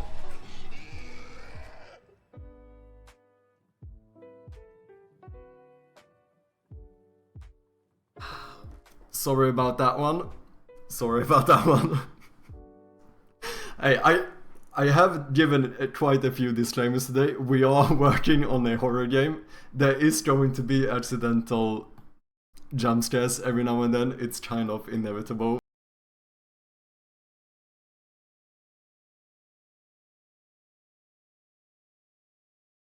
Maybe we'll end up having multiplayer at some point too. We make a Shroud of Gloom Battle Royale edition.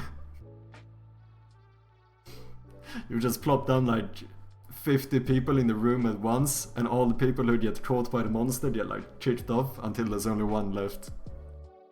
It's just 50 people never turning on the flashlights.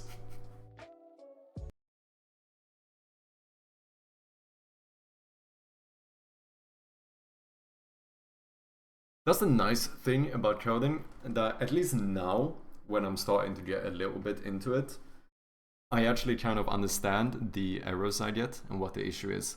Whereas I remember in the beginning, like, I would get errors trying to, you know, there's a message with it. It's trying to tell you what the issue is. I wouldn't actually understand what it was trying to tell me. So I could spend like ages trying to fix a problem when I had no hint at all to what the problem actually was. Because I didn't understand the fucking lingo. They're like, oh, we have a null exception reference. And I'm like, fam, what the fuck is a null exception reference? I don't fucking know. I've been coding for 2 days, fam. So at least now I can say that it's starting to get a little bit easier that way.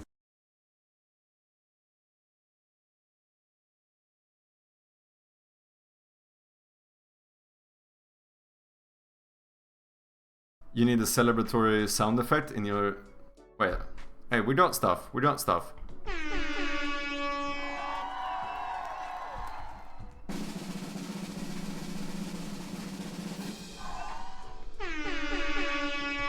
You don't think I got fucking sound effects here?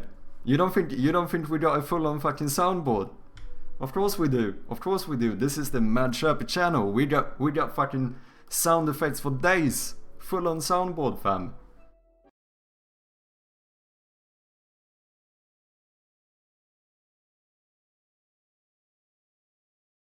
What you're doing is having multiple methods with the same name and a different variable called overload. So I can do this with any type of method, right? Yeah, because this is even how Unity's built-in methods work. Like, if we look at... Oh my god, I just realized this is overloading. If we look at instantiate, if I only put in one parameter, that's an object. If I do two, it's an object and a transform. This is overloading the instantiate method. I get it. I actually get it. So which means that I can do this to any method I create if I want to. If I wanted to like behave differently depending on the parameters that I give it. That is very useful. That is very, very useful.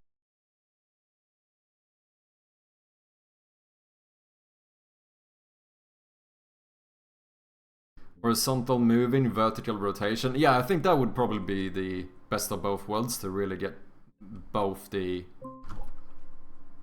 Fuck! Okay, I am not hyped to add sound effects. I'm gonna start shitting myself playing this game. Oh, dude. That one actually got me a bit, not gonna lie. That actually got me a little bit. I hate horror games. Me too, man. Me too. That's the ironic thing.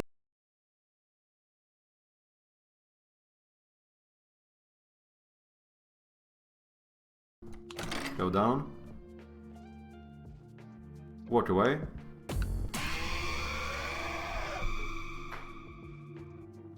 That was a misclick. Fuck. I did not mean to do that.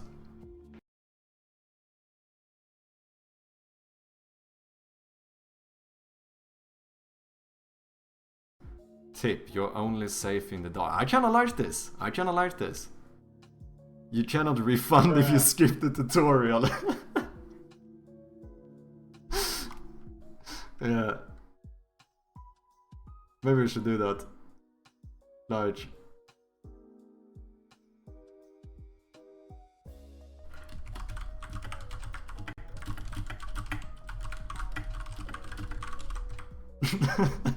Nah, I can't do it. It would be funny though. It would be pretty funny. Tip, learn to read.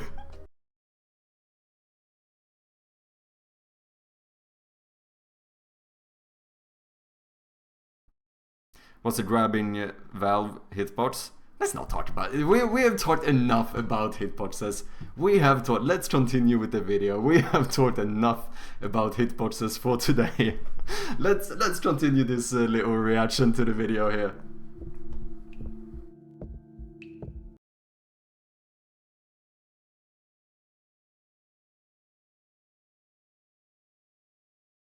We need to turn off next player. There we go. That was the issue.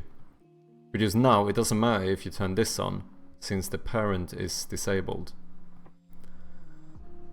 Dude, sometimes code lingo can sound very fucking weird. I just said that the parent is disabled.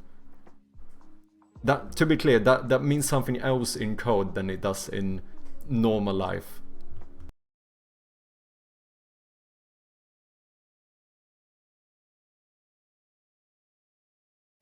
That's what it says. A horrible person. We weren't even testing for that. This is getting a bit out of hand, don't you think? Like, we both did stuff we regret, maybe. Can we settle at some kind of in-between here? Don't let that horrible person thing discourage you. It's just a data point.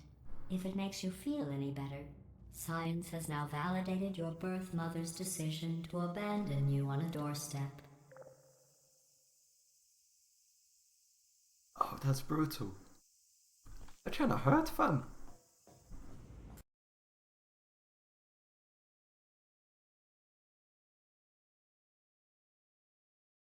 Let's see, Q, was that the lasso tool?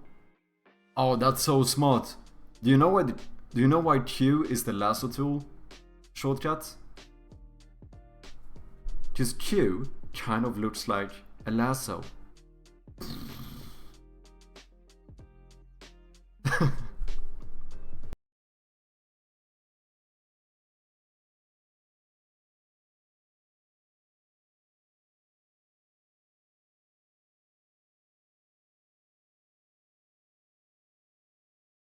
They had some big menu on the outside, and I started looking, and all I saw was cachorro, which I only knew that word as dog, and I was like, this is so confusing.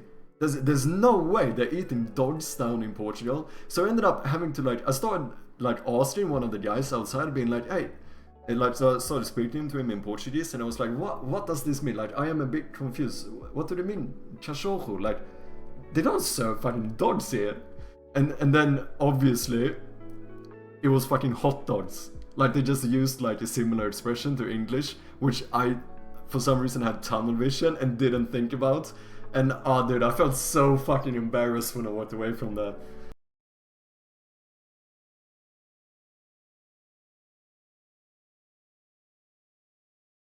One, two, three, four, come on.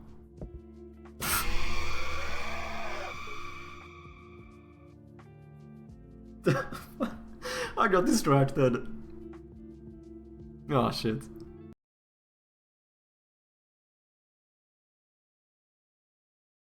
But at least it's working. It might not be working perfectly, but it is working better than it did before. Which, you know, we take the small. Fuck! Dude, can you stop? This is the fucking timing, man. The timing.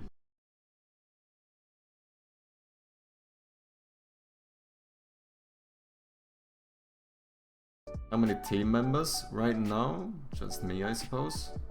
Unless someone doxes my GitHub thing, and that would be funny. Imagine if I accidentally leak my key, someone gets access to my GitHub, and all they actually do is go in and fix stuff I fucked up. That would actually be funny. All of a sudden I go in and see, what the fuck, all my code has changed, and it's just a better version of my code.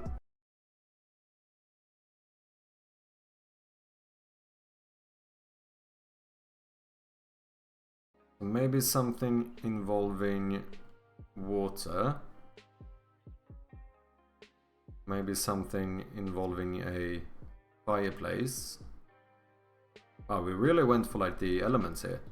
So maybe we should do something that's in earth or dirt. And maybe something that involves air. But then the Fire Nation came.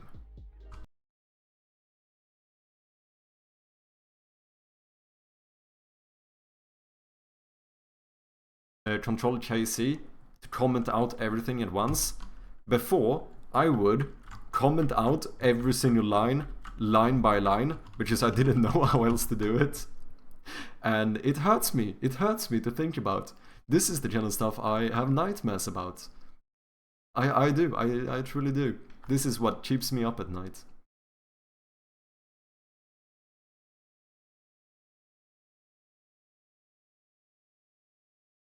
How is it so far in struggle, so we keep speedrunning? I'm half speedrunning. There has been a little bit of struggle, not gonna lie. But so far not too... Oh no. Oh no, I'm dead. So yeah, not really any struggles at all. It has gone completely smooth, I haven't died once, everything is working phenomenally.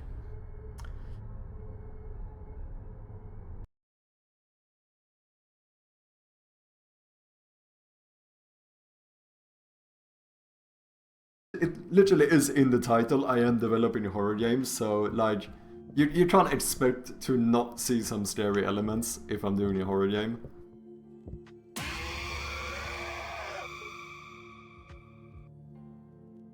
That one did get me a little bit, I'm not gonna lie. That one, I was not fully prepared for that one. It got me a little bit.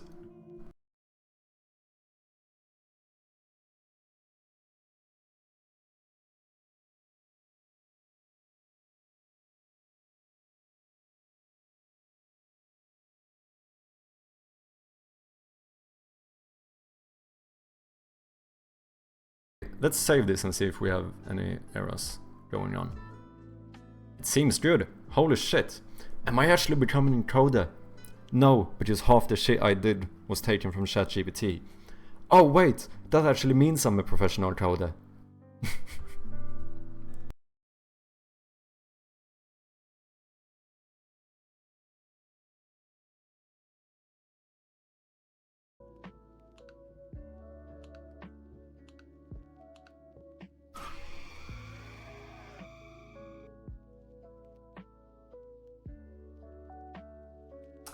I forgot I made him active. Sorry about that one. That did get me a little bit.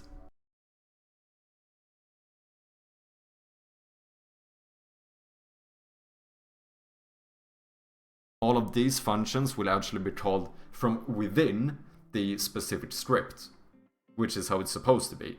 Because that script will just subscribe to the onObjective completed, and when the room manager notices that onObjective completed is called, that's when you fire off the set new room. Encapsulation, it's all cohesive, it's coherent, it makes more sense, it's logical. This is chaotic. This is chaos. This is not how you're supposed to do it. This is how I do it, because it's easy, but it's not good.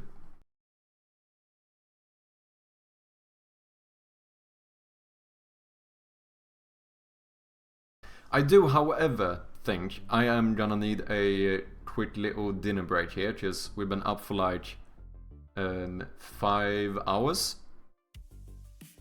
No break? What do you mean no break?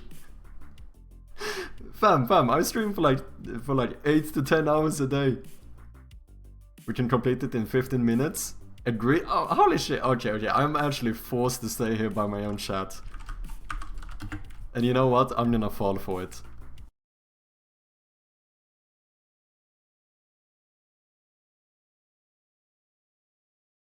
Favorite composition over inheritance is what people say, isn't it? Right now we go full on deep in inheritance. We are swimming in inheritance. This is like, if you thought like that Alabama had a lot of incest, look at my scripts. This is, people are inheriting from each other left and right. This is chaos. That's what this is.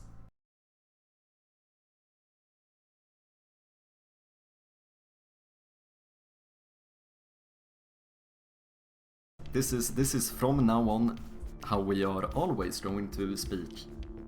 With that perfect Swedish accent. Yeah, it's very horrible. It's very horrible.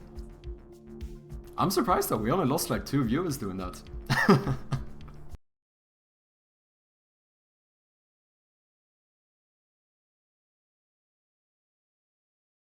Fucking hell, I come from the country of IKEA. I should know furniture like no one else.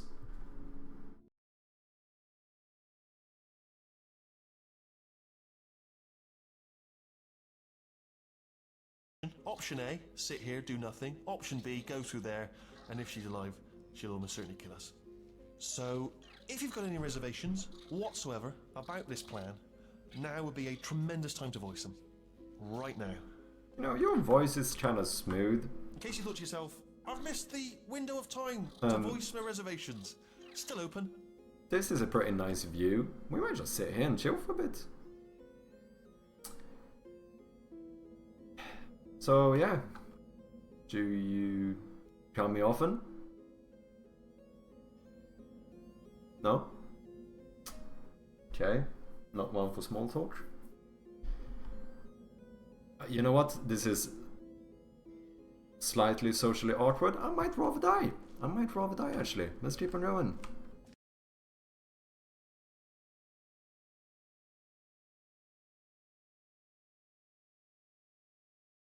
If we are gonna talk about overrated stuff, don't fucking bring coffee into this. Chocolate is the most fucking overrated piece of shit ever. Like, it's not bad, but it's not really that good. It just isn't. Like, I am 100% serious. I don't think chocolate is that nice. I can eat it. It can be nice, but it's not that. People make chocolate into way too big of a deal. That's my fucking unpopular take. Chocolate, talk about fucking overrated shit. I don't care for it either. Thank you, Raka. Finally, it's so rarely I meet someone on my side. I feel like everyone has fallen for fucking the propaganda of big chocolate, and like I just don't get it.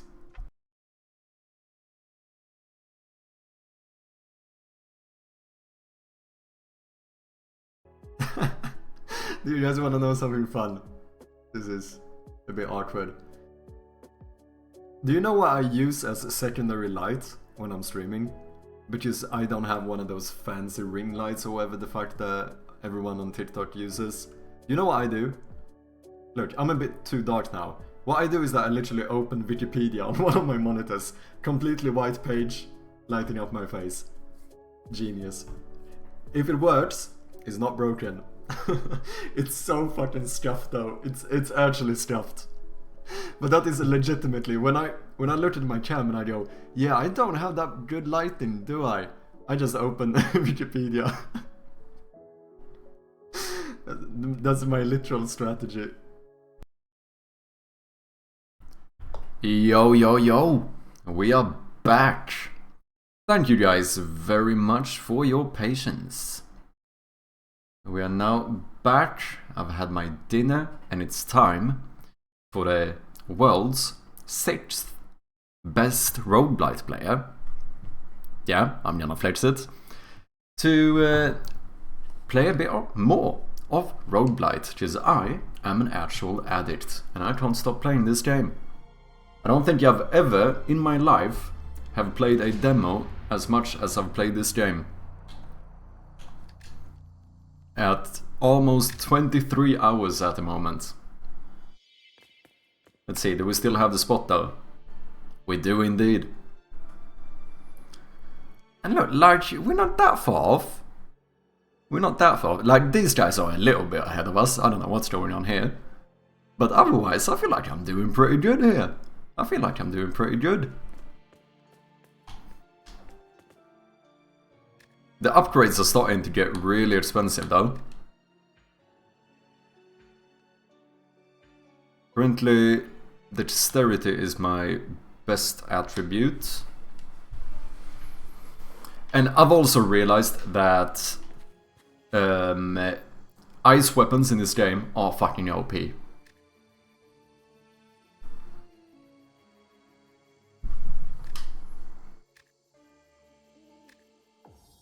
It's a bit low for you guys.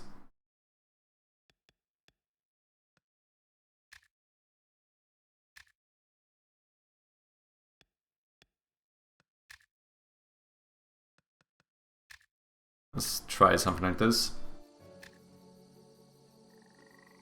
Look at that, we're currently on plus 267% enemy damage. Kind of mad.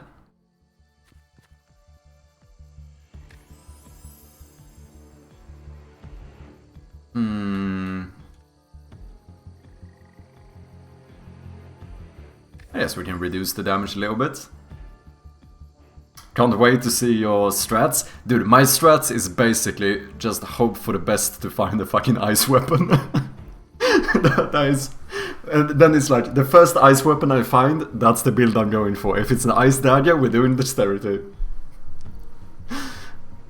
Let's see here, where are we going though? I would like a shop and a boost preferably, so it seems like the rightmost path is probably where I'm going. What's up, Aghast? Welcome in! Giga Chad Swedish God Destroys Children game named Rogueblight, you know it. Which ice weapon? All of them. Ice weapon, yes. I'll take it. Whatever the ice weapon is, I'm taking it.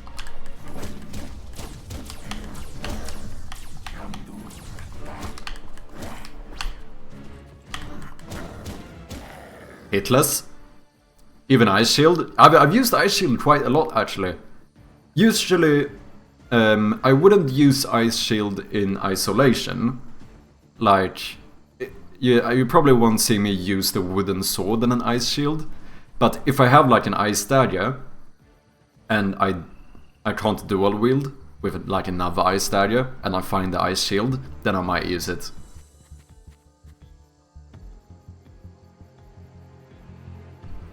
I don't know, that, and I also really like the bleed katanas. The bleed katanas are really nice as well. But in general, like,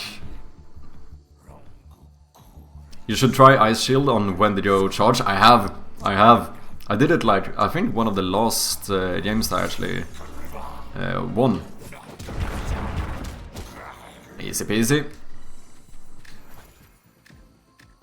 Nah. In general, I'm not a huge, like, shield wielder, you know?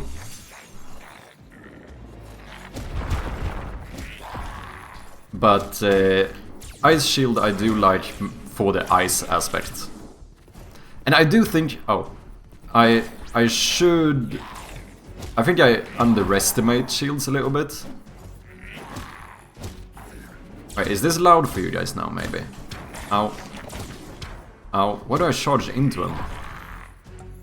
Okay, we're just warming up here.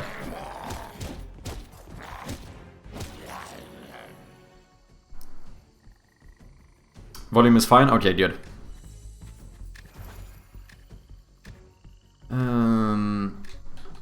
Maybe.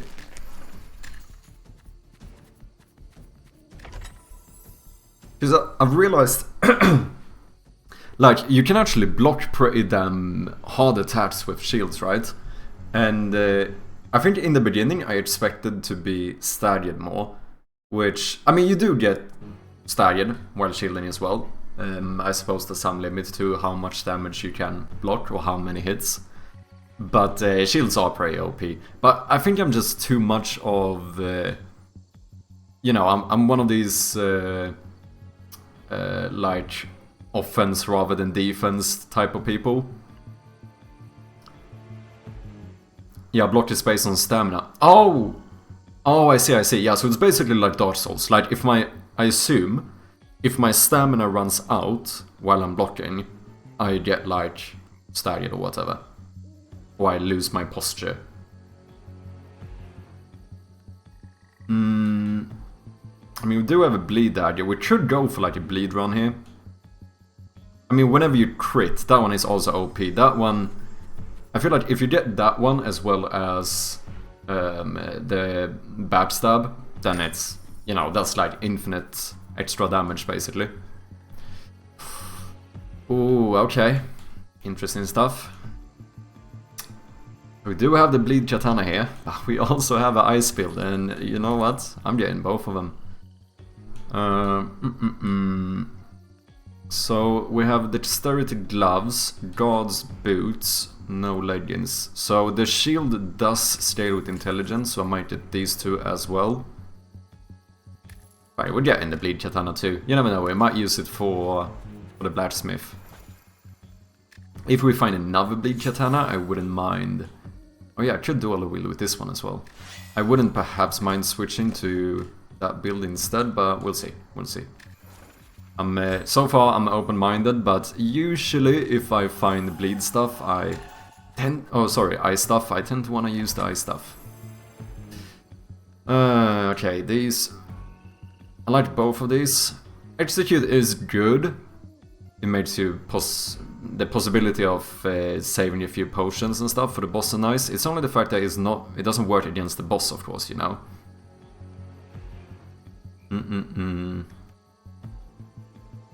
That one is also good. I would really like the...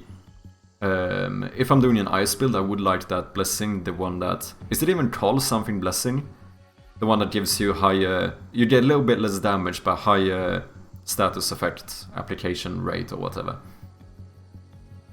Yeah, I usually decide... Sorry, lost my voice for a second. I usually decide my build at first blacksmith, yeah, at least in full game. Yeah, I think that makes sense, just that's when you like have to... Because you want to use the other stuff to upgrade your shit, you know? So that makes sense. That's when you're like forced to really make a decision. After that, it's usually hard to switch because now you've, you know, melted all of the stuff you could have switched to. Here's the thing though. It's very rare, I feel like, that I actually die to a basic enemy. Dark Pulse is better against bosses though.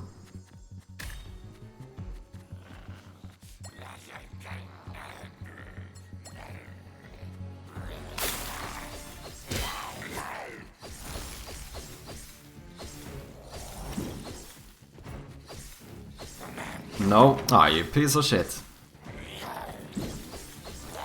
Easy peasy. Okay, we got the God's armor, but as long as my shield scales with intelligence, it should be better to use that one.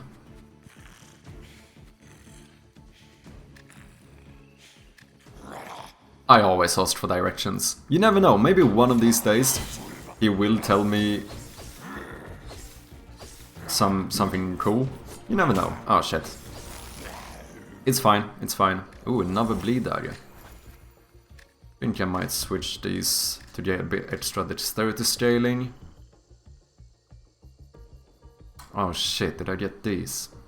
Do have elemental resistance. You know what? While at least as long as we keep the shield, I might use that one. And then if we find another ice dagger, I'm probably switching to full dexterity.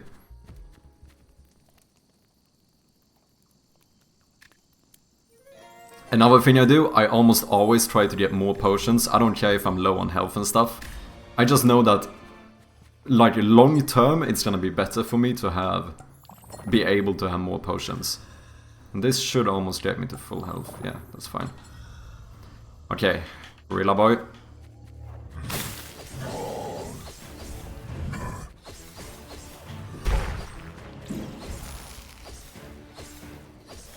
Doing this hitless. We're not doing this hitless. We are dying. We are dying. Okay. That's rigged. No, this one doesn't count. This was this was just a warm up. Just a warm up. Okay. Doing this hitless death. Yeah, that was. I might have jinxed that one a little bit, maybe a tiny bit. Okay, I do like having a later shop, because we might have more money. We do get a booster as well as a bonfire, so I think we're going left middle. That seems good.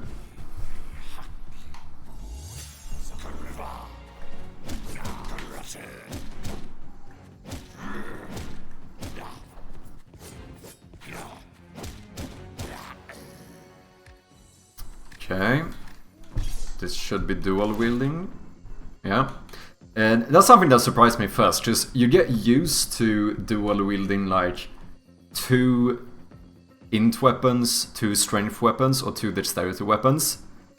But technically speaking, the iron rapier is a sword, meaning that you can actually dual wield this mix. Something I did not think about at first.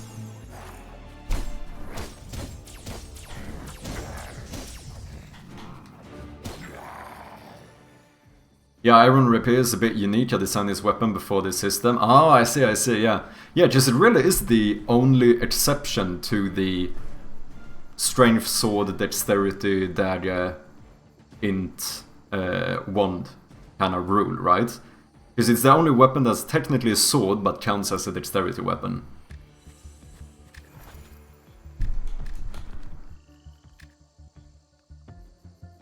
Nah. Like I said, I'm not huge on shields in general.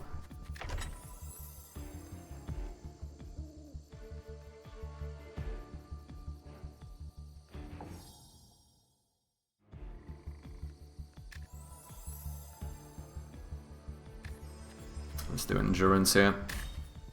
Did I use one of my rerolls, but that's fine, that's fine. These ones are actually not to be underestimated. That pulse they do has kind of mad damage. Whoops.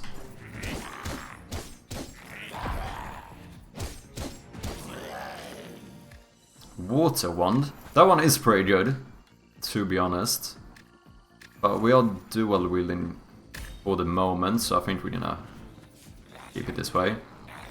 Strike wand used to be strength. Oh, interesting. Another one of these.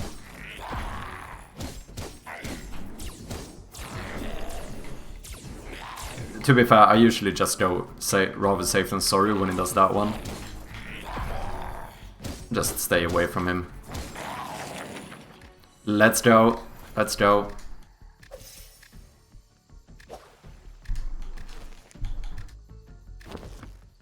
Like I said, first ice weapon I get, now I know my build. It seems like we're going dexterity. Maybe Rapier should be strength scaling. Like, I see the reason why it makes sense to have it as a dexterity weapon, because a Rapier, generally speaking, is like a quicker type of sword. Like, if you would look at like Dark Souls, I suppose most Rapiers do scale with dexterity as well. But it makes sense from the dual wielding perspective, because then it's very consistent with like, you know, all weapons scale with or dual wield with weapons that have the same scaling. Ooh. So we have an ice dagger as well. I'm gonna buy it in case. So now we'll basically see whether if I find another ice dagger or another ice wand, then we know what we're doing. Should buy something else. Let's get a hat, just to be fancy. And then, you know, I don't mind having a second life here.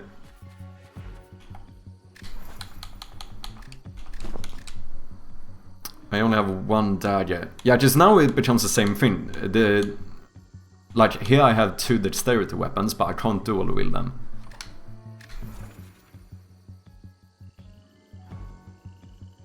Okay, I think we want to get to the bonfire. I still haven't found the thing that tells me whether this is a mimic or not. I don't think this is one. Never mind.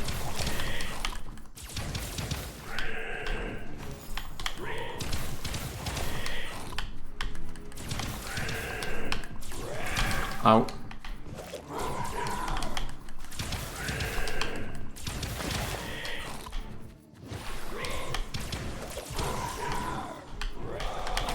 Oh, that was long range, okay. Blood knives? I'll take it. You want a hint? Yeah, if you can give me like maybe a... what you call it? A cryptic hint or something. Is it not the chest? That's why I wanna... Hint is 69. Huh. Okay. Interesting.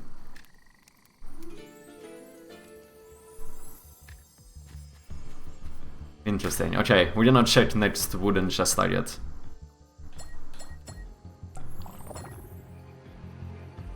Oh right, we had another enemy before the boss. I almost forgot. So I think I'm gonna, just for safety measure, try to save a bit of mana here.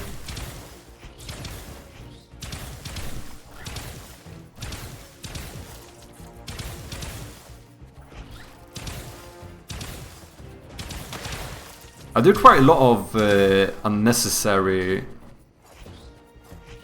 dashes.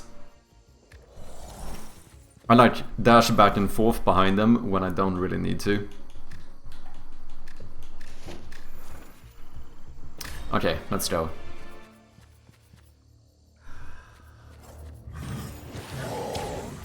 Like that, why did I dash? And that as well.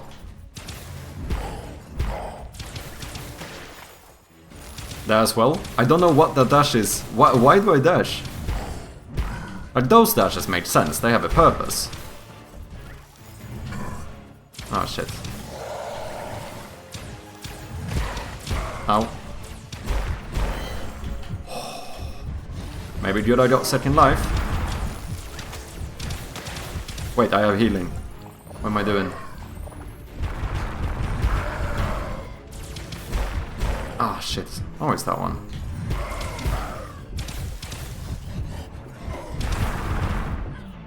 Oh no, we're out of mana. It's fine. We got this.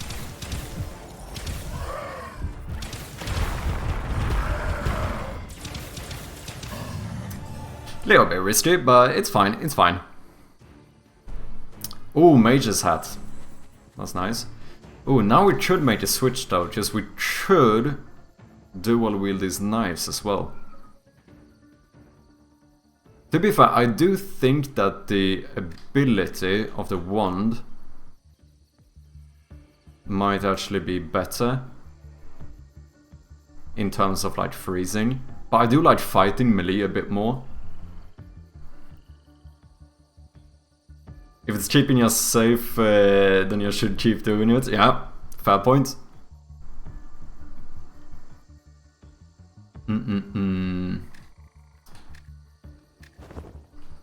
Okay. Oh wait, I should do this, just for curiosity. My armor, my dexterity is the highest. Even with this hat and everything. And this one is also upgraded. Okay, I think we're doing a switch for now. We might revert back. Okay, we want to make sure to get a blacksmith, which means we have to go on the left side, not much choice there. And after that, we're probably doing the left blacksmith as well to get an extra boost. Sounds pretty good to me. Okay, risk/reward. I'm doing an extra potion. I know it's risky, but that means I might be able to have like... Yeah, we're gonna get another bonfire as well. We should have like 4 health potions for the boss, which is pretty nice. Especially, you know how many times I've tried taking the... what you call it? When you get to the potion seller, I keep taking those like, getting just an extra potion. I recently tried having him upgrade my potions instead. I did not know how fucking strong that buff was. What was it, like 75% more potent potions? That's pretty good. It's pretty good. That one could be good if we switch back. However, backstab is also nice. Wouldn't mind finding the status effect application blessing. I don't remember the name of it. I think it's called something's blessing.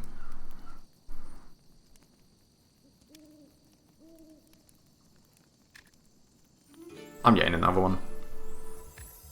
Scholar's Blessing, exactly, that's the one.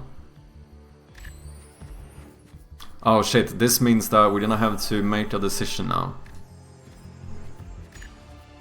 Because we are at the blacksmith. Are we going dexterity or intelligence? The one's ability is really OP. This one would give me a bit of healing as well.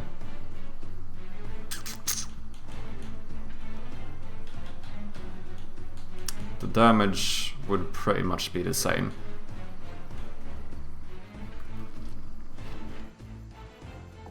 Do I have more fights? No, we have one unknown, which potentially could be a fight. The sad thing here now is if I upgrade these, and then in the next unknown we get an enemy that drops a ice wand. That has happened to me before, and it almost makes me cry a little bit. I think we're going for this one. Fuck it. Should I? Oh, dude, I'm so indecisive. My dexterity is better, so I do get more scaling for it. Fuck it. Well, now we can't turn back. So this is the point where I'm gonna cry if I get an ice wand here. Oh, you know what? That's actually not bad. But yeah, like I said, it has happened to me before. Literally right after a blacksmith, I do something like that, and then I get the other one, and I'm like, ah, shite. +5, nice indeed. I don't want nothing of this. I definitely don't want Barbarian's Blessing. The extra damage is nice, but we want to freeze as much as possible. I would rather have Scholar's Blessing. Come on now. Come on now, give me Scholar's Blessing. Shite. In that case... I don't need to increase my critical chance, since I basically have 100% if I strike him from behind. If I get more attack speed, that will make me apply ice quicker. So we're going for that one. Shit, I did not heal. Right, I couldn't, because we didn't have an enemy. That's a little bit annoying. So what do we do here now? We are going to... I feel like I'm gonna earn the most on refilling my potions. No, it's almost this... You know, it actually doesn't matter. If I refill my potions, I'm gonna have to use like 2 health potions to get full health, and 2 mana potions to get full mana. I actually think, since I didn't have the time to use my potions, this time I actually think I'm gonna earn more. The difference if I restore my health and mana is that I'm still gonna have 1 mana potion. You should have refilled on your second bonfire. I usually almost only refill on the last one and try to get as many as possible. The thing is that if I would have used this potion so I would have had like full health, then it would have been perfect. But I didn't think about the fact that I went a path without a single enemy. There was not a single enemy on this path. So that kinda... Yeah, I think this time I'm gonna gain the most by restoring actually. That's lucky. It goes both ways. You do miss out on extra equipment you could have used for the blacksmith. And stuff like that. So it's I think it's pros and cons, isn't it? Hashtag me arguing with the developer. About what's considered lucky. Okay. Let's go.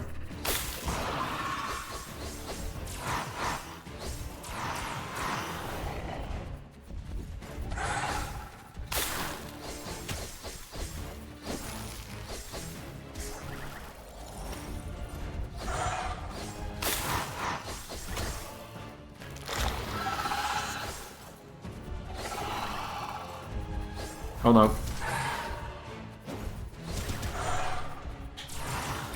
Oh, this is so bad. No, don't do this. Not in front of the developer. Oh, I don't have it. I'm so dead.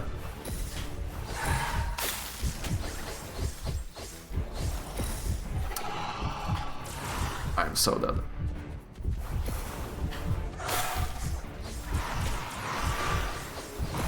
Easy peasy. I wasn't even close to dying. I wasn't even close to dying, fam.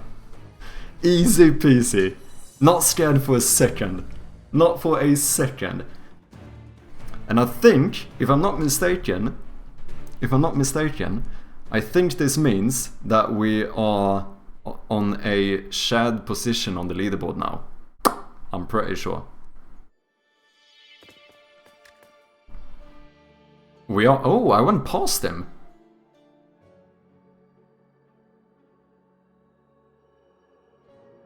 Interesting. That feels a little bit unfair. Oh, it's a Steam bug. Okay, okay. Yeah, because it feels like if he got there first, he should be above me. Okay, that makes sense then. Easy, panting, peasy, wheezy. Yeah, exactly, exactly. I don't know how to fix that. Okay, okay. Yeah, that makes sense then. Yeah, because Otherwise, it feels like it should be more. I think it might be alphabetical. Oh yeah, that could very well make sense.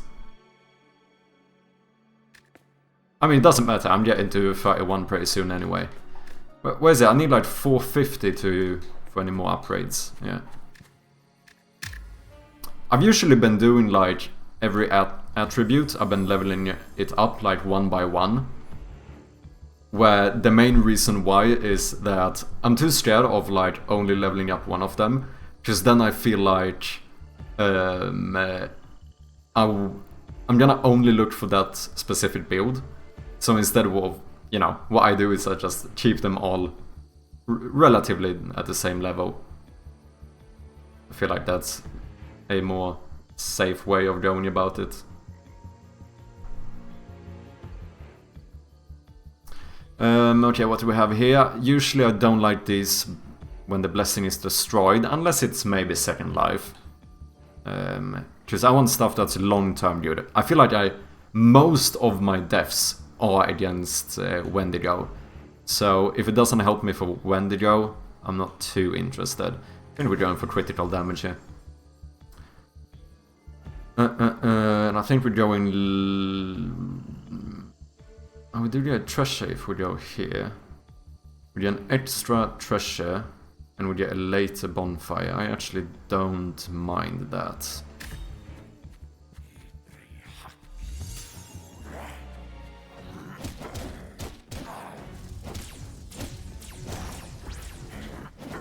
Whoops. Water sword.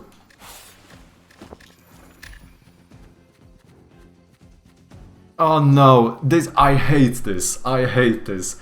When you get... I mean, to be fair, it doesn't really matter. But it's a little bit sad when you get this early and you don't have a build yet.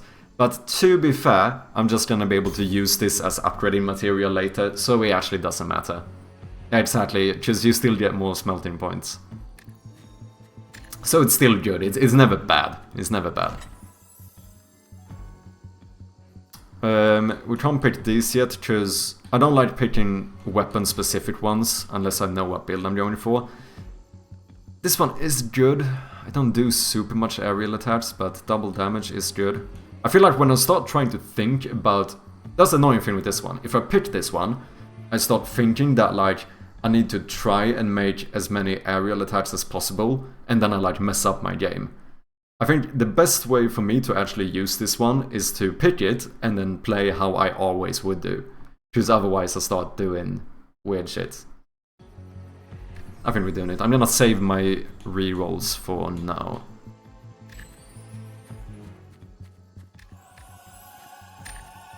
Oh, we don't have a lot of coins here, but...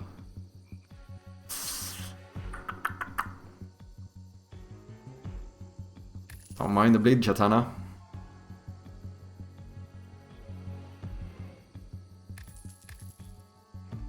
I think I'm saving the rest for now.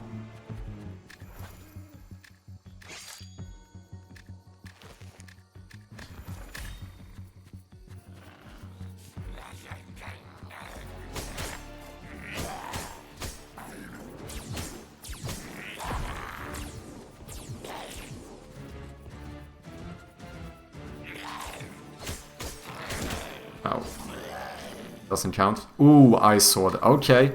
Okay, we do like to look at this. Yeah, I'm switching you out.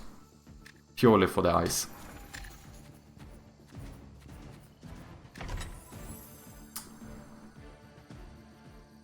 And then we get Scholar's Blessing. Yeah, I think I like the look at this.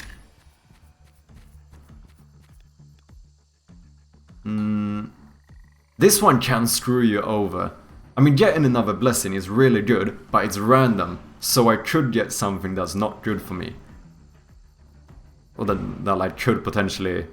Imagine getting Barbarian. Yeah, exactly. To be fair though, I thought about it before, and having both Barbarian and Scholar's Blessing are still good. Because what happens is that, if I'm not mistaken, you would get 5% more application rate and 5% more damage. It becomes more balanced, but it would still be good, since it's always... It's 20% positive and 15% negative, right? So if you have both, I assume that would still end up being like a positive combination. Just that it's more balanced. So it's not horrible. For me, personally, I think that something like blood magic would be the worst. Because I did get that one randomly once. Where you like, what is it, you take your health instead of your mana. They used to be plus 20, minus 20. Yeah, in that case it would cancel out completely. But I think that's actually good, because now it means that there actually could be a point to having both of them. Like, if I decide to later on switch for like a more pure strength build or something, then it could kind of make sense. I mean, finding obsession is good to level up, but let's win this run. Let's take 50 gold. Oh, I missed 2 of those, that's kind of sad.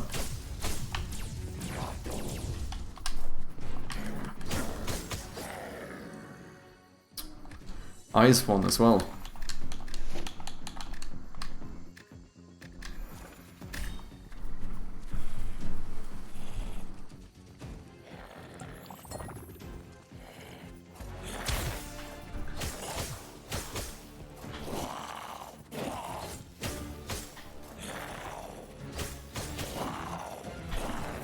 This guy is surprisingly slow with his double attack. I feel like you always have to wait a little bit longer, you know? Which I think is good actually, because it like tricks you. Because most enemies are kinda quick with those double attacks.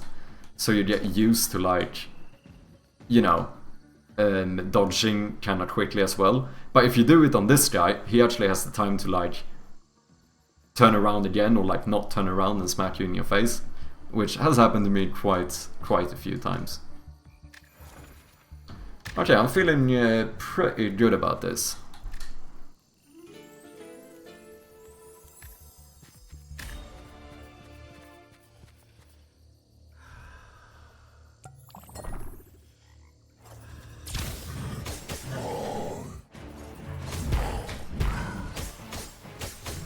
Oh shit, misclick. Rigged. Okay, no. Rigged. This one doesn't count either. For some reason. Shite, man, no! I thought I had something good going there. Dude, I should have jumped and I accidentally dashed instead.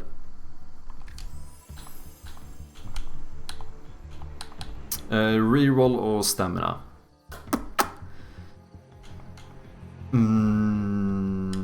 Let's go stamina. Because stamina, we know, will be useful. Whereas the extra reroll is only... Yeah, I love being able to reroll, like the D6 in Binding of Isaac, one of my favorite items. But the thing is that if I only get like good items, then the reroll doesn't actually do anything for me. Whereas the stamina one, I know will help me. That was my thought process here. Oh, Bleed Katana first combat. Don't say no to that.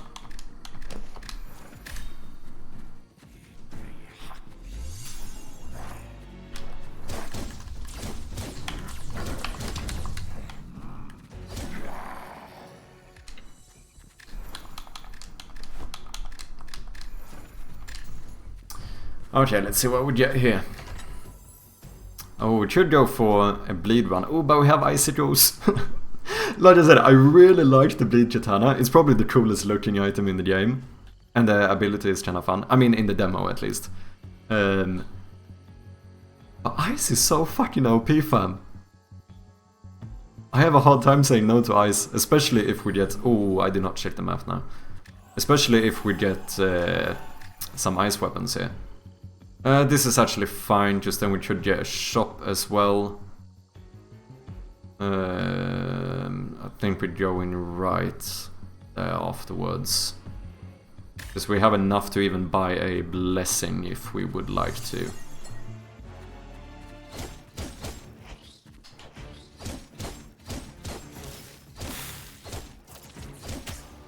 Easy peasy.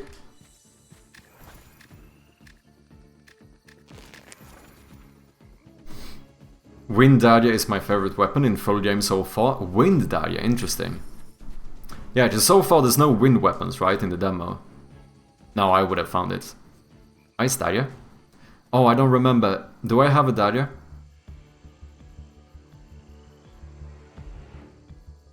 I know we got...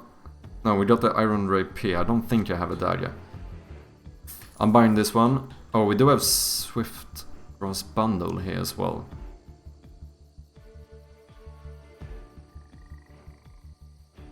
That one is also really good. This one is too risky. I see enemies making more damage, I'm like, I'm not sure. What's up, Saxidak? How you doing? Welcome in. What's up? We are currently playing Rogueblight. This is a game by Codrad Games. It's like a roguelite Souls-like. It's kind of like 2D Dark Souls combined with Slay the Spire. Really cool game. I am... Oh yeah, I've shown the trailer probably. Yeah, true.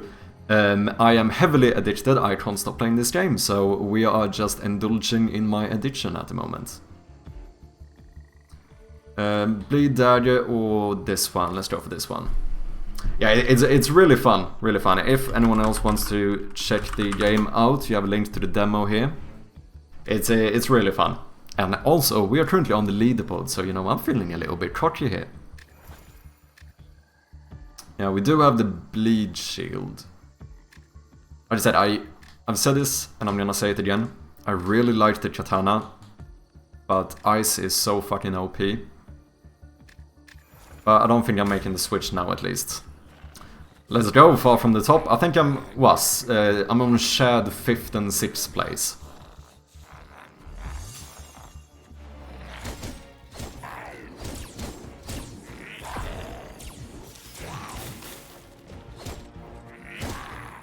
Did he hit me?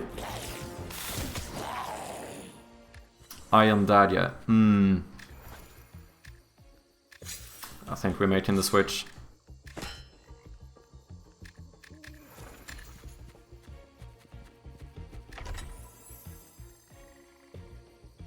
Wind Gust can be good. I can re-roll in. Let's go, Scholar's Blessing. Now we have more. Now it's gonna be even easier to apply the frost. That's good. What do we have here? Okay, this is actually good, is it? Yeah, just... Yeah, let's remember to use our potions here. Are we gonna get another shop? Yeah, most likely. Yeah, just I think I'm going far left here, which means we will get another shop.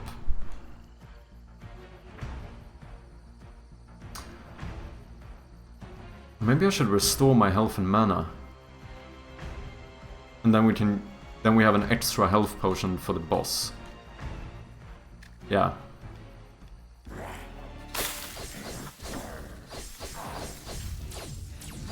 Why did I turn around?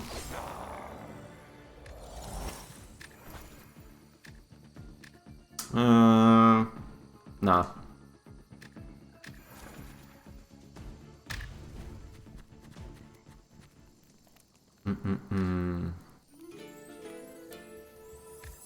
Okay. Let's go.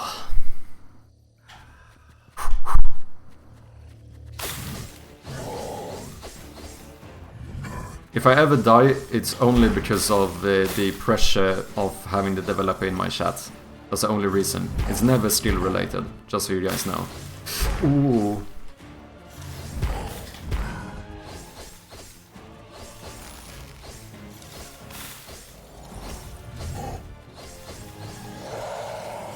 Wow, now I wasted my frost ability.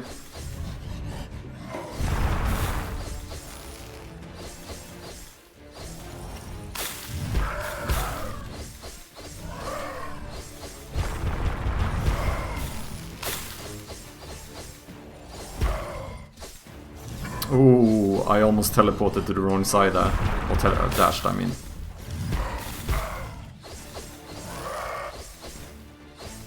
Easy peasy. That's how you do it. Ice Wand, interesting.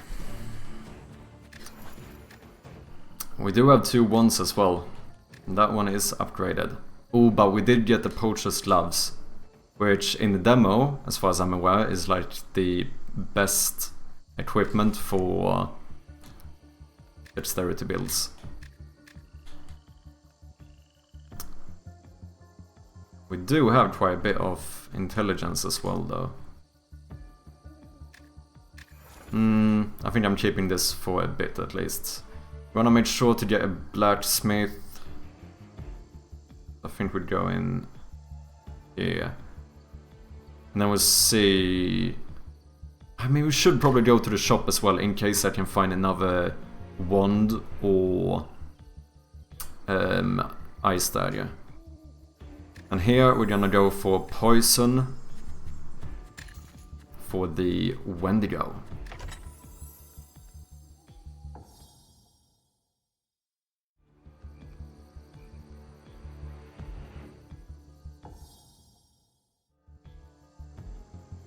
I guess. What is the crit chance from the beginning?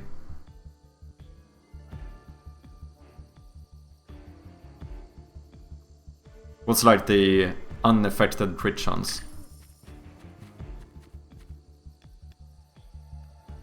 We should get 2 bleed katanas.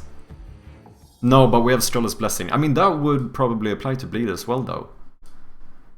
But I just love fucking dexterity. Oh, sorry, ice too much. And we also have icicles now, so it kind of makes sense. But we should still buy this stuff as upgrade material.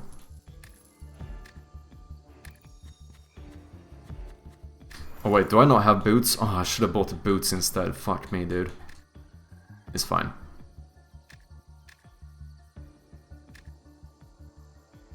I think you start with 3 dexterity, so 3%. Oh, I see, I see. What's up, Jamian? How you doing? Me at this screen, just take me to the skull so I can get mushrooms.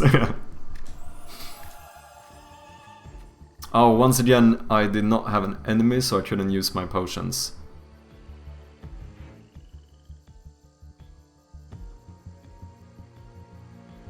It's fine. It's fine.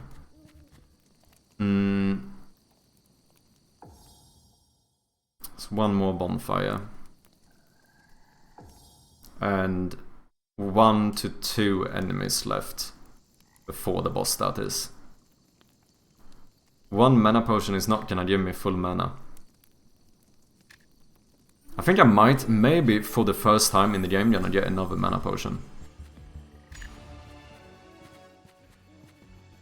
To be fair, I need so many mushrooms now. Also, Codewater, what did you put the upper limit on how many mushrooms or fungi you can get? Because I'm not sure if I'm still getting too many sometimes.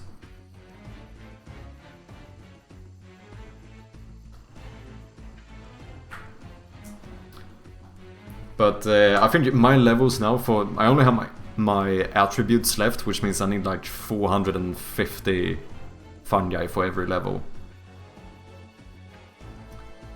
Well, increased fungi drops from boss to compensate for... Okay, I see. I've lost in this game because I refused to spend health potion when I was almost dead. Old habit from other games. Oh, I see.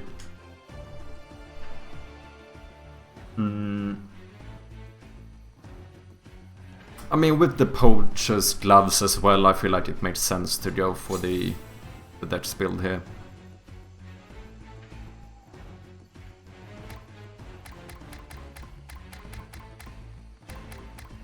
Come on. Oh no, it's not gonna be enough. Okay, then what we do... Take away 2...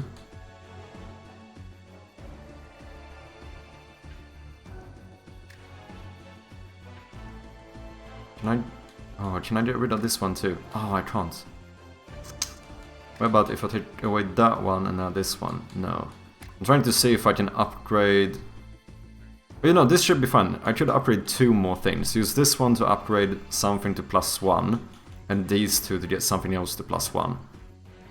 Now, I don't have that much to use, but let's do this, and then we take these ones, because I don't think this is gonna be enough. It won't. So we upgrade these to +1. And then maybe this one in case we don't find another weapon. Let's see what we have here. Interesting. I mean, to be fair, it's probably better going for the chest rather than the enemy. So I could empty my potions, but that means... No, I'm gonna get 2 mana potions before the boss, and I could use that to refill my mana bar. Oh, to be fair, we could also reset our health to 1. No, but imagine, dude, if I reset my health to 1, that fucking chest is gonna be a mimic. I guarantee it. If I do it, it's going to be a mimic. Blue chest can't be mimic. Yeah, but I don't know if that's a blue chest, right? Could that not be a wood chest as well?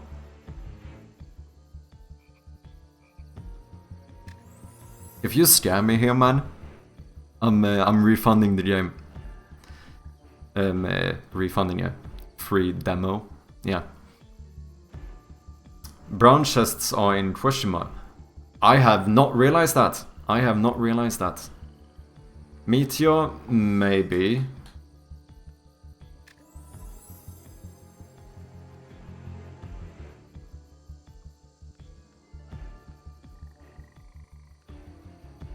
I should have gone for Meteor. This is not gonna do fuck all for me. Bleed Ring doesn't do anything either, since I don't have Bleed. Because I didn't take the dodges on this run, right? No, I didn't.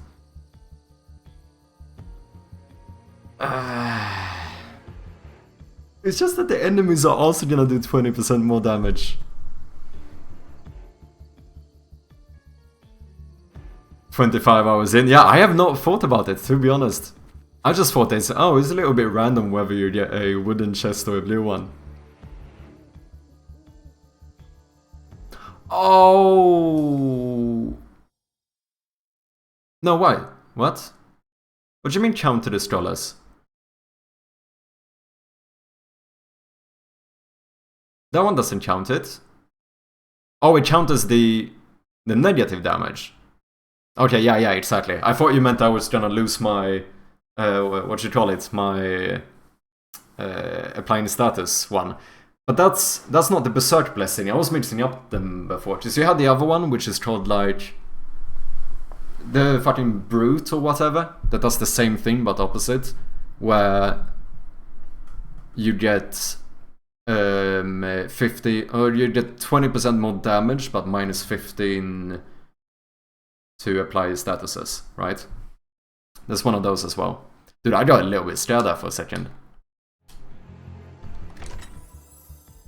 Well, cash is not gonna do a lot for me. You know, none of this is doing fuck all for me. I don't know how much cash I got, but might as well take this one and make sure that we start in with as much money as possible next run. Yeah, just the other stuff doesn't do anything anyway.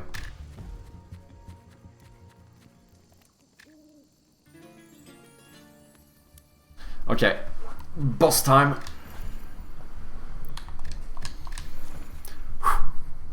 Come on. Let's have a fair rank 5 on the leaderboard.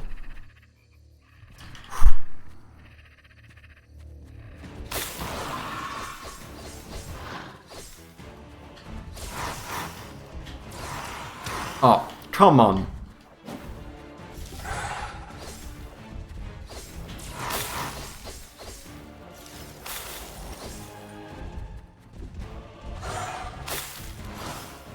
That was close.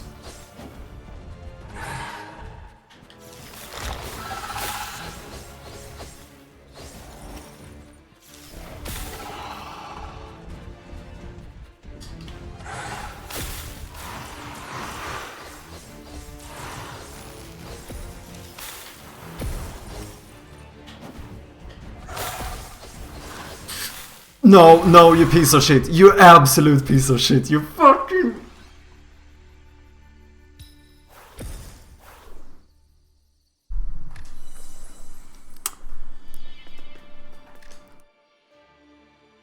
absolute fucking shite, fam. I get caught last second. And this is the worst thing, just this is what makes the game so fucking addictive. Just when I die, it's... most of the time, it's against like... it's against Wendigo, when Wendigo has like 10% health. Which instantly makes me feel like, now I know I can do this, so I have to try again. And that's the reason why I no longer can do anything productive in my days, and all I do is play rogueblight. I think I prefer the left road here just to get a later shop, because that means more money when we get it. I mean, that actually depends on how many enemies I have, so that might not be true. Yeah, it's probably true.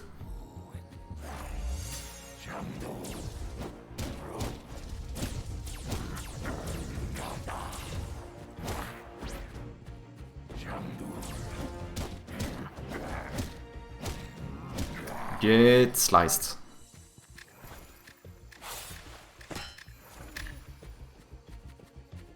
Ah, dude, that was way too close.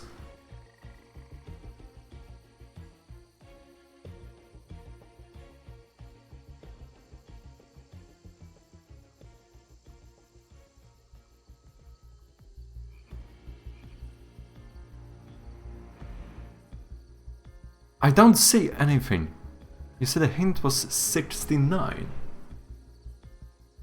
Okay, there's a stone there with some marking. There's a stone that looks like a guy. I can't see anything special with the chest that makes it stand out. It was fine. Interesting. Are you trying to trick me here? That was no mimic. Even if it was, I still would have opened it. I don't mind a bit of backstab. But one of the reasons why backstab is so good is because most of the time you attack enemies from behind anyway.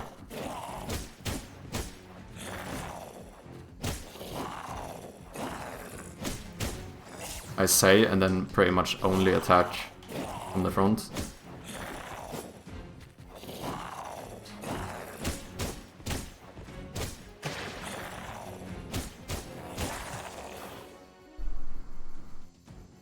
There's one way to straight away tell if it's a mimic as well. There's two ways to tell. Oh, interesting. Yeah, I need to get another one. I'm gonna figure this out.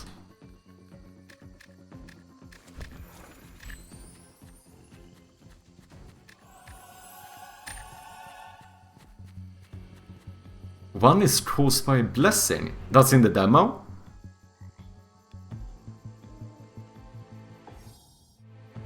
Oh, interesting.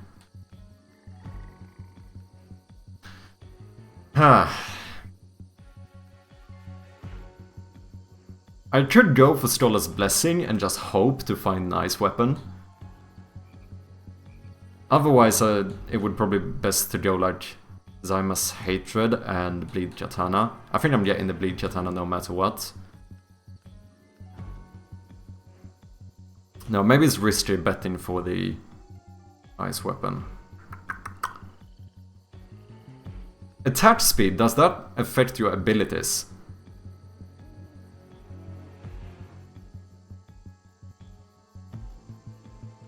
Like, for example, the Bleed Katana ability, is that one affected by my attack speed?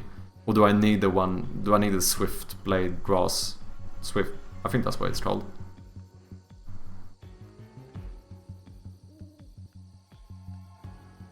I think attack speed is probably one that's generally better before I know my build, to be honest. Only normal attacks are increased? Okay. Because here's the thing, even if I find a ice weapon later on, attack speed would make me apply the freeze status quicker, since the more strikes I do, the more I apply it. So it's still good even if I go for like a frost one, but it would also help me with the katana. Whereas if I pick Zyma's Hatred, that's only for swords, so if I later decide to switch to like a dexterity build or something, I'm kinda screwed over. Unless I do rapiers, technically. Just this, yeah, since I dual wield, this must be considered a sword, meaning that Zyma's Hatred would work for the rapiers, right?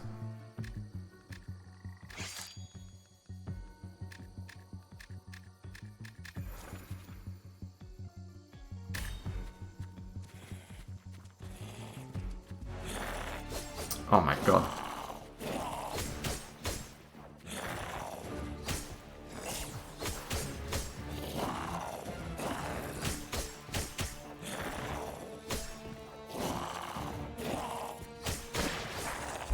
Easy peasy.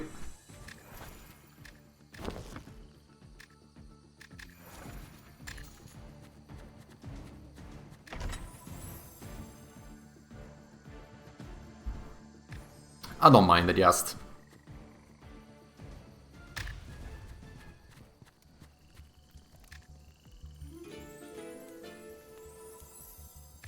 Dude, did I do this hitless? Yeah, I'm pretty sure we did. Because I never used the potion. And I don't think I used my water ability once. We're getting professional up in here. Oh shit.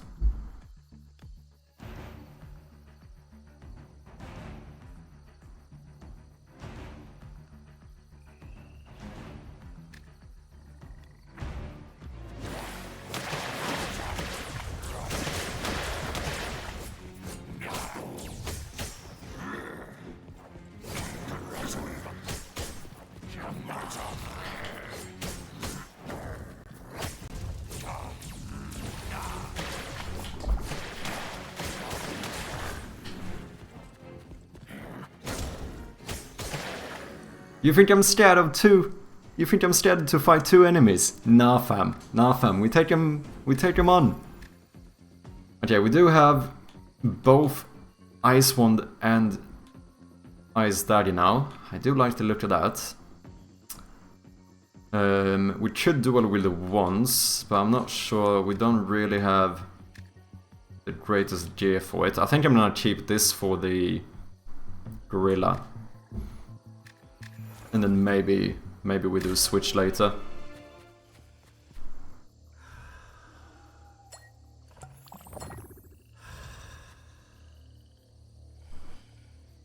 This might be a little bit unnecessary, but I'm gonna do it anyway.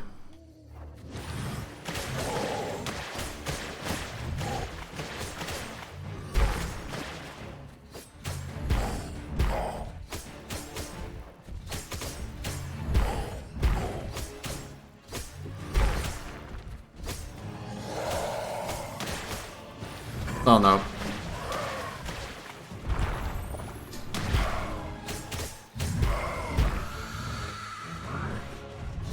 Oh, that was a jest. I just realized. Oh, fuck me, dude. Oh no, I think I just kinda saved me, but also screwed me over. Because I think I like hesitated when I saw a ghast, because I was like, wait, what is he doing? Okay, this still this doesn't count, this doesn't count. Fucking hell, dude.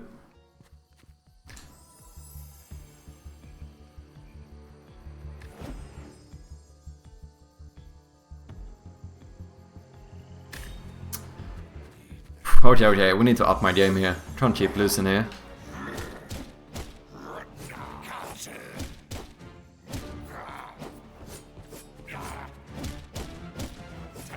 Oh shit, I don't know why I did that. Parrying Daria. Not gonna lie, I know parries are kinda OP, but it's kinda rare for me to do it. I'm gonna take a sword for now. We can dual wield these.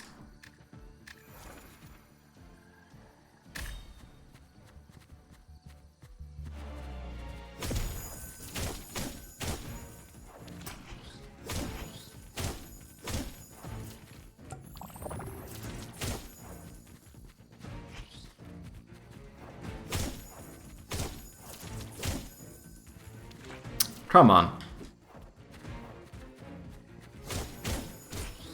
Greedy motherfucker. That was pure greed, nothing else.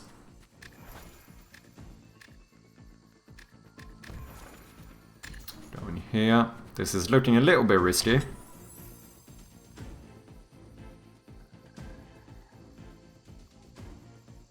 Yeah, maybe. We will get a bit of health here at least, if we pick this one.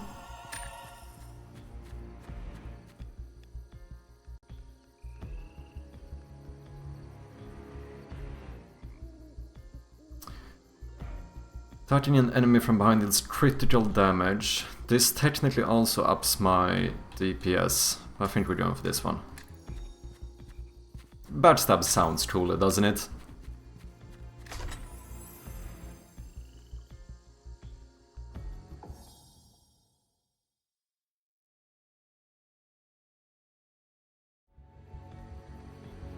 No, I might actually go for Anvil here.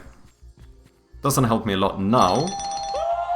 Hillfoot Games with the massive raid. How you doing, man? Welcome in. Blight So Fly, welcome in as well. Let me throw a huge shout out here to Hillfoot Games. How are you doing, man? How's your stream?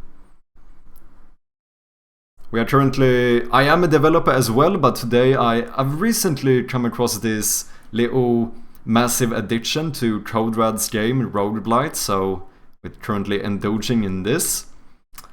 But welcome in, people. How you doing? What's up, Tom Millman? Oh, I know this game. It's Rogue some shit? Yeah, exactly. Like Asmongold said. Indeed. Fly So Fly, thank you very much for that follow. Appreciate it. Ross is the ball. Welcome in as well. Thank you, thank you. How you doing, Hillfoot? How's the stream? Have you been working on Long Gone? If anyone hasn't seen that game, it's also a fucking dope game. Let me show it. Where are you? Long Gone. This is the game that Hillfoot is developing, which, I mean, it looks fucking great. This is kind of early art. I think this looks good. That's the crazy thing. This looks good, and it looks way more sick now. And we have more like overgrown areas and stuff. The art is so beautiful. Good man, nice to hear. Making grab animations. Oh, cool stuff. Hillfoot dropped out lots of fried food to eat. What? Oh, I see, I see. Thanks for the shout. No worries. Thank you very much for the raid, man. Yeah, I'm hyped for this game as well. It looks so cool, man. You're doing a great job with it. But yeah, if anyone wants to see my game, if I should do a little fucking self-promotioning as well, maybe. Is that what I'm supposed to do? I guess so. Marketing and everything. I recently released my first game, which was a game jam game called Shroud of Gloom, which I'm currently making a full version of. It's like a simple point-and-click puzzle horror game. The game jam version is fully playable. If anyone wants to check it out, you have a link here. That's what I normally do, but today, like I said, we are indulging in my rogueblight addiction. Going to have to leave though, I have a lunch to get to. Of course, man, no worries, no worries. If you have to raid and run, that's completely fine. Have a good one, Hillfoot, and thank you very much again for the raid. I do appreciate it. Ooh, speaking of Asmon. What's up, Lane Ketsu as well? How you doing, man? Nice to see ya. Addiction is dangerous. Yeah, this I was up to like 2:30 last night playing this game. I actually have a problem. Like, I can't stop. I actually don't know. This is the annoying thing when you don't know the build you're going for. To be fair, it's kind of similar here, where here you get like some of the best armor in the game, and you can still use that to upgrade other material. However, I think we have to go for strength now, since that's what we are fighting with. It makes the most sense. Knight's boots, okay. I'll take it.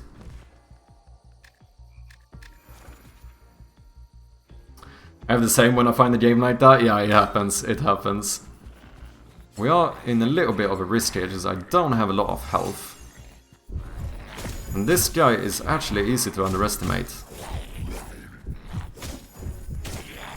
Yeah, I'm dead. I literally died because of my unnecessary dashing. If I wouldn't have dashed beforehand, I would have had the... it wouldn't have been on cooldown, and I would have been able to dash away from him. We are still in 5th place though. Technically it's 5th and 6th. I mean, we're shared 5th place, really. I mean, it would feel pretty nice if we can get to rank number 4 though, wouldn't it? That would be pretty badass. I just need to stop playing like a fucking noob. It's time to get good. It's time to get good.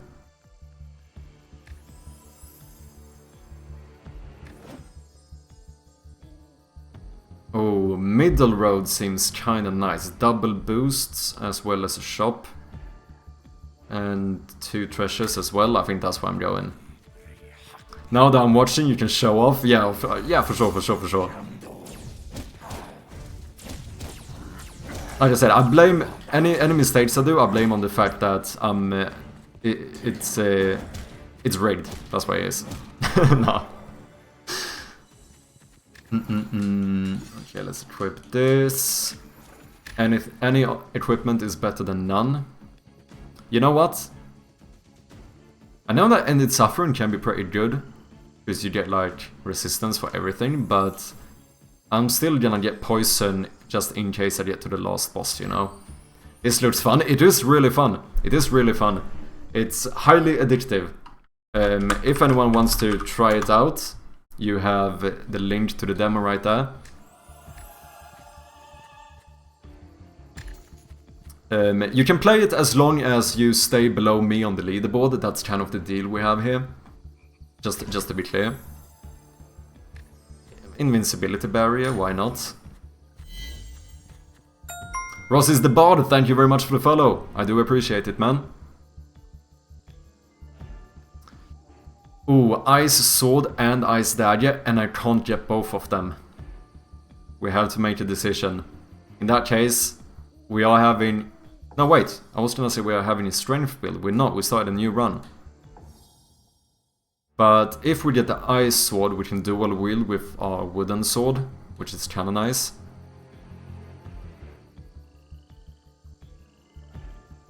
Yeah, I think we're doing our Ice Sword.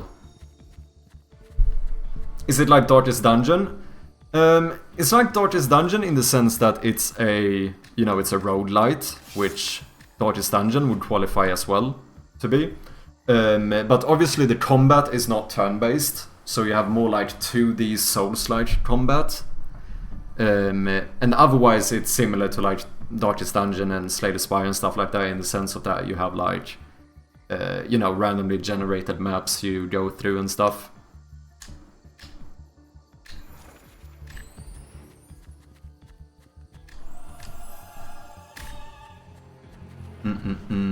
Okay.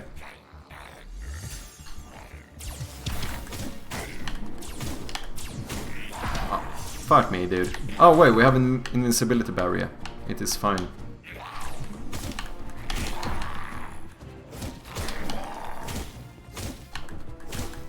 Come on. Oh, perfect freeze, dude.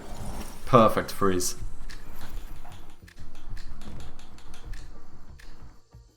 Two piercing ones. The piercing wand ability actually has really high damage. I wouldn't mind finding Scholar's Blessing, to be honest. I think I might actually reroll this. Ghast, maybe? Yeah, I think I'm gonna save my reroll for now. Ghast can save you quite a bit, so why not? Then we get in an extra health potion here.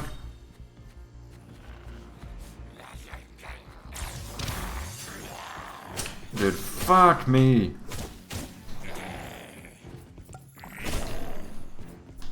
Stop it.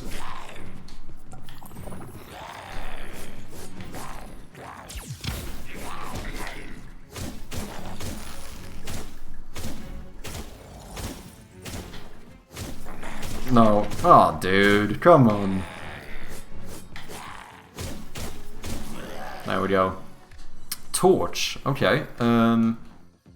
Yeah. He actually has higher damage than the wooden sword, so why not? And we now have 0 health potions for the boss. Lovely. Absolutely lovely. We should be fine though. We should be fine. We do have invincibility barrier as well to help us. Fire and ice, let's go, indeed, indeed. Which is also nice if we end up getting like Scholar's Blessing, since that one would... Basically it applies your status effects more quickly, and that would synergize with both the torch and this one. Preferably, I would like to see us find another ice sword or something. That's like, double ice weapons is probably my favorite strat at the moment. Okay, I'm gonna pop this one before the fight, and then we go.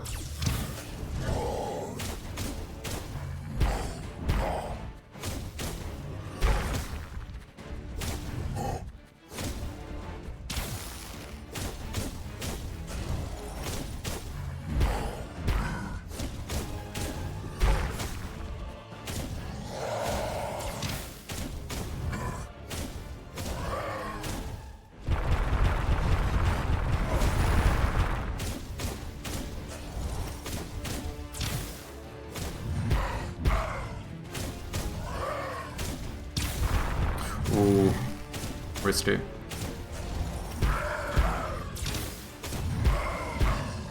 Easy peasy, dude. Easy peasy. Oh, and Knight Legends. That is good. As well as an upgraded fire sword, so I suppose that's a switch, because it will give us more damage.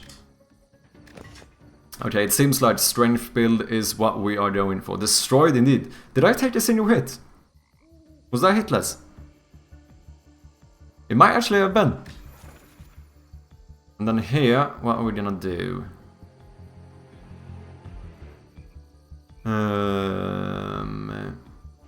It would probably be nice to have a shop just to get extra upgrade material. If we go here, we can get a boost as well.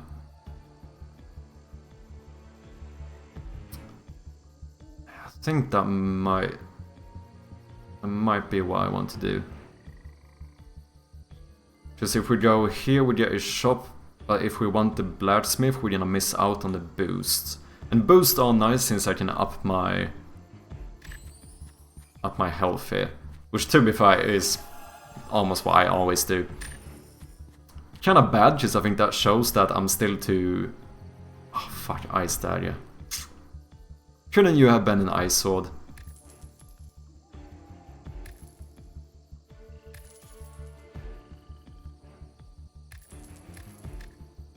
Would have been so nice.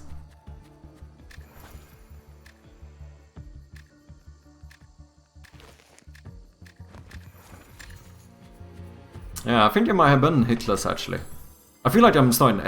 I feel like I know both the bosses pretty well. It's just that I usually mess up something on when they go.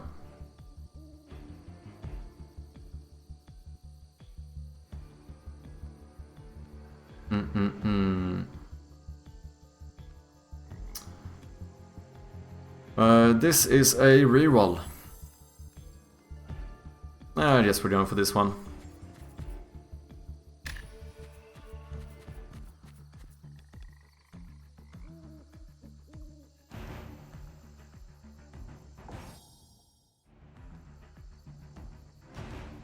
I don't have a mana potion, I think. So maybe just restore health here.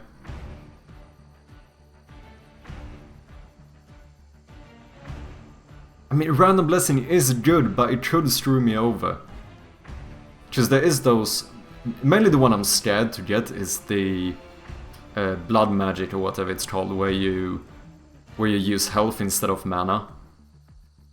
Like, pretty much the only time I ever took Random Blessing, I got that one, and I still have like slight PTSD from it.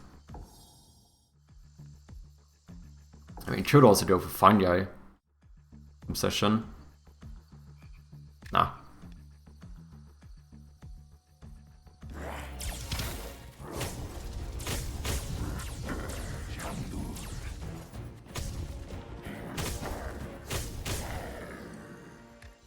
Easy peasy, and also get a fashionable little hat here. Now it's time to decide our build for rails. And I mean, we have way more strength stuff, so this is gonna have to be it.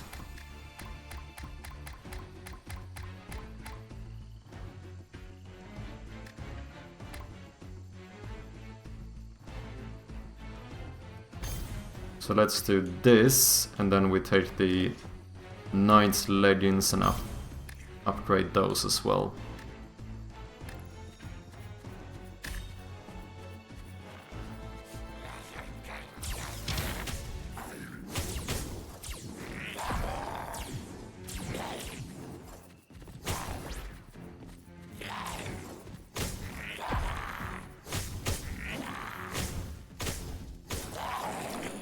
Sweet.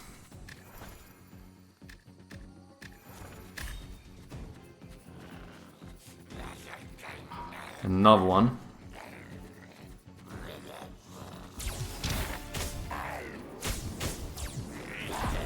Ah, come on. Oh, I mean, we have invincibility barrier. Kind of cool.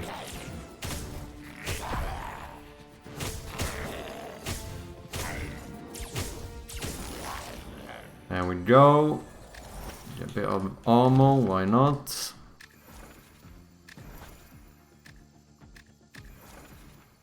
To be fair, I almost never equip multiple weapons, but it's probably not bad to have the ability to switch to a shield. Maybe.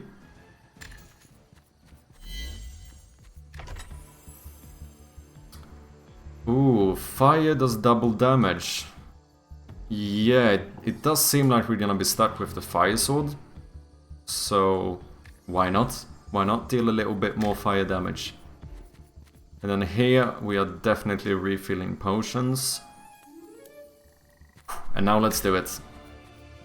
No choking this time.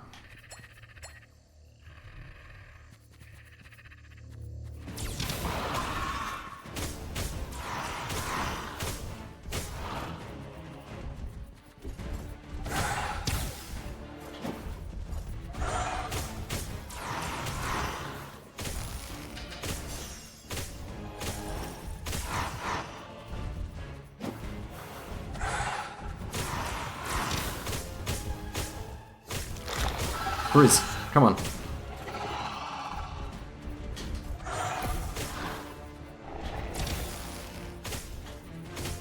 Explode. Oh, so lucky. I'm not lucky.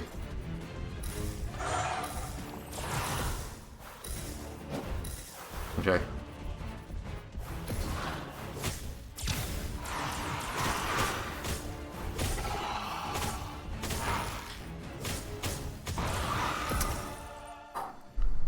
I did go for a little bit of greed there, but it did work out. GG's. That is difficulty 30 completed. Let's go. Look at that. Look at that. No longer shared position. GG's. Indeed. We can't upgrade yet. We're doing another one. Not like, you know, I don't have a problem or anything. I promise. But we're gonna do another one. We're gonna do another one.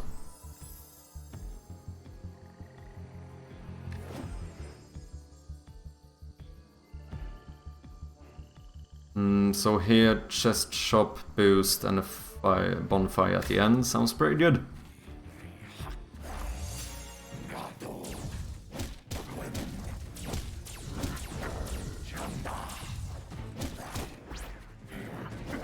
Did you see that? Fucking dashed before he even teleports.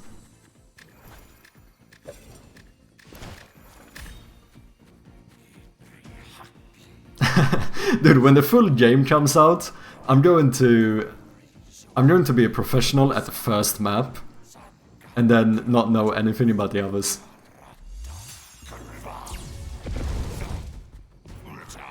Oof, that one is scary. Like, on this difficulty, if you get caught in that charge, it's almost good night for you, you know. New Game Plus will go much slower in the full game. Yeah, that's true, that's true. Yeah, because I did see in the playtest leaderboard as well that the difficulties are much lower, you know. Which makes sense. Yeah, I think I'm gonna upgrade Health Potion. Just 75% more potency is pretty dope.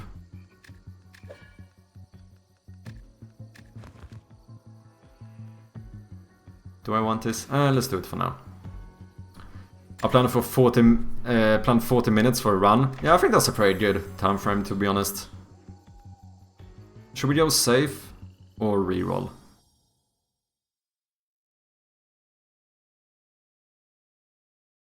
Because this one is good just for safety, we can save a bit of potions and stuff. But when we are at the boss, it won't help us whatsoever.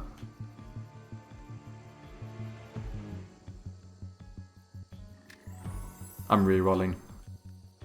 Less attack stamina, sure. I think 40 minutes is pretty good. Because you don't want... It's a balance for sure. You don't want the run to be like too short, but you also don't want it to be too long. The good thing here is that at least this is not like Binding of Isaac. My runs in Binding of Isaac go fucking mad. Because I'm such a min-maxer, you know, that I end up like running back and forth through each floor like 17 times trying to...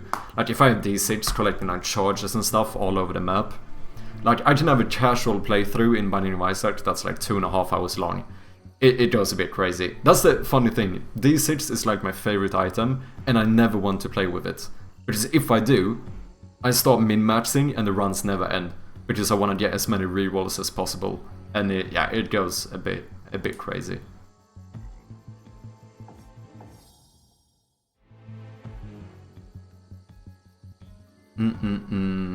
But that's kind of nice about the Slay the Spire slash rogueblight kind of map system, you know? Since it's a little bit...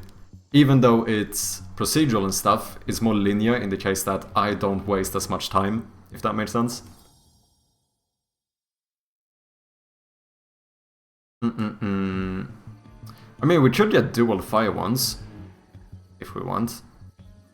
We are very close to being able to buy a blessing here. Let's get this one,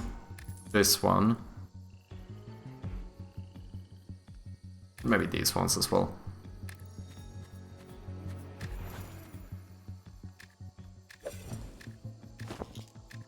I do like the hat here, it does look very nice.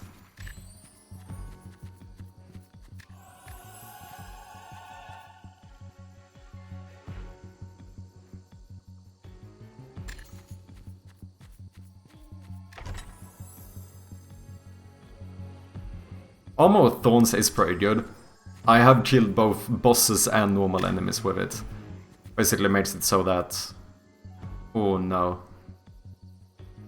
It basically makes it so that whenever an enemy deals damage to you, you return the damage as well. Kinda nice. I have no idea what I'm gonna pick here.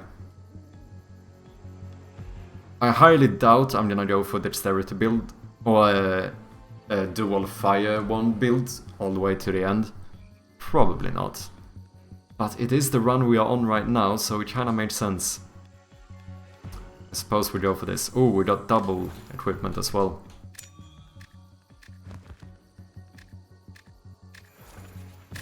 It's kinda rare to see me do an actual intelligence run. Or mage run, whatever you wanna call it. That does look pretty sick though. Ow.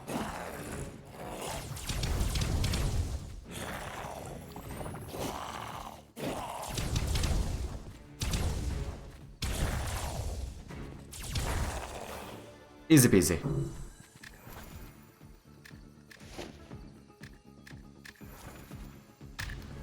Then what do we do here? What do? We are getting another health potion.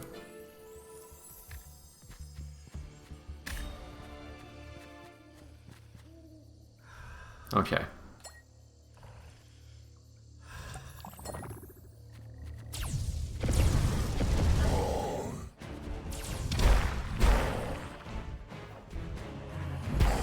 I am so bad.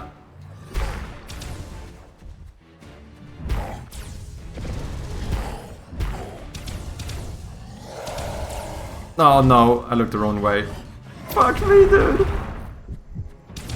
Yeah, okay, I deserve to die there. I don't know what I was doing. That I'm not even mad, to be honest. I'm not even mad. That is... I'll take it. I kinda deserved it.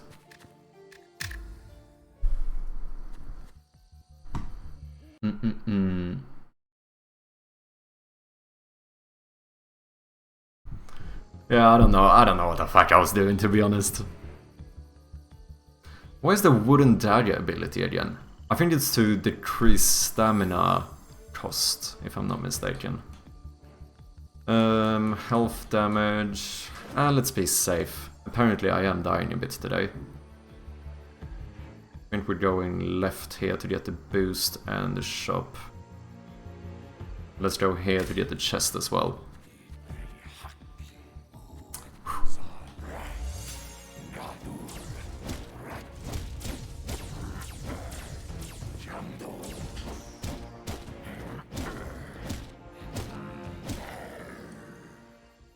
Gold obsession and buy everything in shops for smelting. Oh yeah.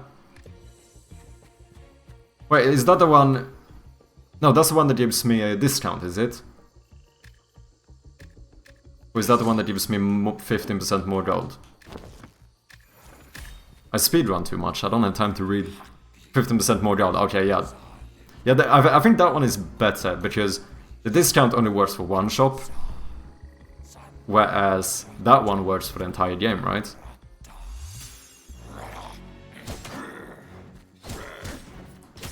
No.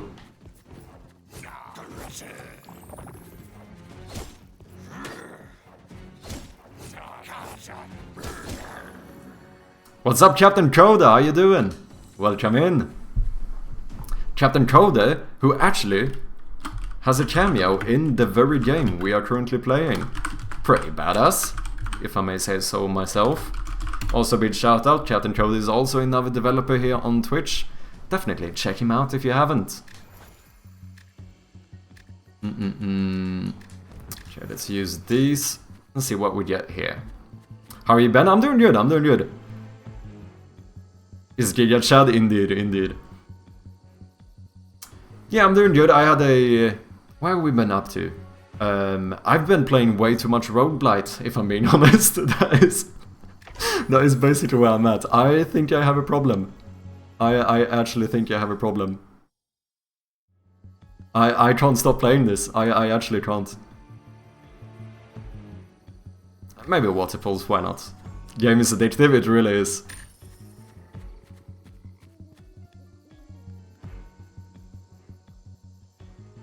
So close to buying a... I'm not sure I would have wanted any less in here though. We do have the bleed katana now, so I guess maybe get a bit of strain farmer in case we keep it. Might as well get these two, and then I think I'm gonna save my money for now.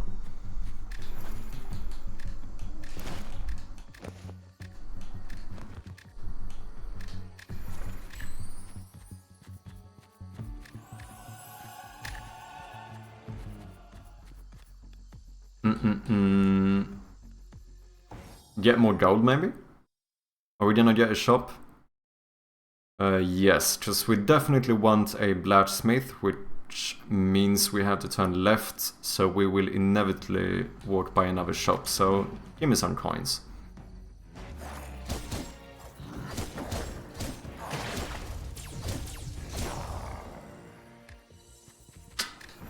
Done in a second.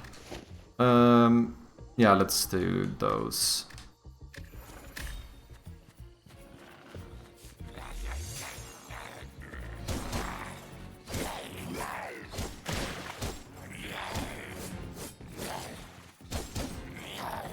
Now you need to be careful when it does that triple. Oh, I saw it. Let's fucking go.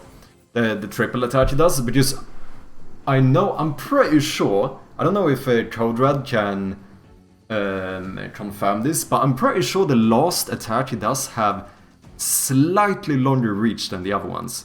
Is that true? Or is that just my false assumption here?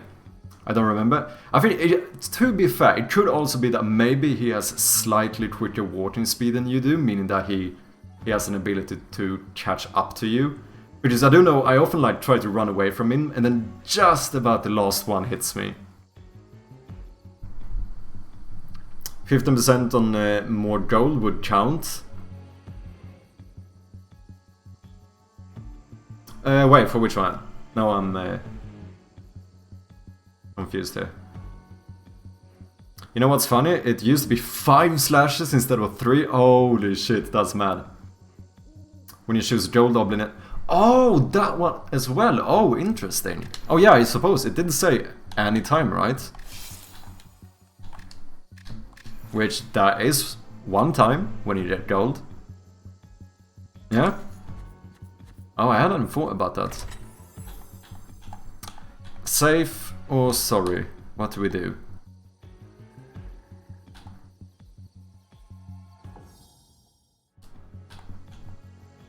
Let's be safe. Oh, if you find gold pot as well, that one would be... That one is pretty damn good. Since that's like 150 gold, right? And since it's a percentage, it means you get even more. Let's get another potion. My usual option. Then we should probably pop this one.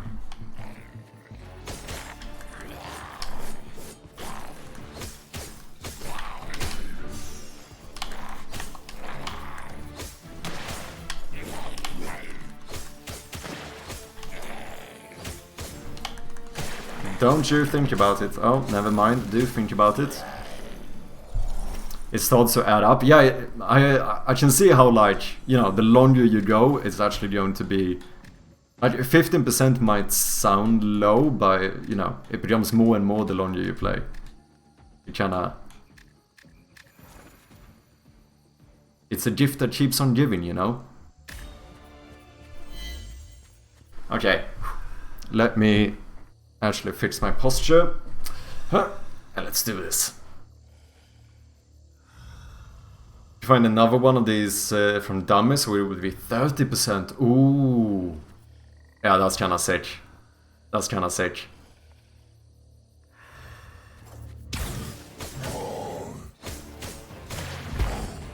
Oh my... A little bit too close.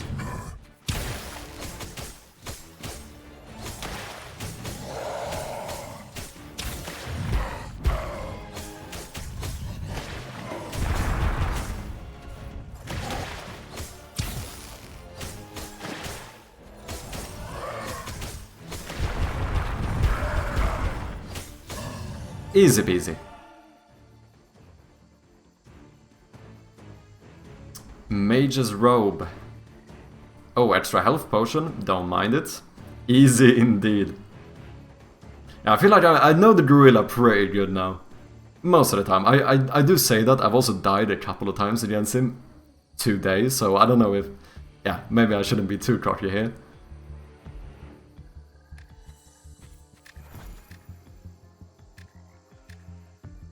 We could switch. We do have an ice one as well. And we do have... We actually have a lot of intelligence gear as well. I'm gonna keep this for a little bit and we'll see. As per usual, we are only forced to make a decision once we reach the blacksmith. So I think we're gonna go right here.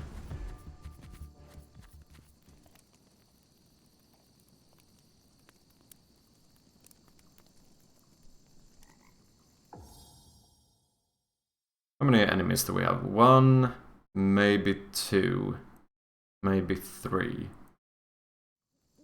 Even if you learned all of the moves, it's easy to get cocky on the gorilla and die. It only takes a few mistakes. Yeah, that's very true. Especially when you start reaching this difficulty, like, you know, it starts getting less and less forgiving, you know?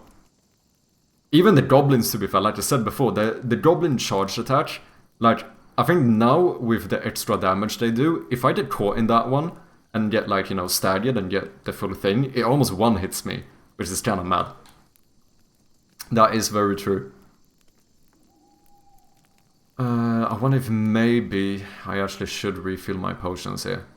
I usually try to grab as many health potions as I can on the way up and then just refill at the top, but we're running low on mana as well. Yeah. It's fine, it's fine. What are we doing? Let's go here, see what we can buy. Double eye swords. Pretty hard to say no to. That is pretty hard to say no to.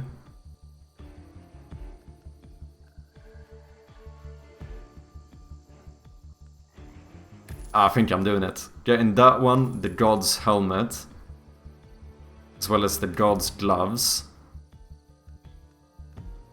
And then Bird Stab is good. Sibs.dibs is good. Attack speed means what? It means more ice application, whatever. Which is fucking awesome. Oh, that was an accident. To be fair, I don't want all of this. I wanna use it for the blacksmith anyway. I do think that making the gorilla easy on the first difficulty might be a good idea. I've seen a few people die to the gorilla for 2+ hours. That might be a good idea. I've seen that too, where a lot of people complain the game is too easy as well on the run, on the first run. Yeah, I think I died one. Like, my 3 first tries was, I died against the gorilla. Second time I died against the Wendigo. And the third time I defeated the Wendigo. And I think yesterday when my mate playtested the game, or tried demo rather, I think it was relatively similar for him as well.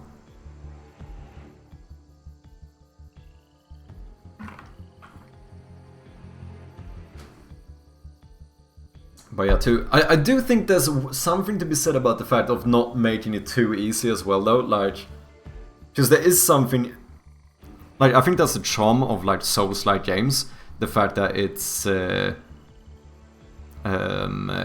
know, it's more rewarding when it is a little bit difficult. Of course you can't take it too far and make it like impossible, but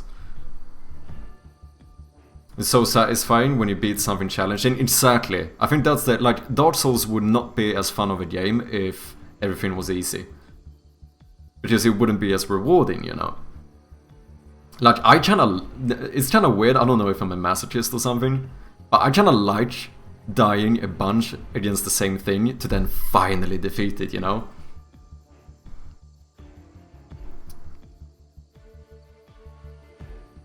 I think if you play this type of game, it isn't too difficult. Yeah, I think that's a fair point. I might do like a difficulty option at start. You could. To be fair, personally, I'm not the biggest fan of difficulty options. I kinda like having just a set difficulty, but in the end, whatever you think is best is what you should go for.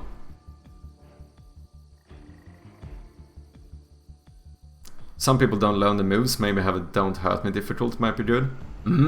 Yeah, I like it basically for the teaching aspect of it. Like being able to practice the moves. Difficult is a very interesting topic, yeah it is. It's not all like black and white, you know. Because I'm really not sure how I should handle this yet. I do think that, I mean, I might be biased here, let's be honest. I do think I would rather lean towards slightly too difficult and slightly too easy, especially when you, you know, when you market it as a Souls-like game, because I think that kind of comes with that sort of expectation. But as soon as you say that a game is a Souls-like, it's kind of okay for it to be a little bit too difficult, you know what I mean?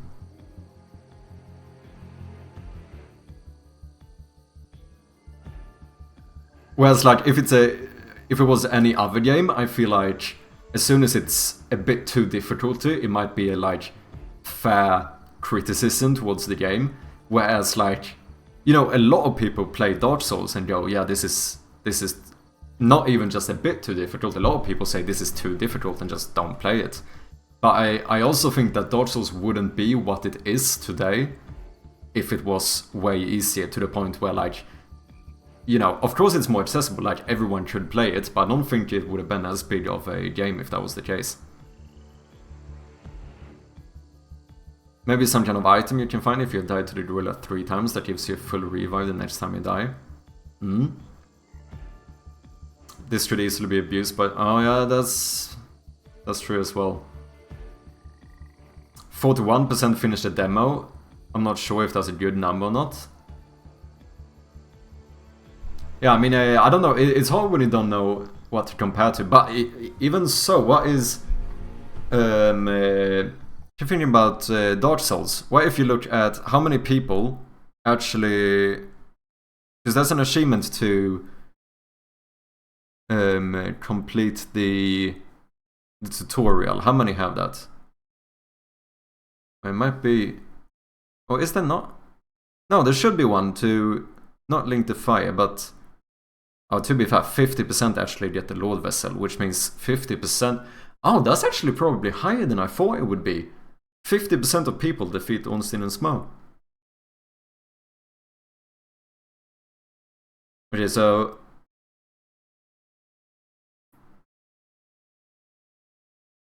Yeah.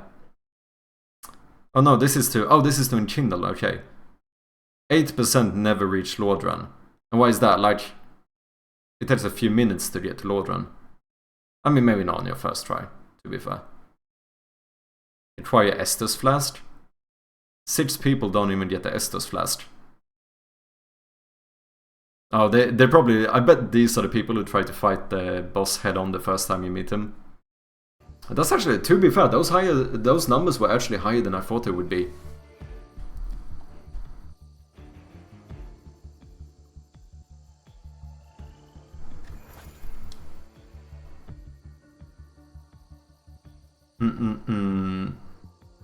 A few of my friends stopped playing after 2 hours of dying to the gorilla.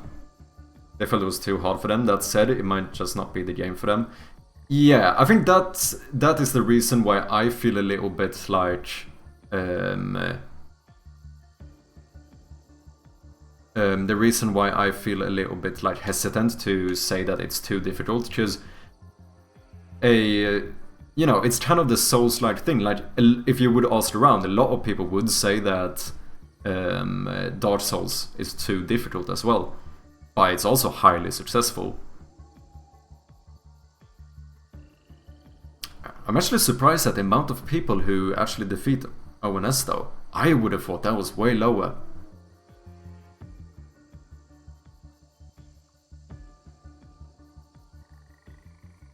I wonder how many people from that 59% actually got to the gorilla. Oh yeah.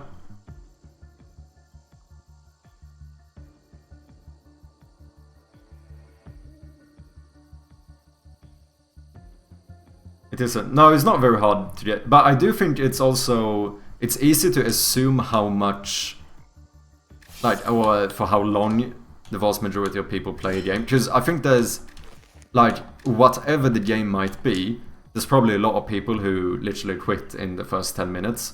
Like, even if it's a perfect game. Like with Dark Souls, for example. Like, 6% of the players never got the first Estus Flask. Like, that's... In Dark Souls standards, that's basically like not finishing the tutorial of the game.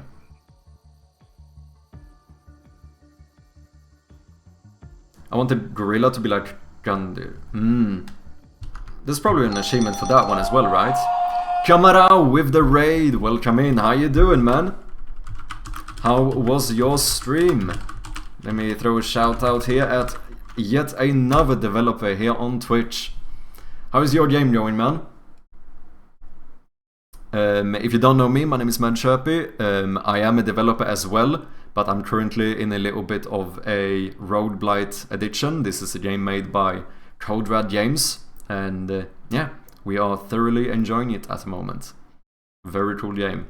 Lurch, gotta go to class. No worries, man. Thank you very much for dropping by, Captain Coda. Always nice to have you here, man. I suspect lose some players in tutorial just not liking the controls. Yeah, it could be. But I think that's the thing, like, we also can't expect like 100% of people to like any game, because that's never gonna be the case. Huh. CodeRad played 1 minute of Dark Souls recently. Did you have a lot of fun in that minute? Let me see here.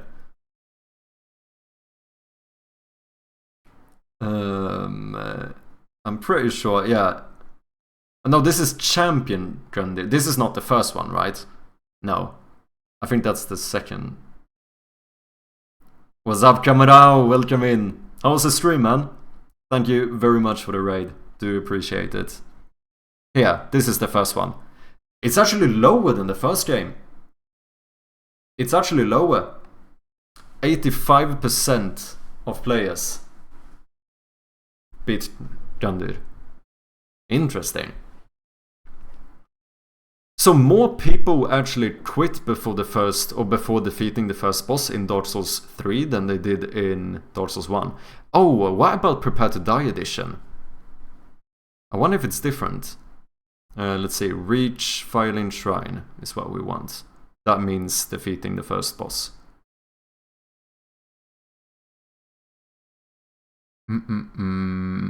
Reach Lordran. 63%. Okay, it's interesting. It's much lower in Prepare to Die edition compared to the Dark Souls remaster. I wonder if that's because there's more old players, maybe, that return to the remaster. Like more new players tried it and those who didn't like it never tried the remaster. Potentially, could be a factor. Because yeah, it was way lower here. So in the Prepare to Die edition, 63% defeated the first boss. In the remastered, it was way higher. Wasn't it almost like... It was almost like 80-90%, right? 92%, yeah, much higher. And then it's like 80% in Dark Souls 3. My game is going alright and you spent too much on Devin today. Okay, what were you up to? Oh, fix some minor stuff. Okay, gotcha. I also feel like people definitely finish games more that they paid for. Very true, very true. It could actually be that a lot of people just had like one run, maybe died, but still thought that, you know, this game was really cool, I'm gonna wait for the full release. Like that is very well a possibility too. Because let's be honest, it's not super normal to have people like me who play a demo for fucking 25 hours. I don't think that's the norm. Like a lot of people, when I think of a demo, I think like, oh yeah, you know, 20 minutes. I'm here 25 hours later still playing this. Because PC controls suck. Yeah, I still haven't tried this with it, but I generally don't like keyboard and mouse for these type of games. Like, I've never played Dark Souls with keyboard and mouse. I don't even know the controls. PC controls on Prepare to Die are extremely bad. Oh, interesting. I bet they're losing a lot of players. Yeah, it could very well be. Yeah, like I said, I've never actually tried it, so I have no idea.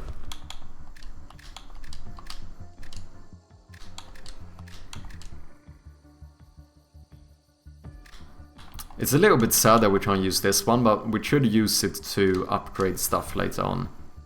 Which is actually pretty soon. Let's go here. I do feel good about 2 Ice Swords though.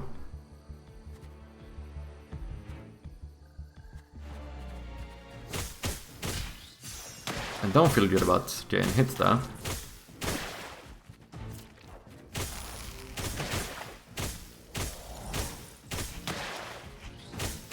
Easy peasy.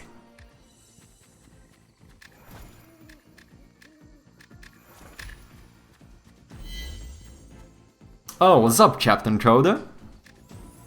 So I guess we're going for strength now. I feel like our build is pretty much decided.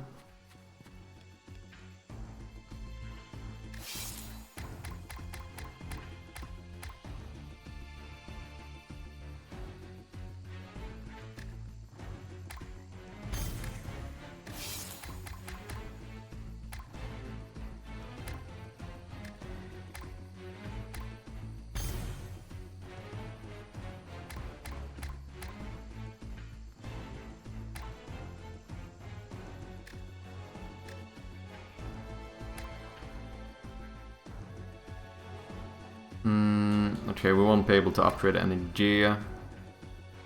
That's fine, I think we're gonna do it like this.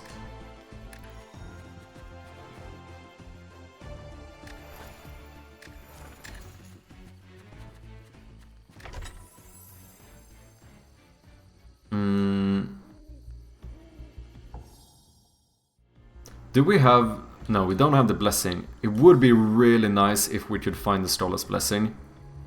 Even though we have Sib's got dibs here. Come on now. Come on now. RNG. Come on. These two are also good.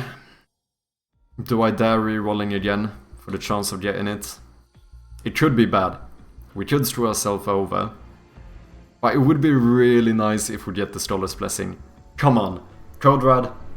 Please, please man, let me get it. Shite. In that case... It never shows blessings, it showed before? Oh, I did not know that. What happens if you run out of blessings? Oh, when you re-roll. Okay. Wait, what? But you mean before in the entire run? No. Okay, am I misunderstanding you? Just in that chest. But I didn't have the Scholar's Blessing in here. Did I? Don't tell me I actually missed the Scholar's Blessing. In that case I would cry.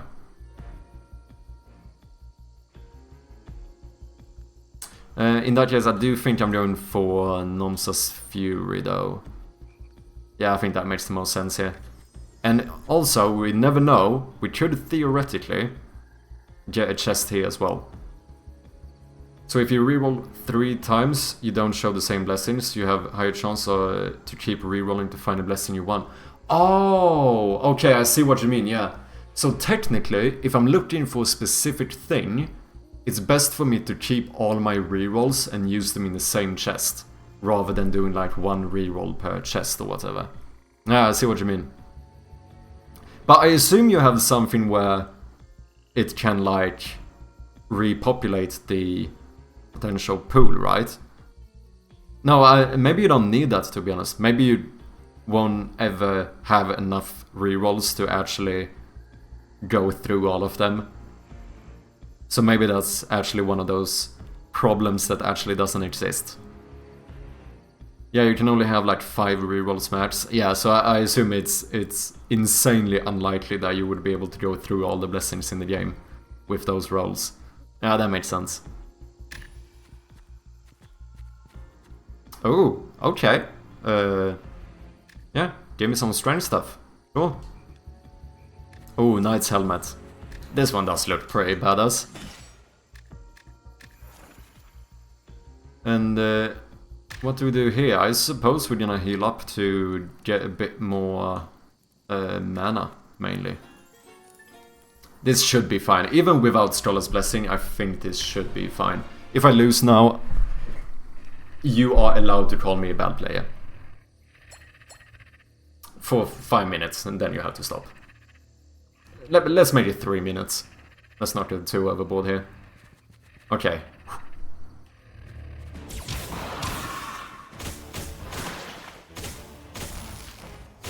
I still have pretty good freeze application or whatever you want to call it.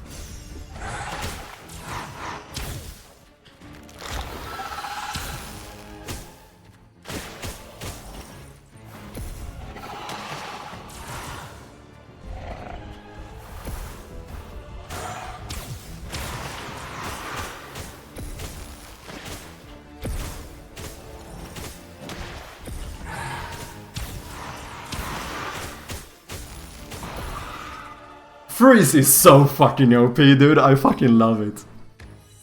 I actually love it. It's so fun. It's so fun. GG.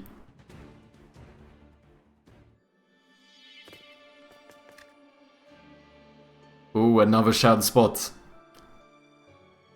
I don't think I'm getting to 52 anytime soon. That one is kind of hard, but I think we should get 4th place here. And we can actually upgrade one of these now. I think I'm doing strength.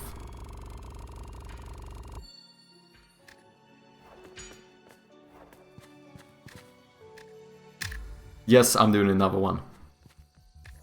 Oh, I think I might have misclicked the one now. That's fine. More stamina maybe? Or mana, I mean. Okay, I think we're keeping to the left here to get a shop as well as a bonfire. That sounds pretty good.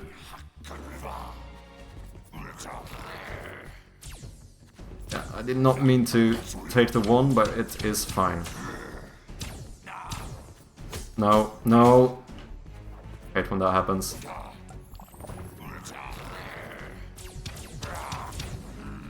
Oh no.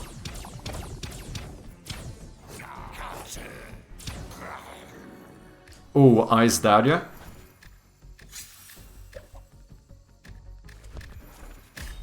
Dude, we haven't even rolled with these fucking ice weapons.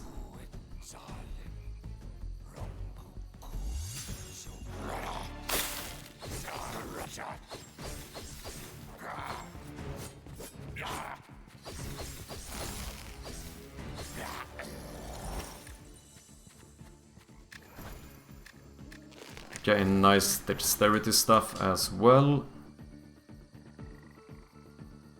Maybe. Wait, what is the ability here? This is not the one that jumps, right? No, bash forward while blocking and damaging. Okay. Yeah, no, I think it's the Earth Dagger that makes you jump.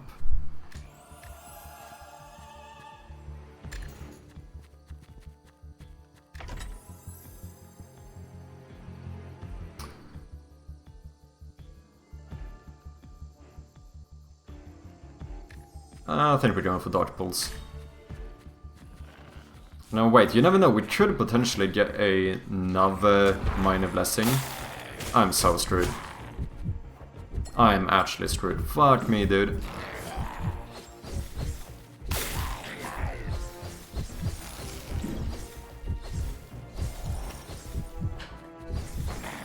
Oh, come on. I am dead, I am dead. Somehow, I am not dead.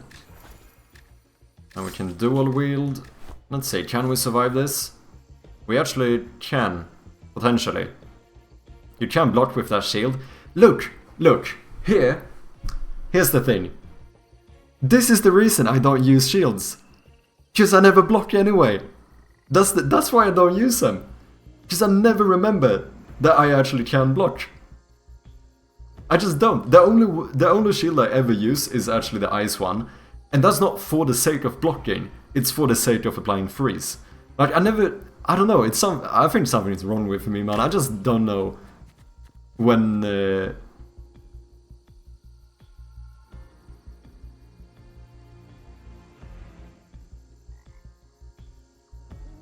Okay, how... Okay. So we have a different background. I'm not sure the background actually matters.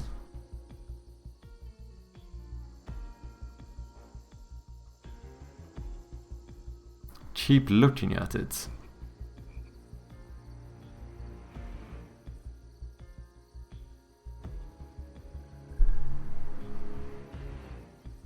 Is it something on the chest itself?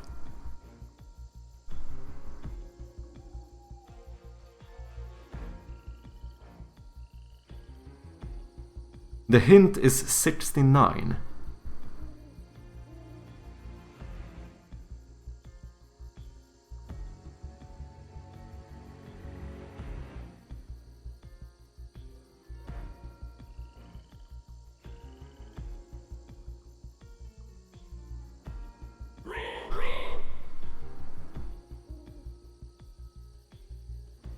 Dude, that freaked me out so fucking bad. I was so not prepared for that. Okay, this is a mimic. That's one way of definitely knowing it's a mimic. Holy shit, dude, actually, that was like a light jump scare. 69 seconds. Oh, jeez, I see, okay. And what's up, Nekot? Sorry if I'm butchering your name. How you doing? Welcome into the stream. That's cool, yeah. I had no idea. Okay, so the one way to tell if it's a... Oh... This is bad, but I probably need to leave. Because my health is not looking good. And if I leave, we could get to a bonfire. I think I have to. This is gonna be the first chest I ever skip. The chest could be chill. Dude, after that little roar or whatever, maybe it's a normal chest. No. What is this gaslighting now? You're trying to trick me. No way this is a normal chest.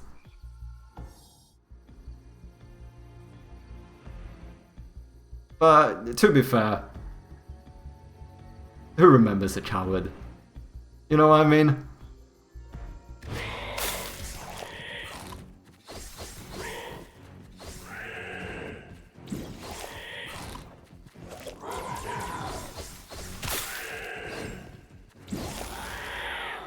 Easy peasy.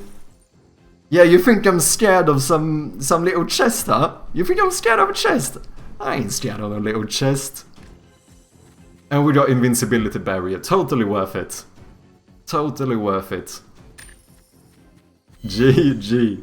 It was a little bit like, my hands might have gotten a little bit sweaty doing that, but we are fine.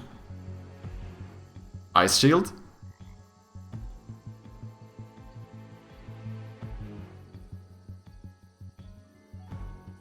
Yeah, I would not mind.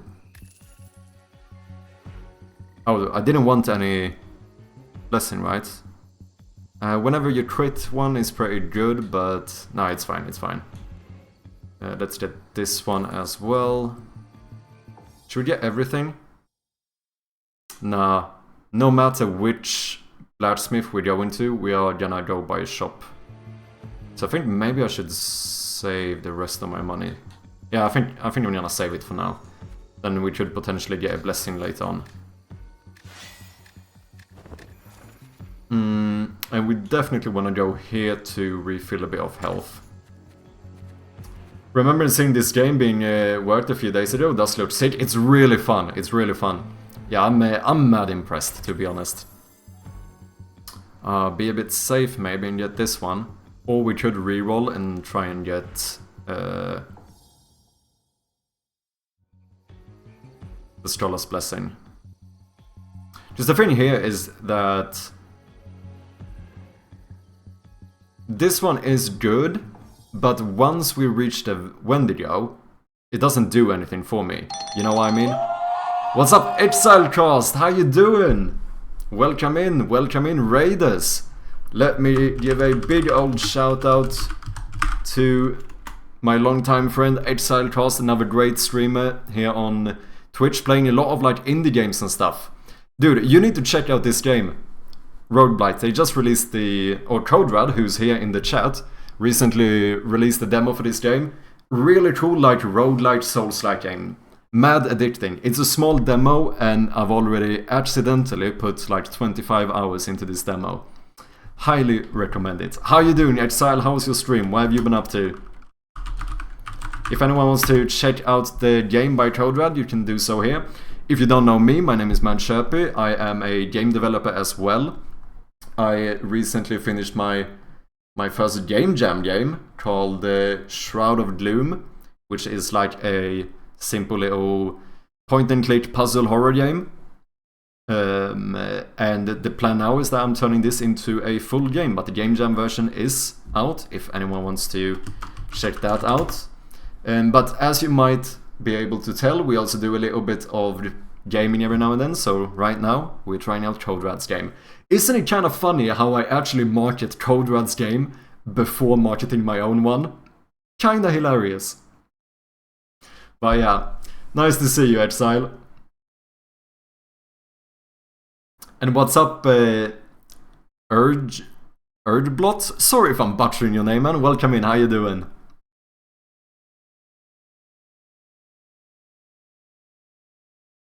But yeah, so far I'm having a ton of fun with this game.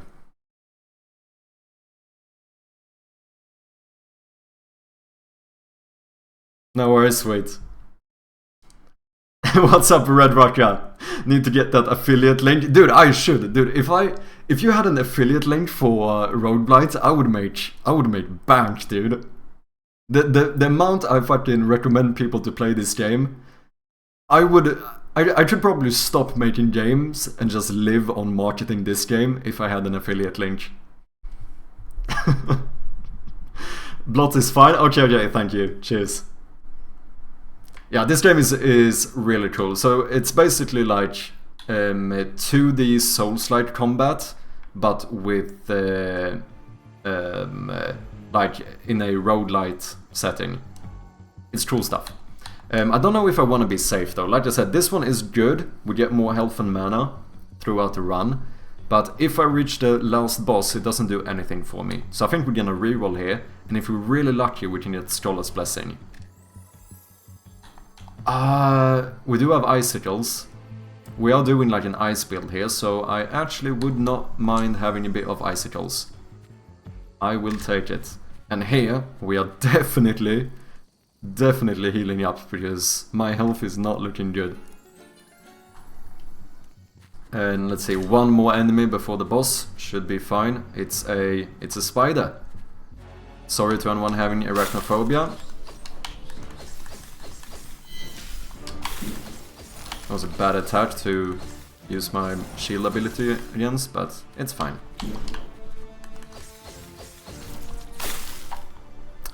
Easy peasy. Yeah, sure, let's equip this. And I think that's it. Let's go for the boss. Okay. Dude, if we defeat this one... Oh no, if we defeat this... If we complete this run, then we are officially on... No, are we Shad 4th place in the leaderboard? Or am I 4th? Ranked number 4. One of them. We're doing pretty good. We're doing pretty good.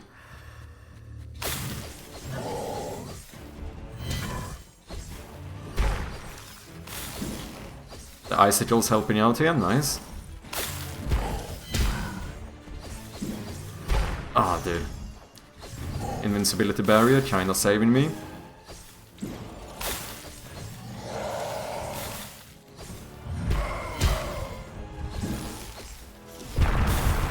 Oh, interesting.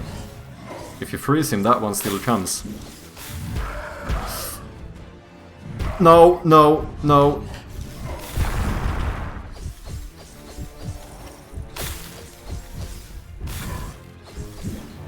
Oh my god.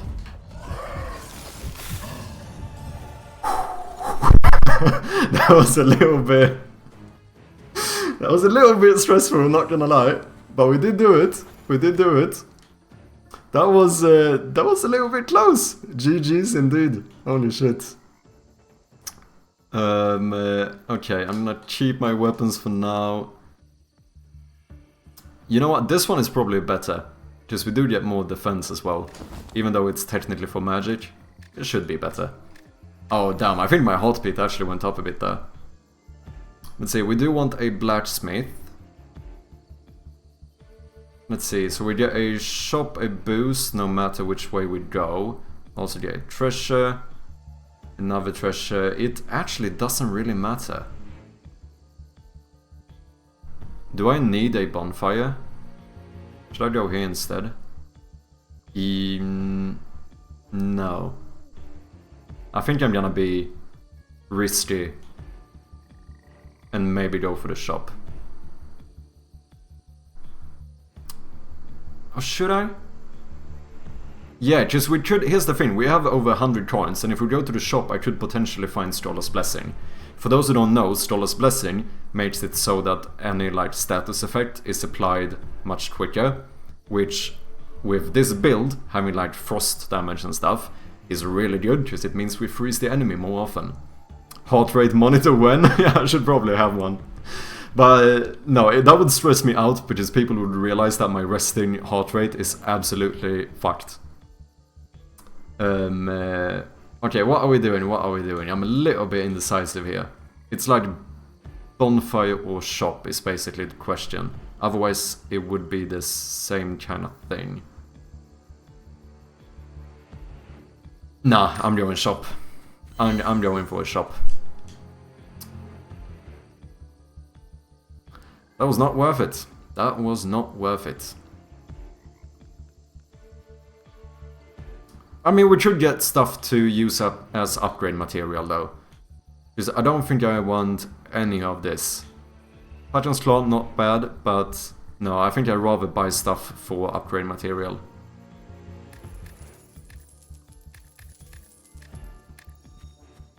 Let's do it. Which means we can equip these in... No, wait, we should actually do... It's better to go magic armor, since our shield actually scales with intelligence.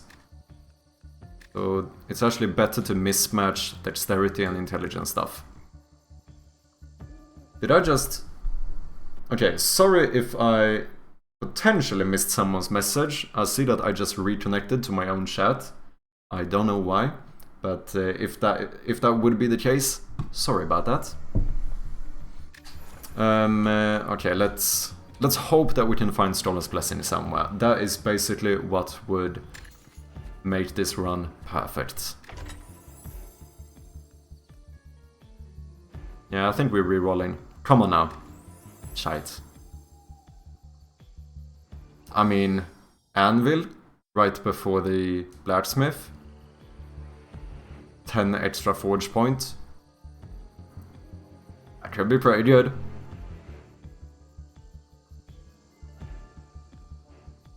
Yeah, let's do it. And then here I think we're going for a bit more health.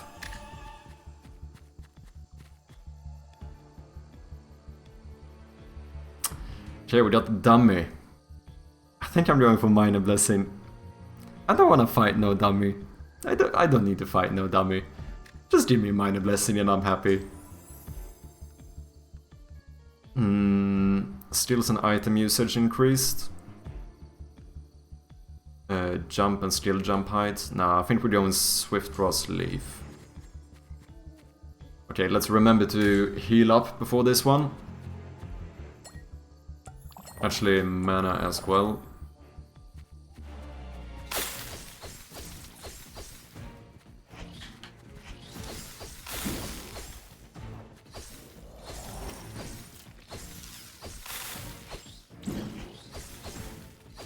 Easy peasy. God Legends? No, thank you. Okay, I guess we just go full on crazy, upgrading our Ice Dagger.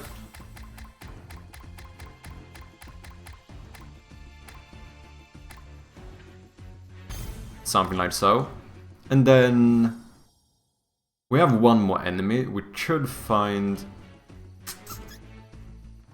No, I think we doing the shield, I think. How much damage do my 28 to 30? That is pretty good. Yeah, I think we do in this one.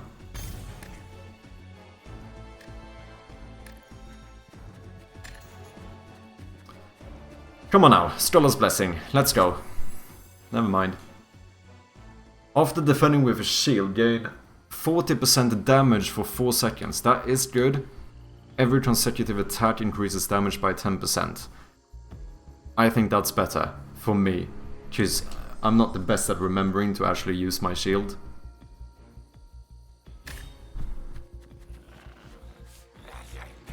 Okay.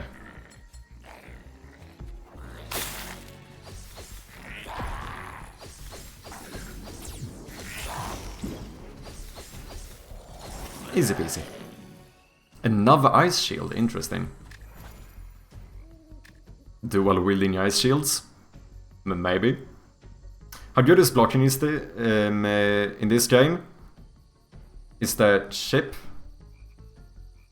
I don't know what you mean by chip, but I think blocking is pretty good. I think I actually underestimate it. I think it's somewhat similarly to... oh, do you mean like enemies punching it through the shield, like you're still taking a bit of damage? I don't think that's the case. As far as I'm aware. Like I said, I'm not the best at blocking. I don't block super much. But I know that it's based on your stamina, so I do think that you like lose your poise if your stamina runs out while blocking. So I think every hit would take away from your stamina, rather.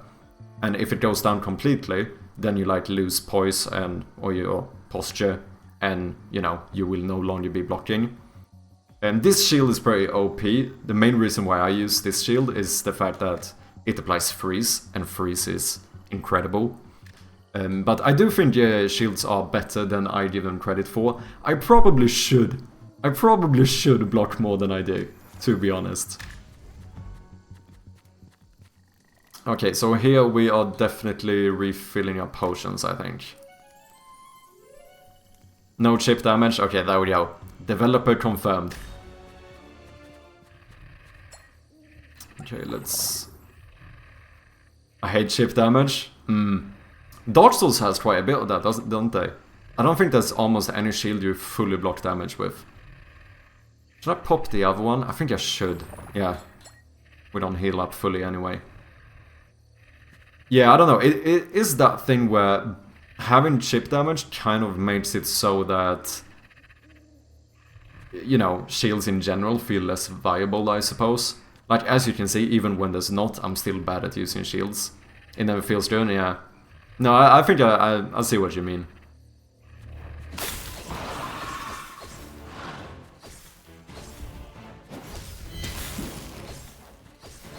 But there, the shield is really good. Come here. Ooh. I love ice so much.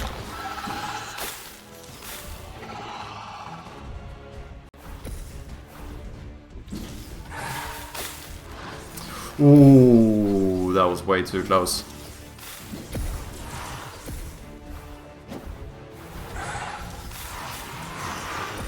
Oh no.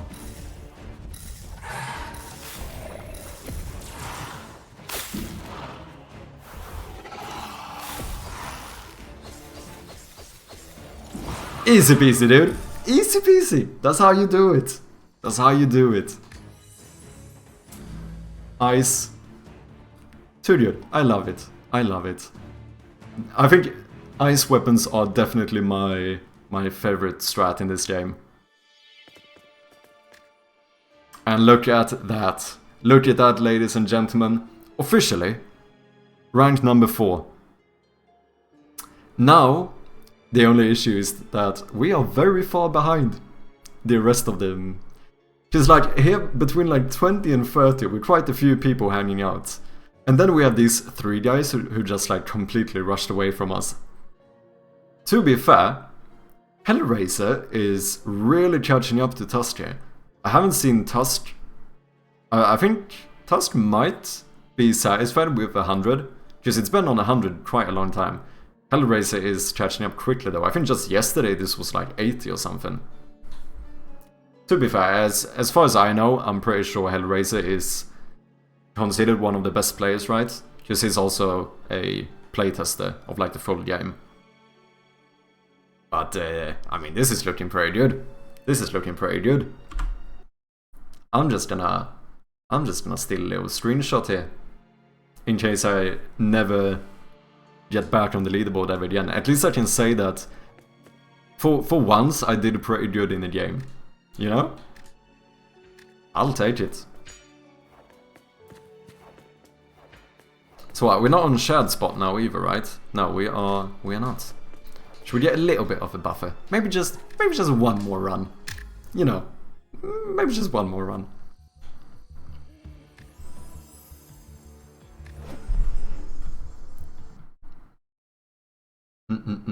Just give me 1 second here.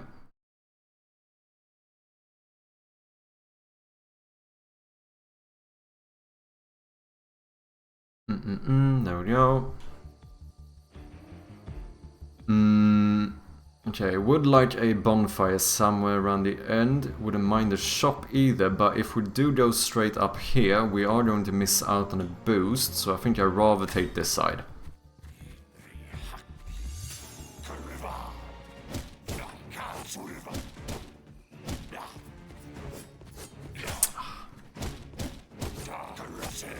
What am I doing, man?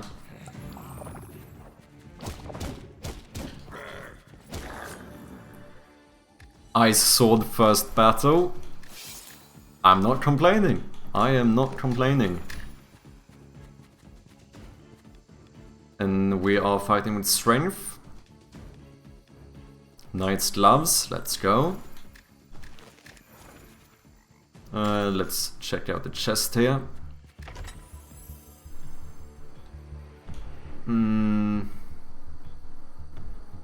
Just is good. I think I'm gonna reroll though.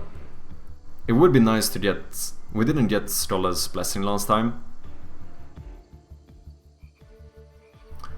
You're so much more focused on this than the video earlier today. You should have started gaming earlier. Yeah, probably.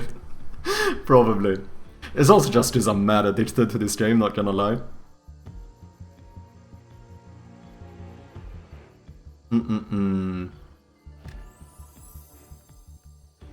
These are good. I'm rerolling again. Come on now. Scholar's Blessing. Ah, shite. Attach speed.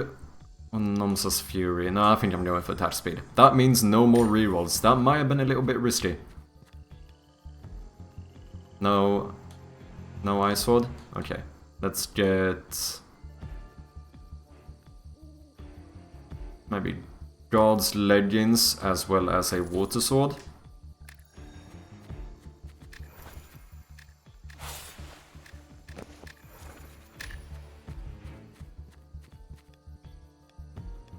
The thing is that I know this one is good. I know it's like... I know it's good to fight this guy. But I'm too scared. I'm actually too scared. A bit of increase in health. I'll take it, I'll take it.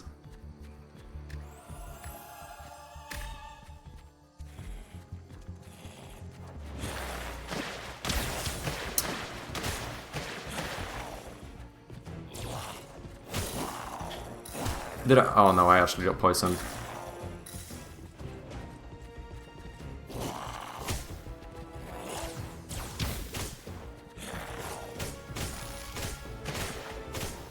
I should have used my water more to get a bit extra health.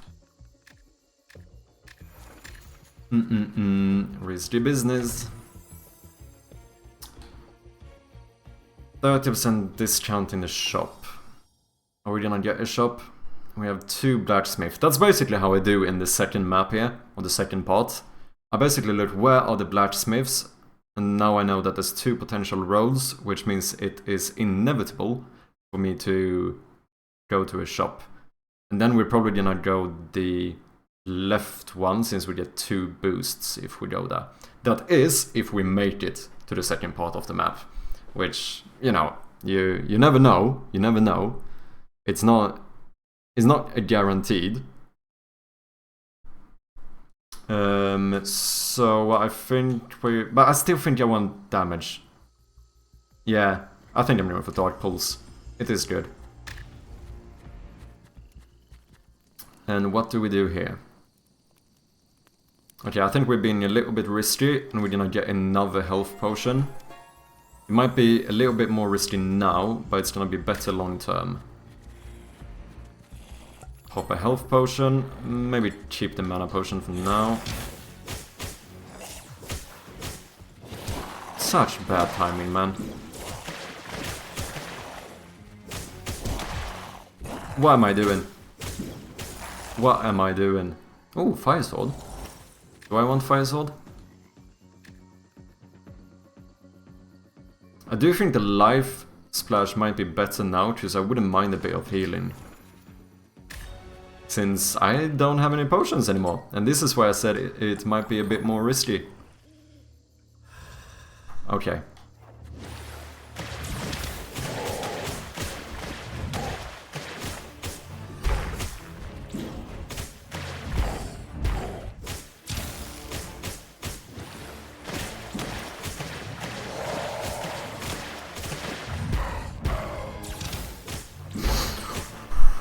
No.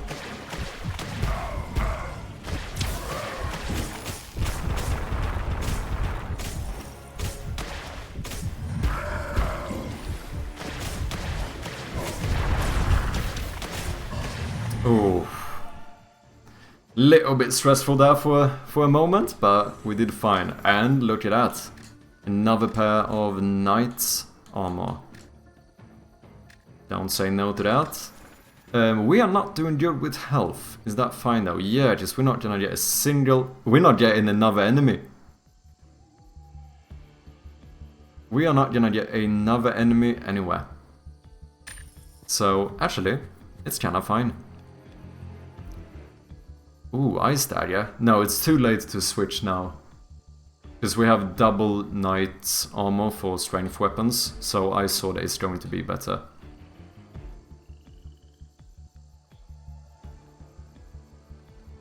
We want something here. 2 aerial attacks. If you're above 70% health, damage taken minus 35%. Thing is that I don't always stay above 70% health for very long. Okay, I think we're gonna go for upgrade material here. Make our ice sword better.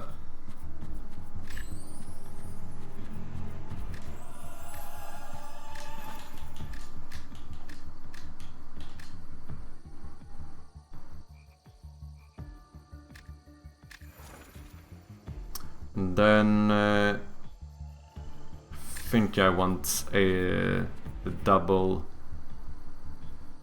boost there, so we're going this way. I mean extra water or a ghast. Ah, let's go with this one.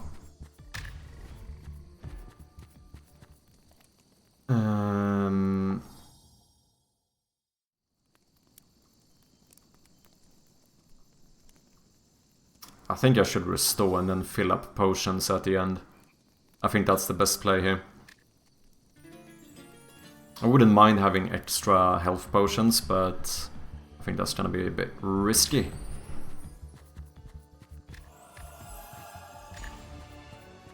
Now let's put everything we have straight into our ice sword.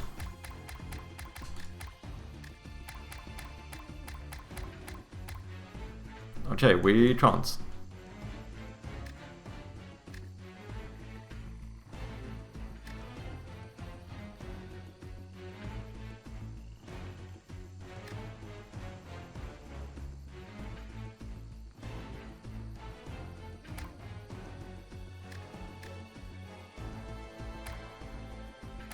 There we go.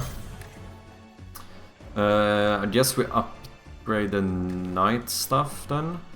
We do like this. And then maybe these ones as well. And that should be it.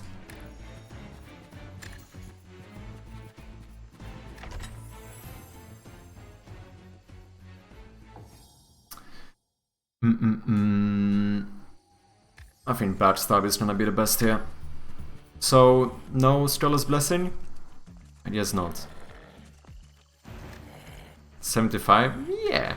45? Yeah. Okay.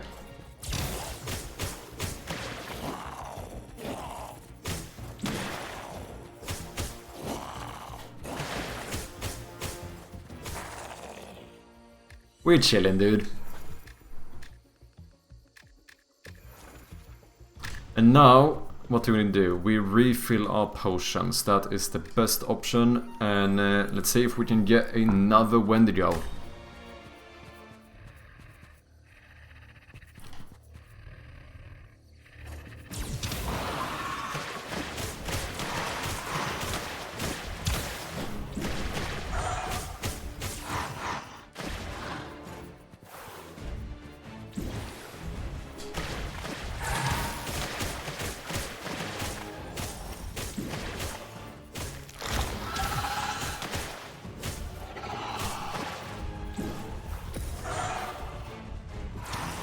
Ow, jumped straight into that one.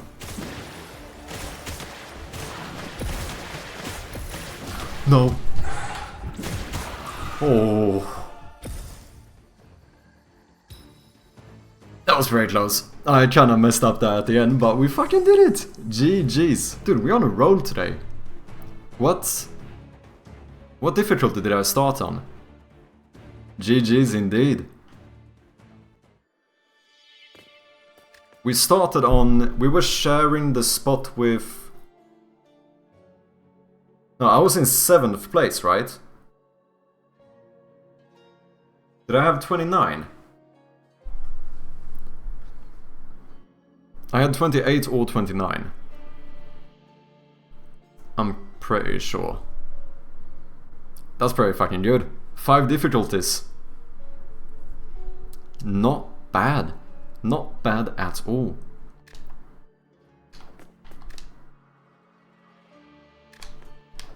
Maybe just one more.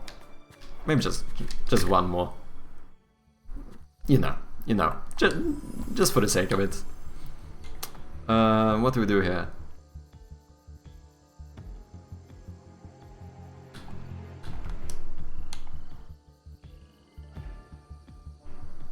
We did start with quite a little bit of gold. We didn't have the full 50, so we should get a bit extra gold there.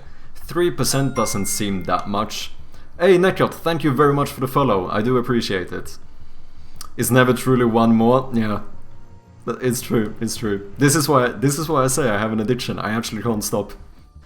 And yeah, I think it's the fact that the demo is so short as well, but it's still such a perfect game for me. But it's so short, it's so easy to justify, because it feels like, you know, just 10 more minutes. That's not bad. But it's never just 10 more minutes, you know? Let's do... Yeah, I think I would go in for gold here. And then I guess we're keeping left to get a shop boost as well as bonfire. So left and then middle at the end. Sounds like a pretty good thing.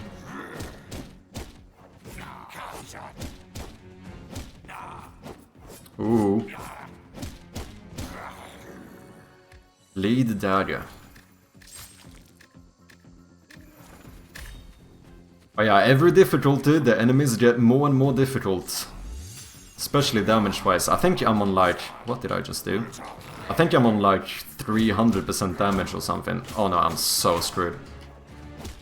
That was probably the worst play I could have done. It's fine. Oh no.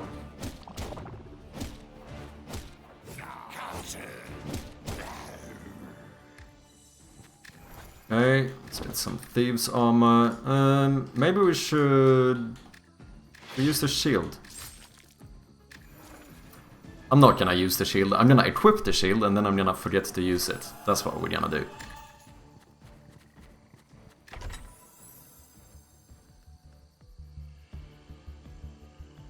Blood Rage is good. Almost of Thorns is very good as well.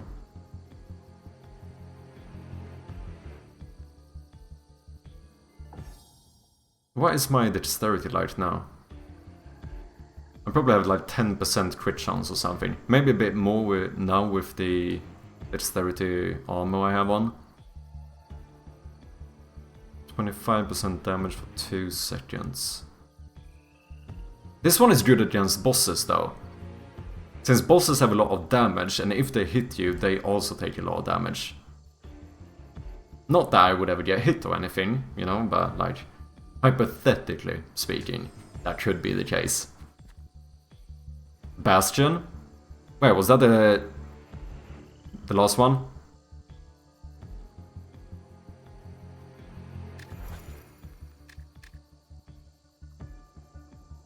If you mess up parry, you're safe? Oh shit, what is that? I think I... Oh, it's the one that... Is it the one that gives you invincibility after shield... After trying to shield?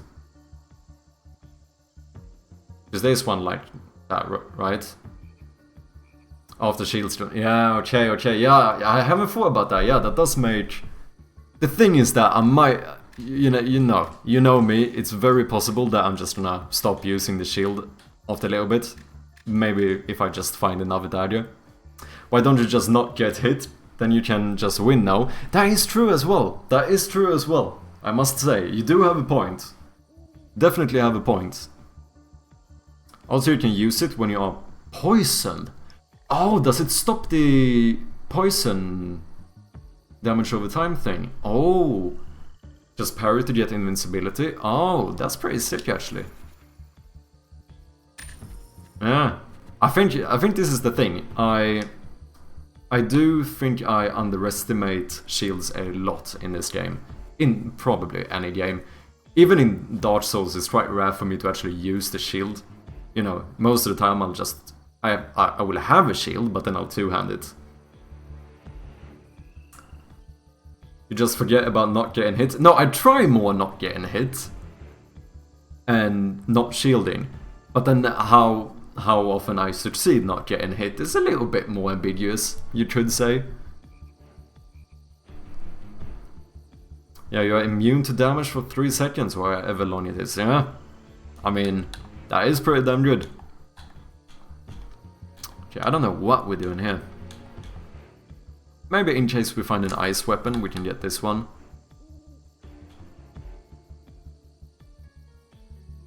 Maybe that one. I'm not the biggest fan of the gorilla skull, so I might get another helmet just for the fashion.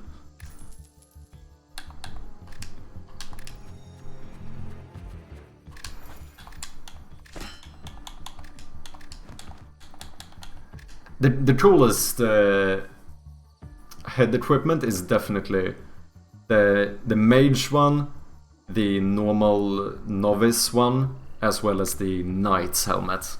Those are probably the ones that like look the best, you know.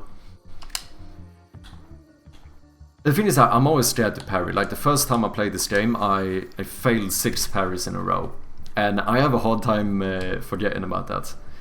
Ooh. I don't know what I fight with. I mean, right now we're doing dexterity. Are we gonna do dexterity for the whole run? Not sure, but I guess we'd go for dex now. Oh, poacher's mail, okay.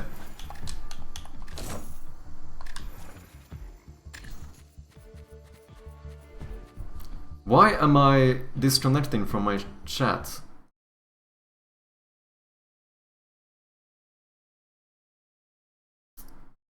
I think it's fine. Second life. Eye for eye. Both are good. I don't think we should reroll now when I don't really know what build I'm going for.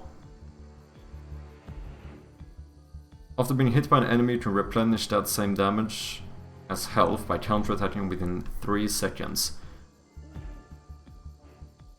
I do think that one is better long term, because this one just activates once. This is all the time. Let's go eye for eye.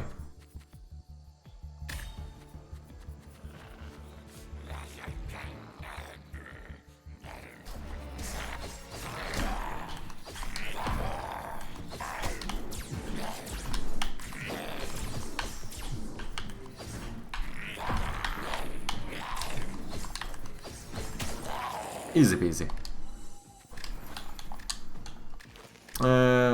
Do I want those? Skill mana reduction or bonus defense?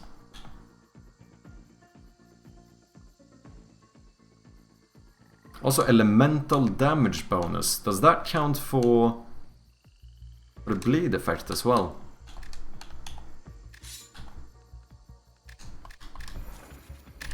Potentially. Random blessing. Bleed is physical. Okay, okay. So elemental would be like... Oh yeah, that makes sense. Yeah, that makes sense. Elemental would be like fire, water, earth, that kind of stuff. Is there something else than bleed that's not elemental? Because I assume darkness and light... Oh, maybe... No, wind is probably elemental too.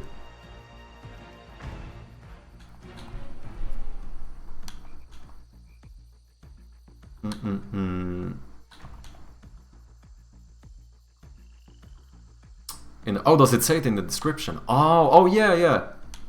Yeah, I know it now when you say it.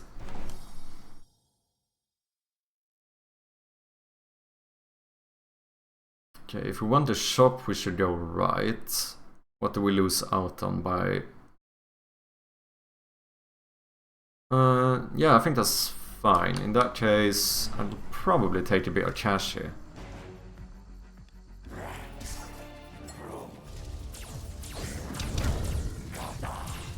Don't ask. I don't know what I did that. Ooh, Ice Stallion, let's go.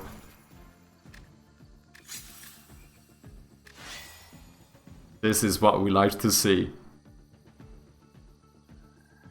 Friend, want to see another example of effective procrastination? What's up? Yeah, that should be better. Okay, so yeah, we can see here, like, yeah, exactly, physical damage.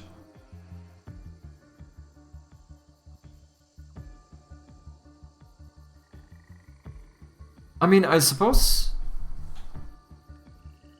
Oh yeah, so that would account for the effect as well then, because I guess if I look on the one I have, yeah, it says ice damage, exactly. Okay, okay, I see. Makes sense. Last week I was supposed to make a set. But I decided to spend the next 4 hours creating my own color scheme for Cryptic Terminal Editor. See, efficiency? Yeah, I know what you mean. It was like, I recently went to on a trip to Ireland, and dude, I laughed so much at myself. The day before, I was gonna pack, because obviously I wait until the last day to start packing for like a week-long trip.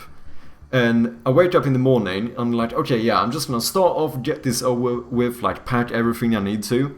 You know what I did? Do you know what I did? I'd say it's even worse. I, on accident, watched an entire season of Breaking Bad, and then I had to spend my time packing in the night until like 4 AM in the morning, and then on 2 hours of sleep, travel all the way from Sweden to Ireland. Because I accidentally watched a season of Breaking Bad instead of packing. And like, yeah, that's one of those moments where I just go, what the fuck am I doing? Like, yeah. That is, I am definitely a procrastinator. Indeed, as an accident. I mean, it wasn't the plan, you know, so it kind of is by accident. Like, the plan was to pack, and then I kind of accidentally just watched one full season of Breaking Bad. You know, the normal stuff that happens, you know.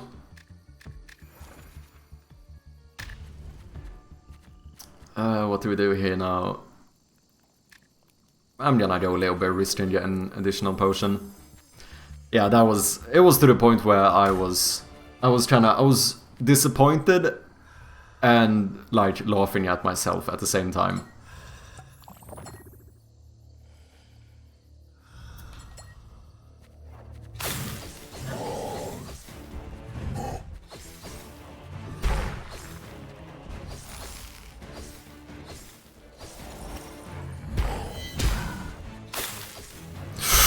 Ooh.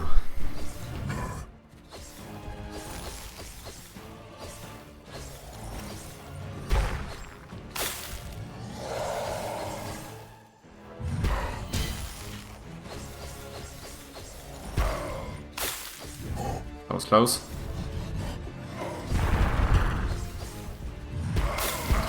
That was also close.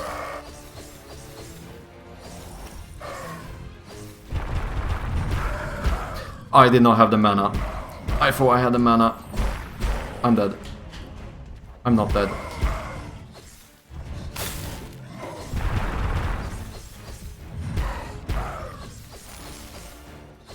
Oh. Holy shit, dude. I don't know how I do it, but I keep on somehow surviving. Ooh, Knight's Boots and a +1 bleed katana. That is pretty interesting. Is it better to switch to these? I do lose a bit of dexterity, but like elemental resistance and more defense and more poise might actually be worth it.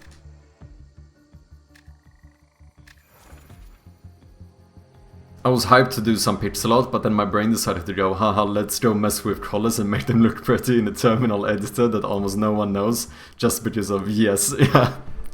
Dude, I relate, I know what you mean, man. Yeah, I think I said the plan was to go here, right? Yeah, just then we get shop, blacksmith, bonfire, boost. We get basically everything we want. I feel like this is the best decision. I am pretty sure.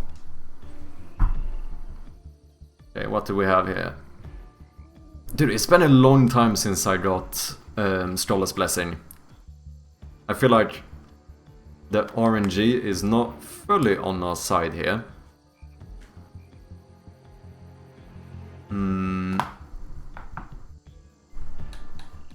Okay, so I think we're mainly gonna buy stuff as upgrade material.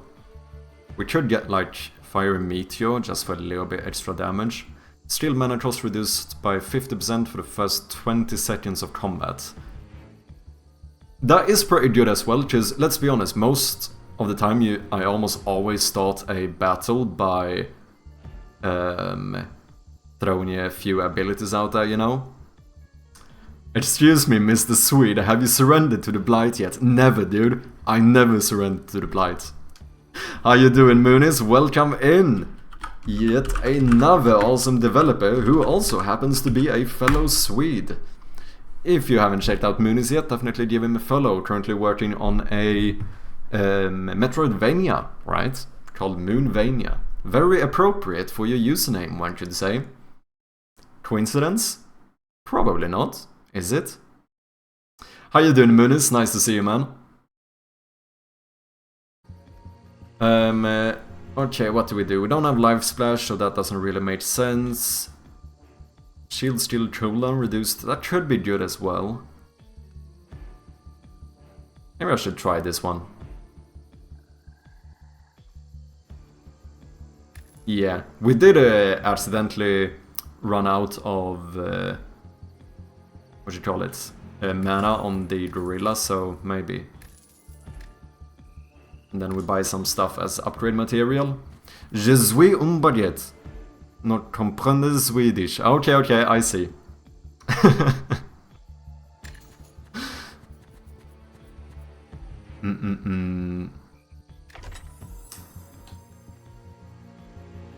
Okay, I think this is reroll time. I mean, we could go for Fiery Meteor.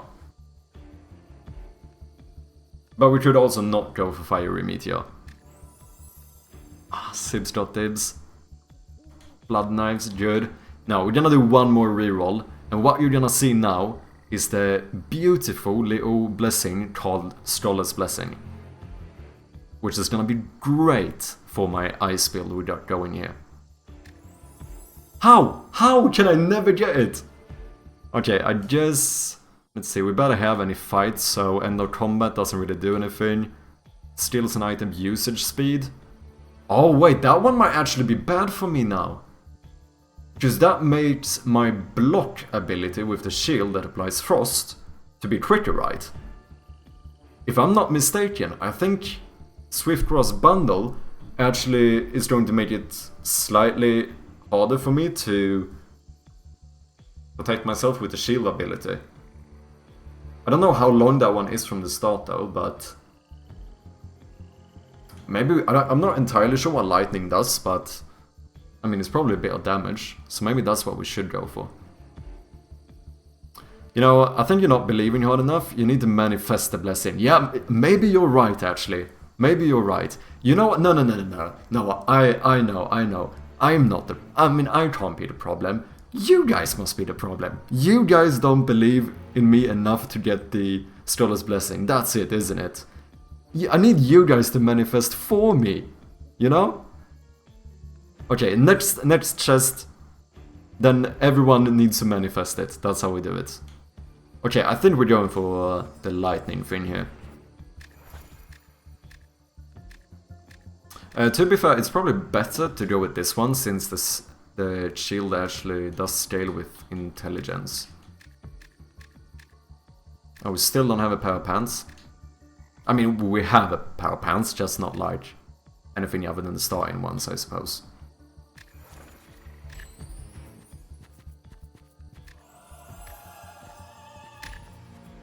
What do we have here? So, should we just wait 69 seconds here? And then see whether this is a mimic or not? Or we just fight it anyway, because that's probably gonna be the option no matter what. But if this is a blessing, we need to get Scholar's Blessing here.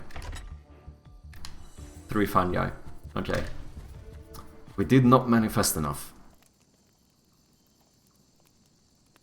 You know what? I'm getting another potion. That's what I'm doing. And here, we are gonna go and upgrade our ice dagger.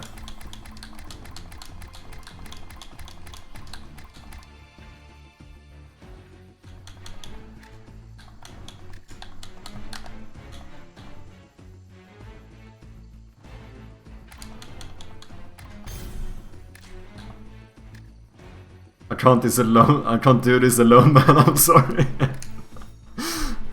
Okay, here we go. We actually have another chest. Guys, I need everyone now.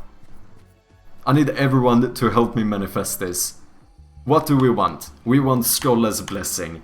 You have to believe in it. You have to truly, like, put it in your mind, like, see it in front of you. See that Scholar's Blessing. And really believe in it. And when we open this, we are now going to find... Who was it? One of you guys did not believe in it enough. One of you guys did not believe it. Do I have any moderators? Can we ban the one who didn't believe in the Scholar's Blessing? One of you guys is a traitor. You did not manifest the blessing. I definitely did. Did you? That's the question. In that case, we'd go either safe with Invincible Barrier, or we'd go for the... says, well, you can never be sure. Has anyone really been far even has decided to use even go on to do look more like?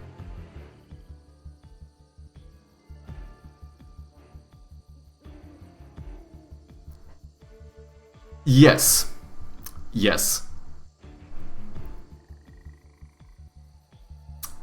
That's my answer. Or maybe yes, that's my answer. We're going Dark Pose. Am I having a stroke? I think we all are collectively having a stroke. I think that's what we're doing here. We are just having one collective stroke in this chat. But that's okay, because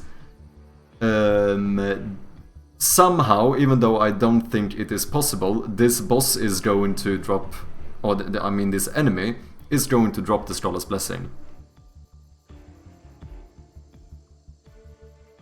So few people know about old memes. Oh, am I missing your reference here? I'm probably missing your reference here.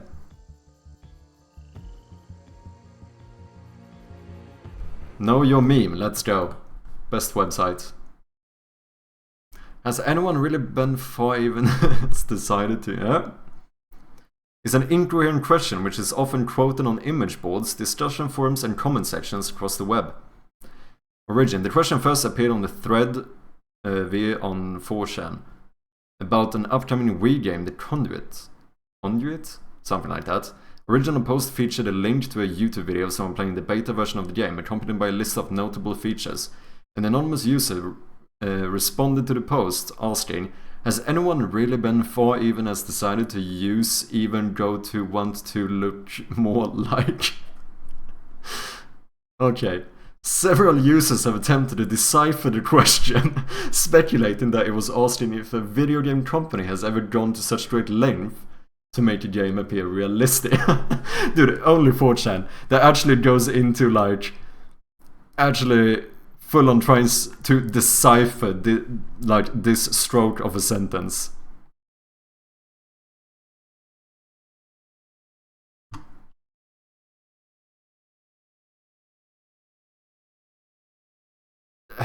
Particle effects up the arse. Okay. Lol at the screenshot. Has anyone really been far even as decided to go to use even go want to look? What do you mean look at the image? How is this supposed to help me? I'm still having a like continuous stroke here. Did you think that looking at this image is going to somehow help me decipher this? It doesn't. I am equally confused still. Oh yeah, at least we know the meme now. We are now a little bit more in with the cool kids, eh?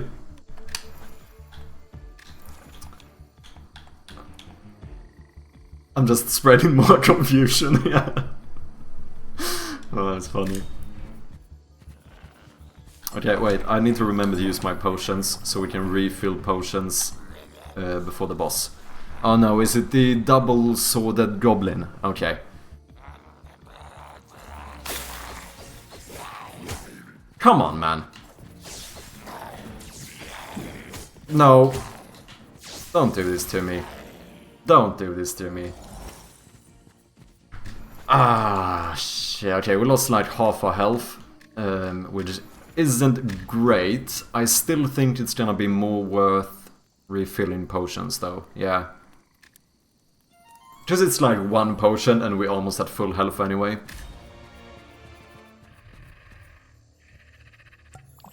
Kinda. Okay, come on. Come on. Manifest it. Believe in it.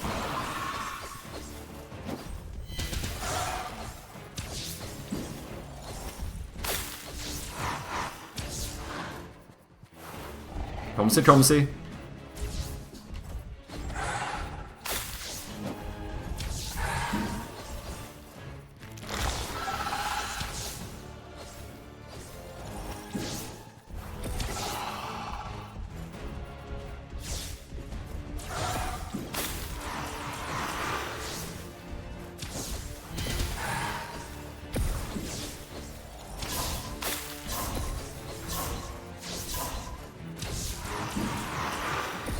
Oh no. Wait, I'm panicking. We're chilling, dude.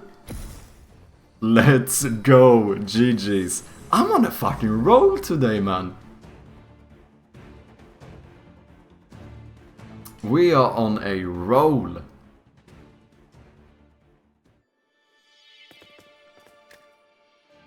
Look at that. Look at that. Difficulty 35. 2 hits away from it, you almost had a full health. I'm panicking, yeah. It was too much poison around me, I don't know, I just rather safe than sorry, you know. Oh, this is a meme I actually do know now. This is another meme I learned about just a day or so ago. Oh no, wait, this means new people are rising up on the leaderboard. Oh shit. Well, yeah, this is a meme I know about. That one Code Red they told me, because it's actually even in this game.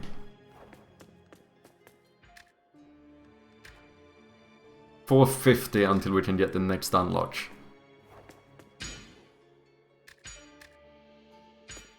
I'm starting to think there's probably not any more gear in the demo, right? I feel like that should have been unlocked by now. Dude, what is this difficulty?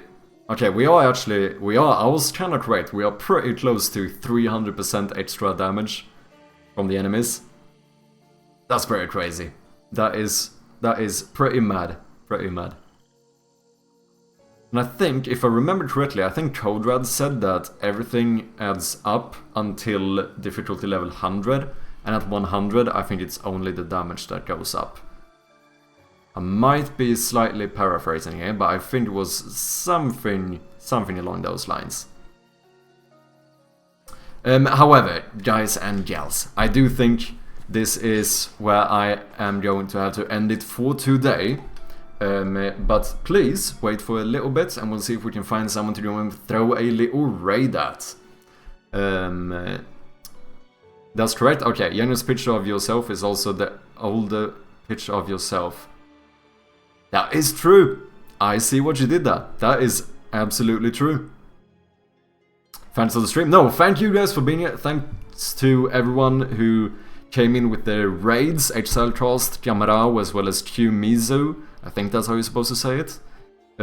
Also, big shout out to Verity for the subscription. Really do appreciate that one. It truly means a lot. As well as all you people who have been watching, following, whatever it might be. If you haven't yet followed the channel, you could do so. It would mean quite a bit. There's a little button. I think it's up there now. So don't get confused, because they've changed the UI here on Twitch a little bit. So if you're looking for the follow button down here, you might not find it. Because I think it's up here now. So if you haven't, potentially you could just click that button. Just saying, I would appreciate it. But for now, let's see if we can find someone to go and throw a little raid at. No thanks. That's funny. That's funny. Let's have a look.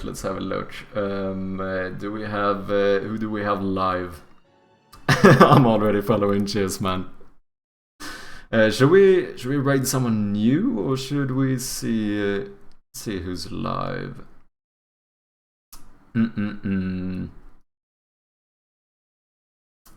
Oh, Kodra, did you not stream today?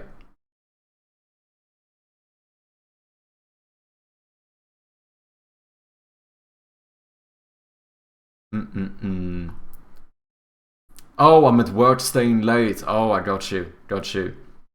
Odd Oculus, I'm watching his. Odd Oculus, don't think I know who that is.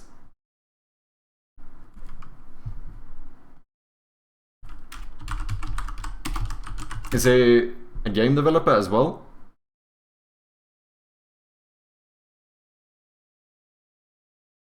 Yeah, sure, why not? I don't mind going for someone new. Although it's easy sometimes to get stuck in this little routine where you raid the same people over and over again, which I don't think is always, it's not a bad thing. Which is obviously the people I raid are people I want to support as well, but it's nice to raid someone new every now and then. So, for sure, let's do it. Let's jump over to Odd Oculus. Currently looks like he's developing a MOBA. That's kind of interesting. So please, if you wouldn't mind, stick along for the raid, and we'll jump over and say hello to this guy. Should we have a raid caller? I never have a fucking raid caller anymore, do I? Hey, if you want, let's do a little raid call. Just copy this little thing. And we throw that little thing in his chat. Why not? Like I said, guys. Oh, you're gonna do a late stream, nice. Thank you all very much for watching, I really do appreciate it. It's always nice having you guys here. If you haven't, make sure to click that follow button. Also, join the Discord if you wanna hang out more with the community. I will see you guys again on Monday. Monday is the next stream. Until then, I hope you guys will have a very good weekend. And yeah, have a good one, y'all. Thank you very much for being here. See you next time. Peace.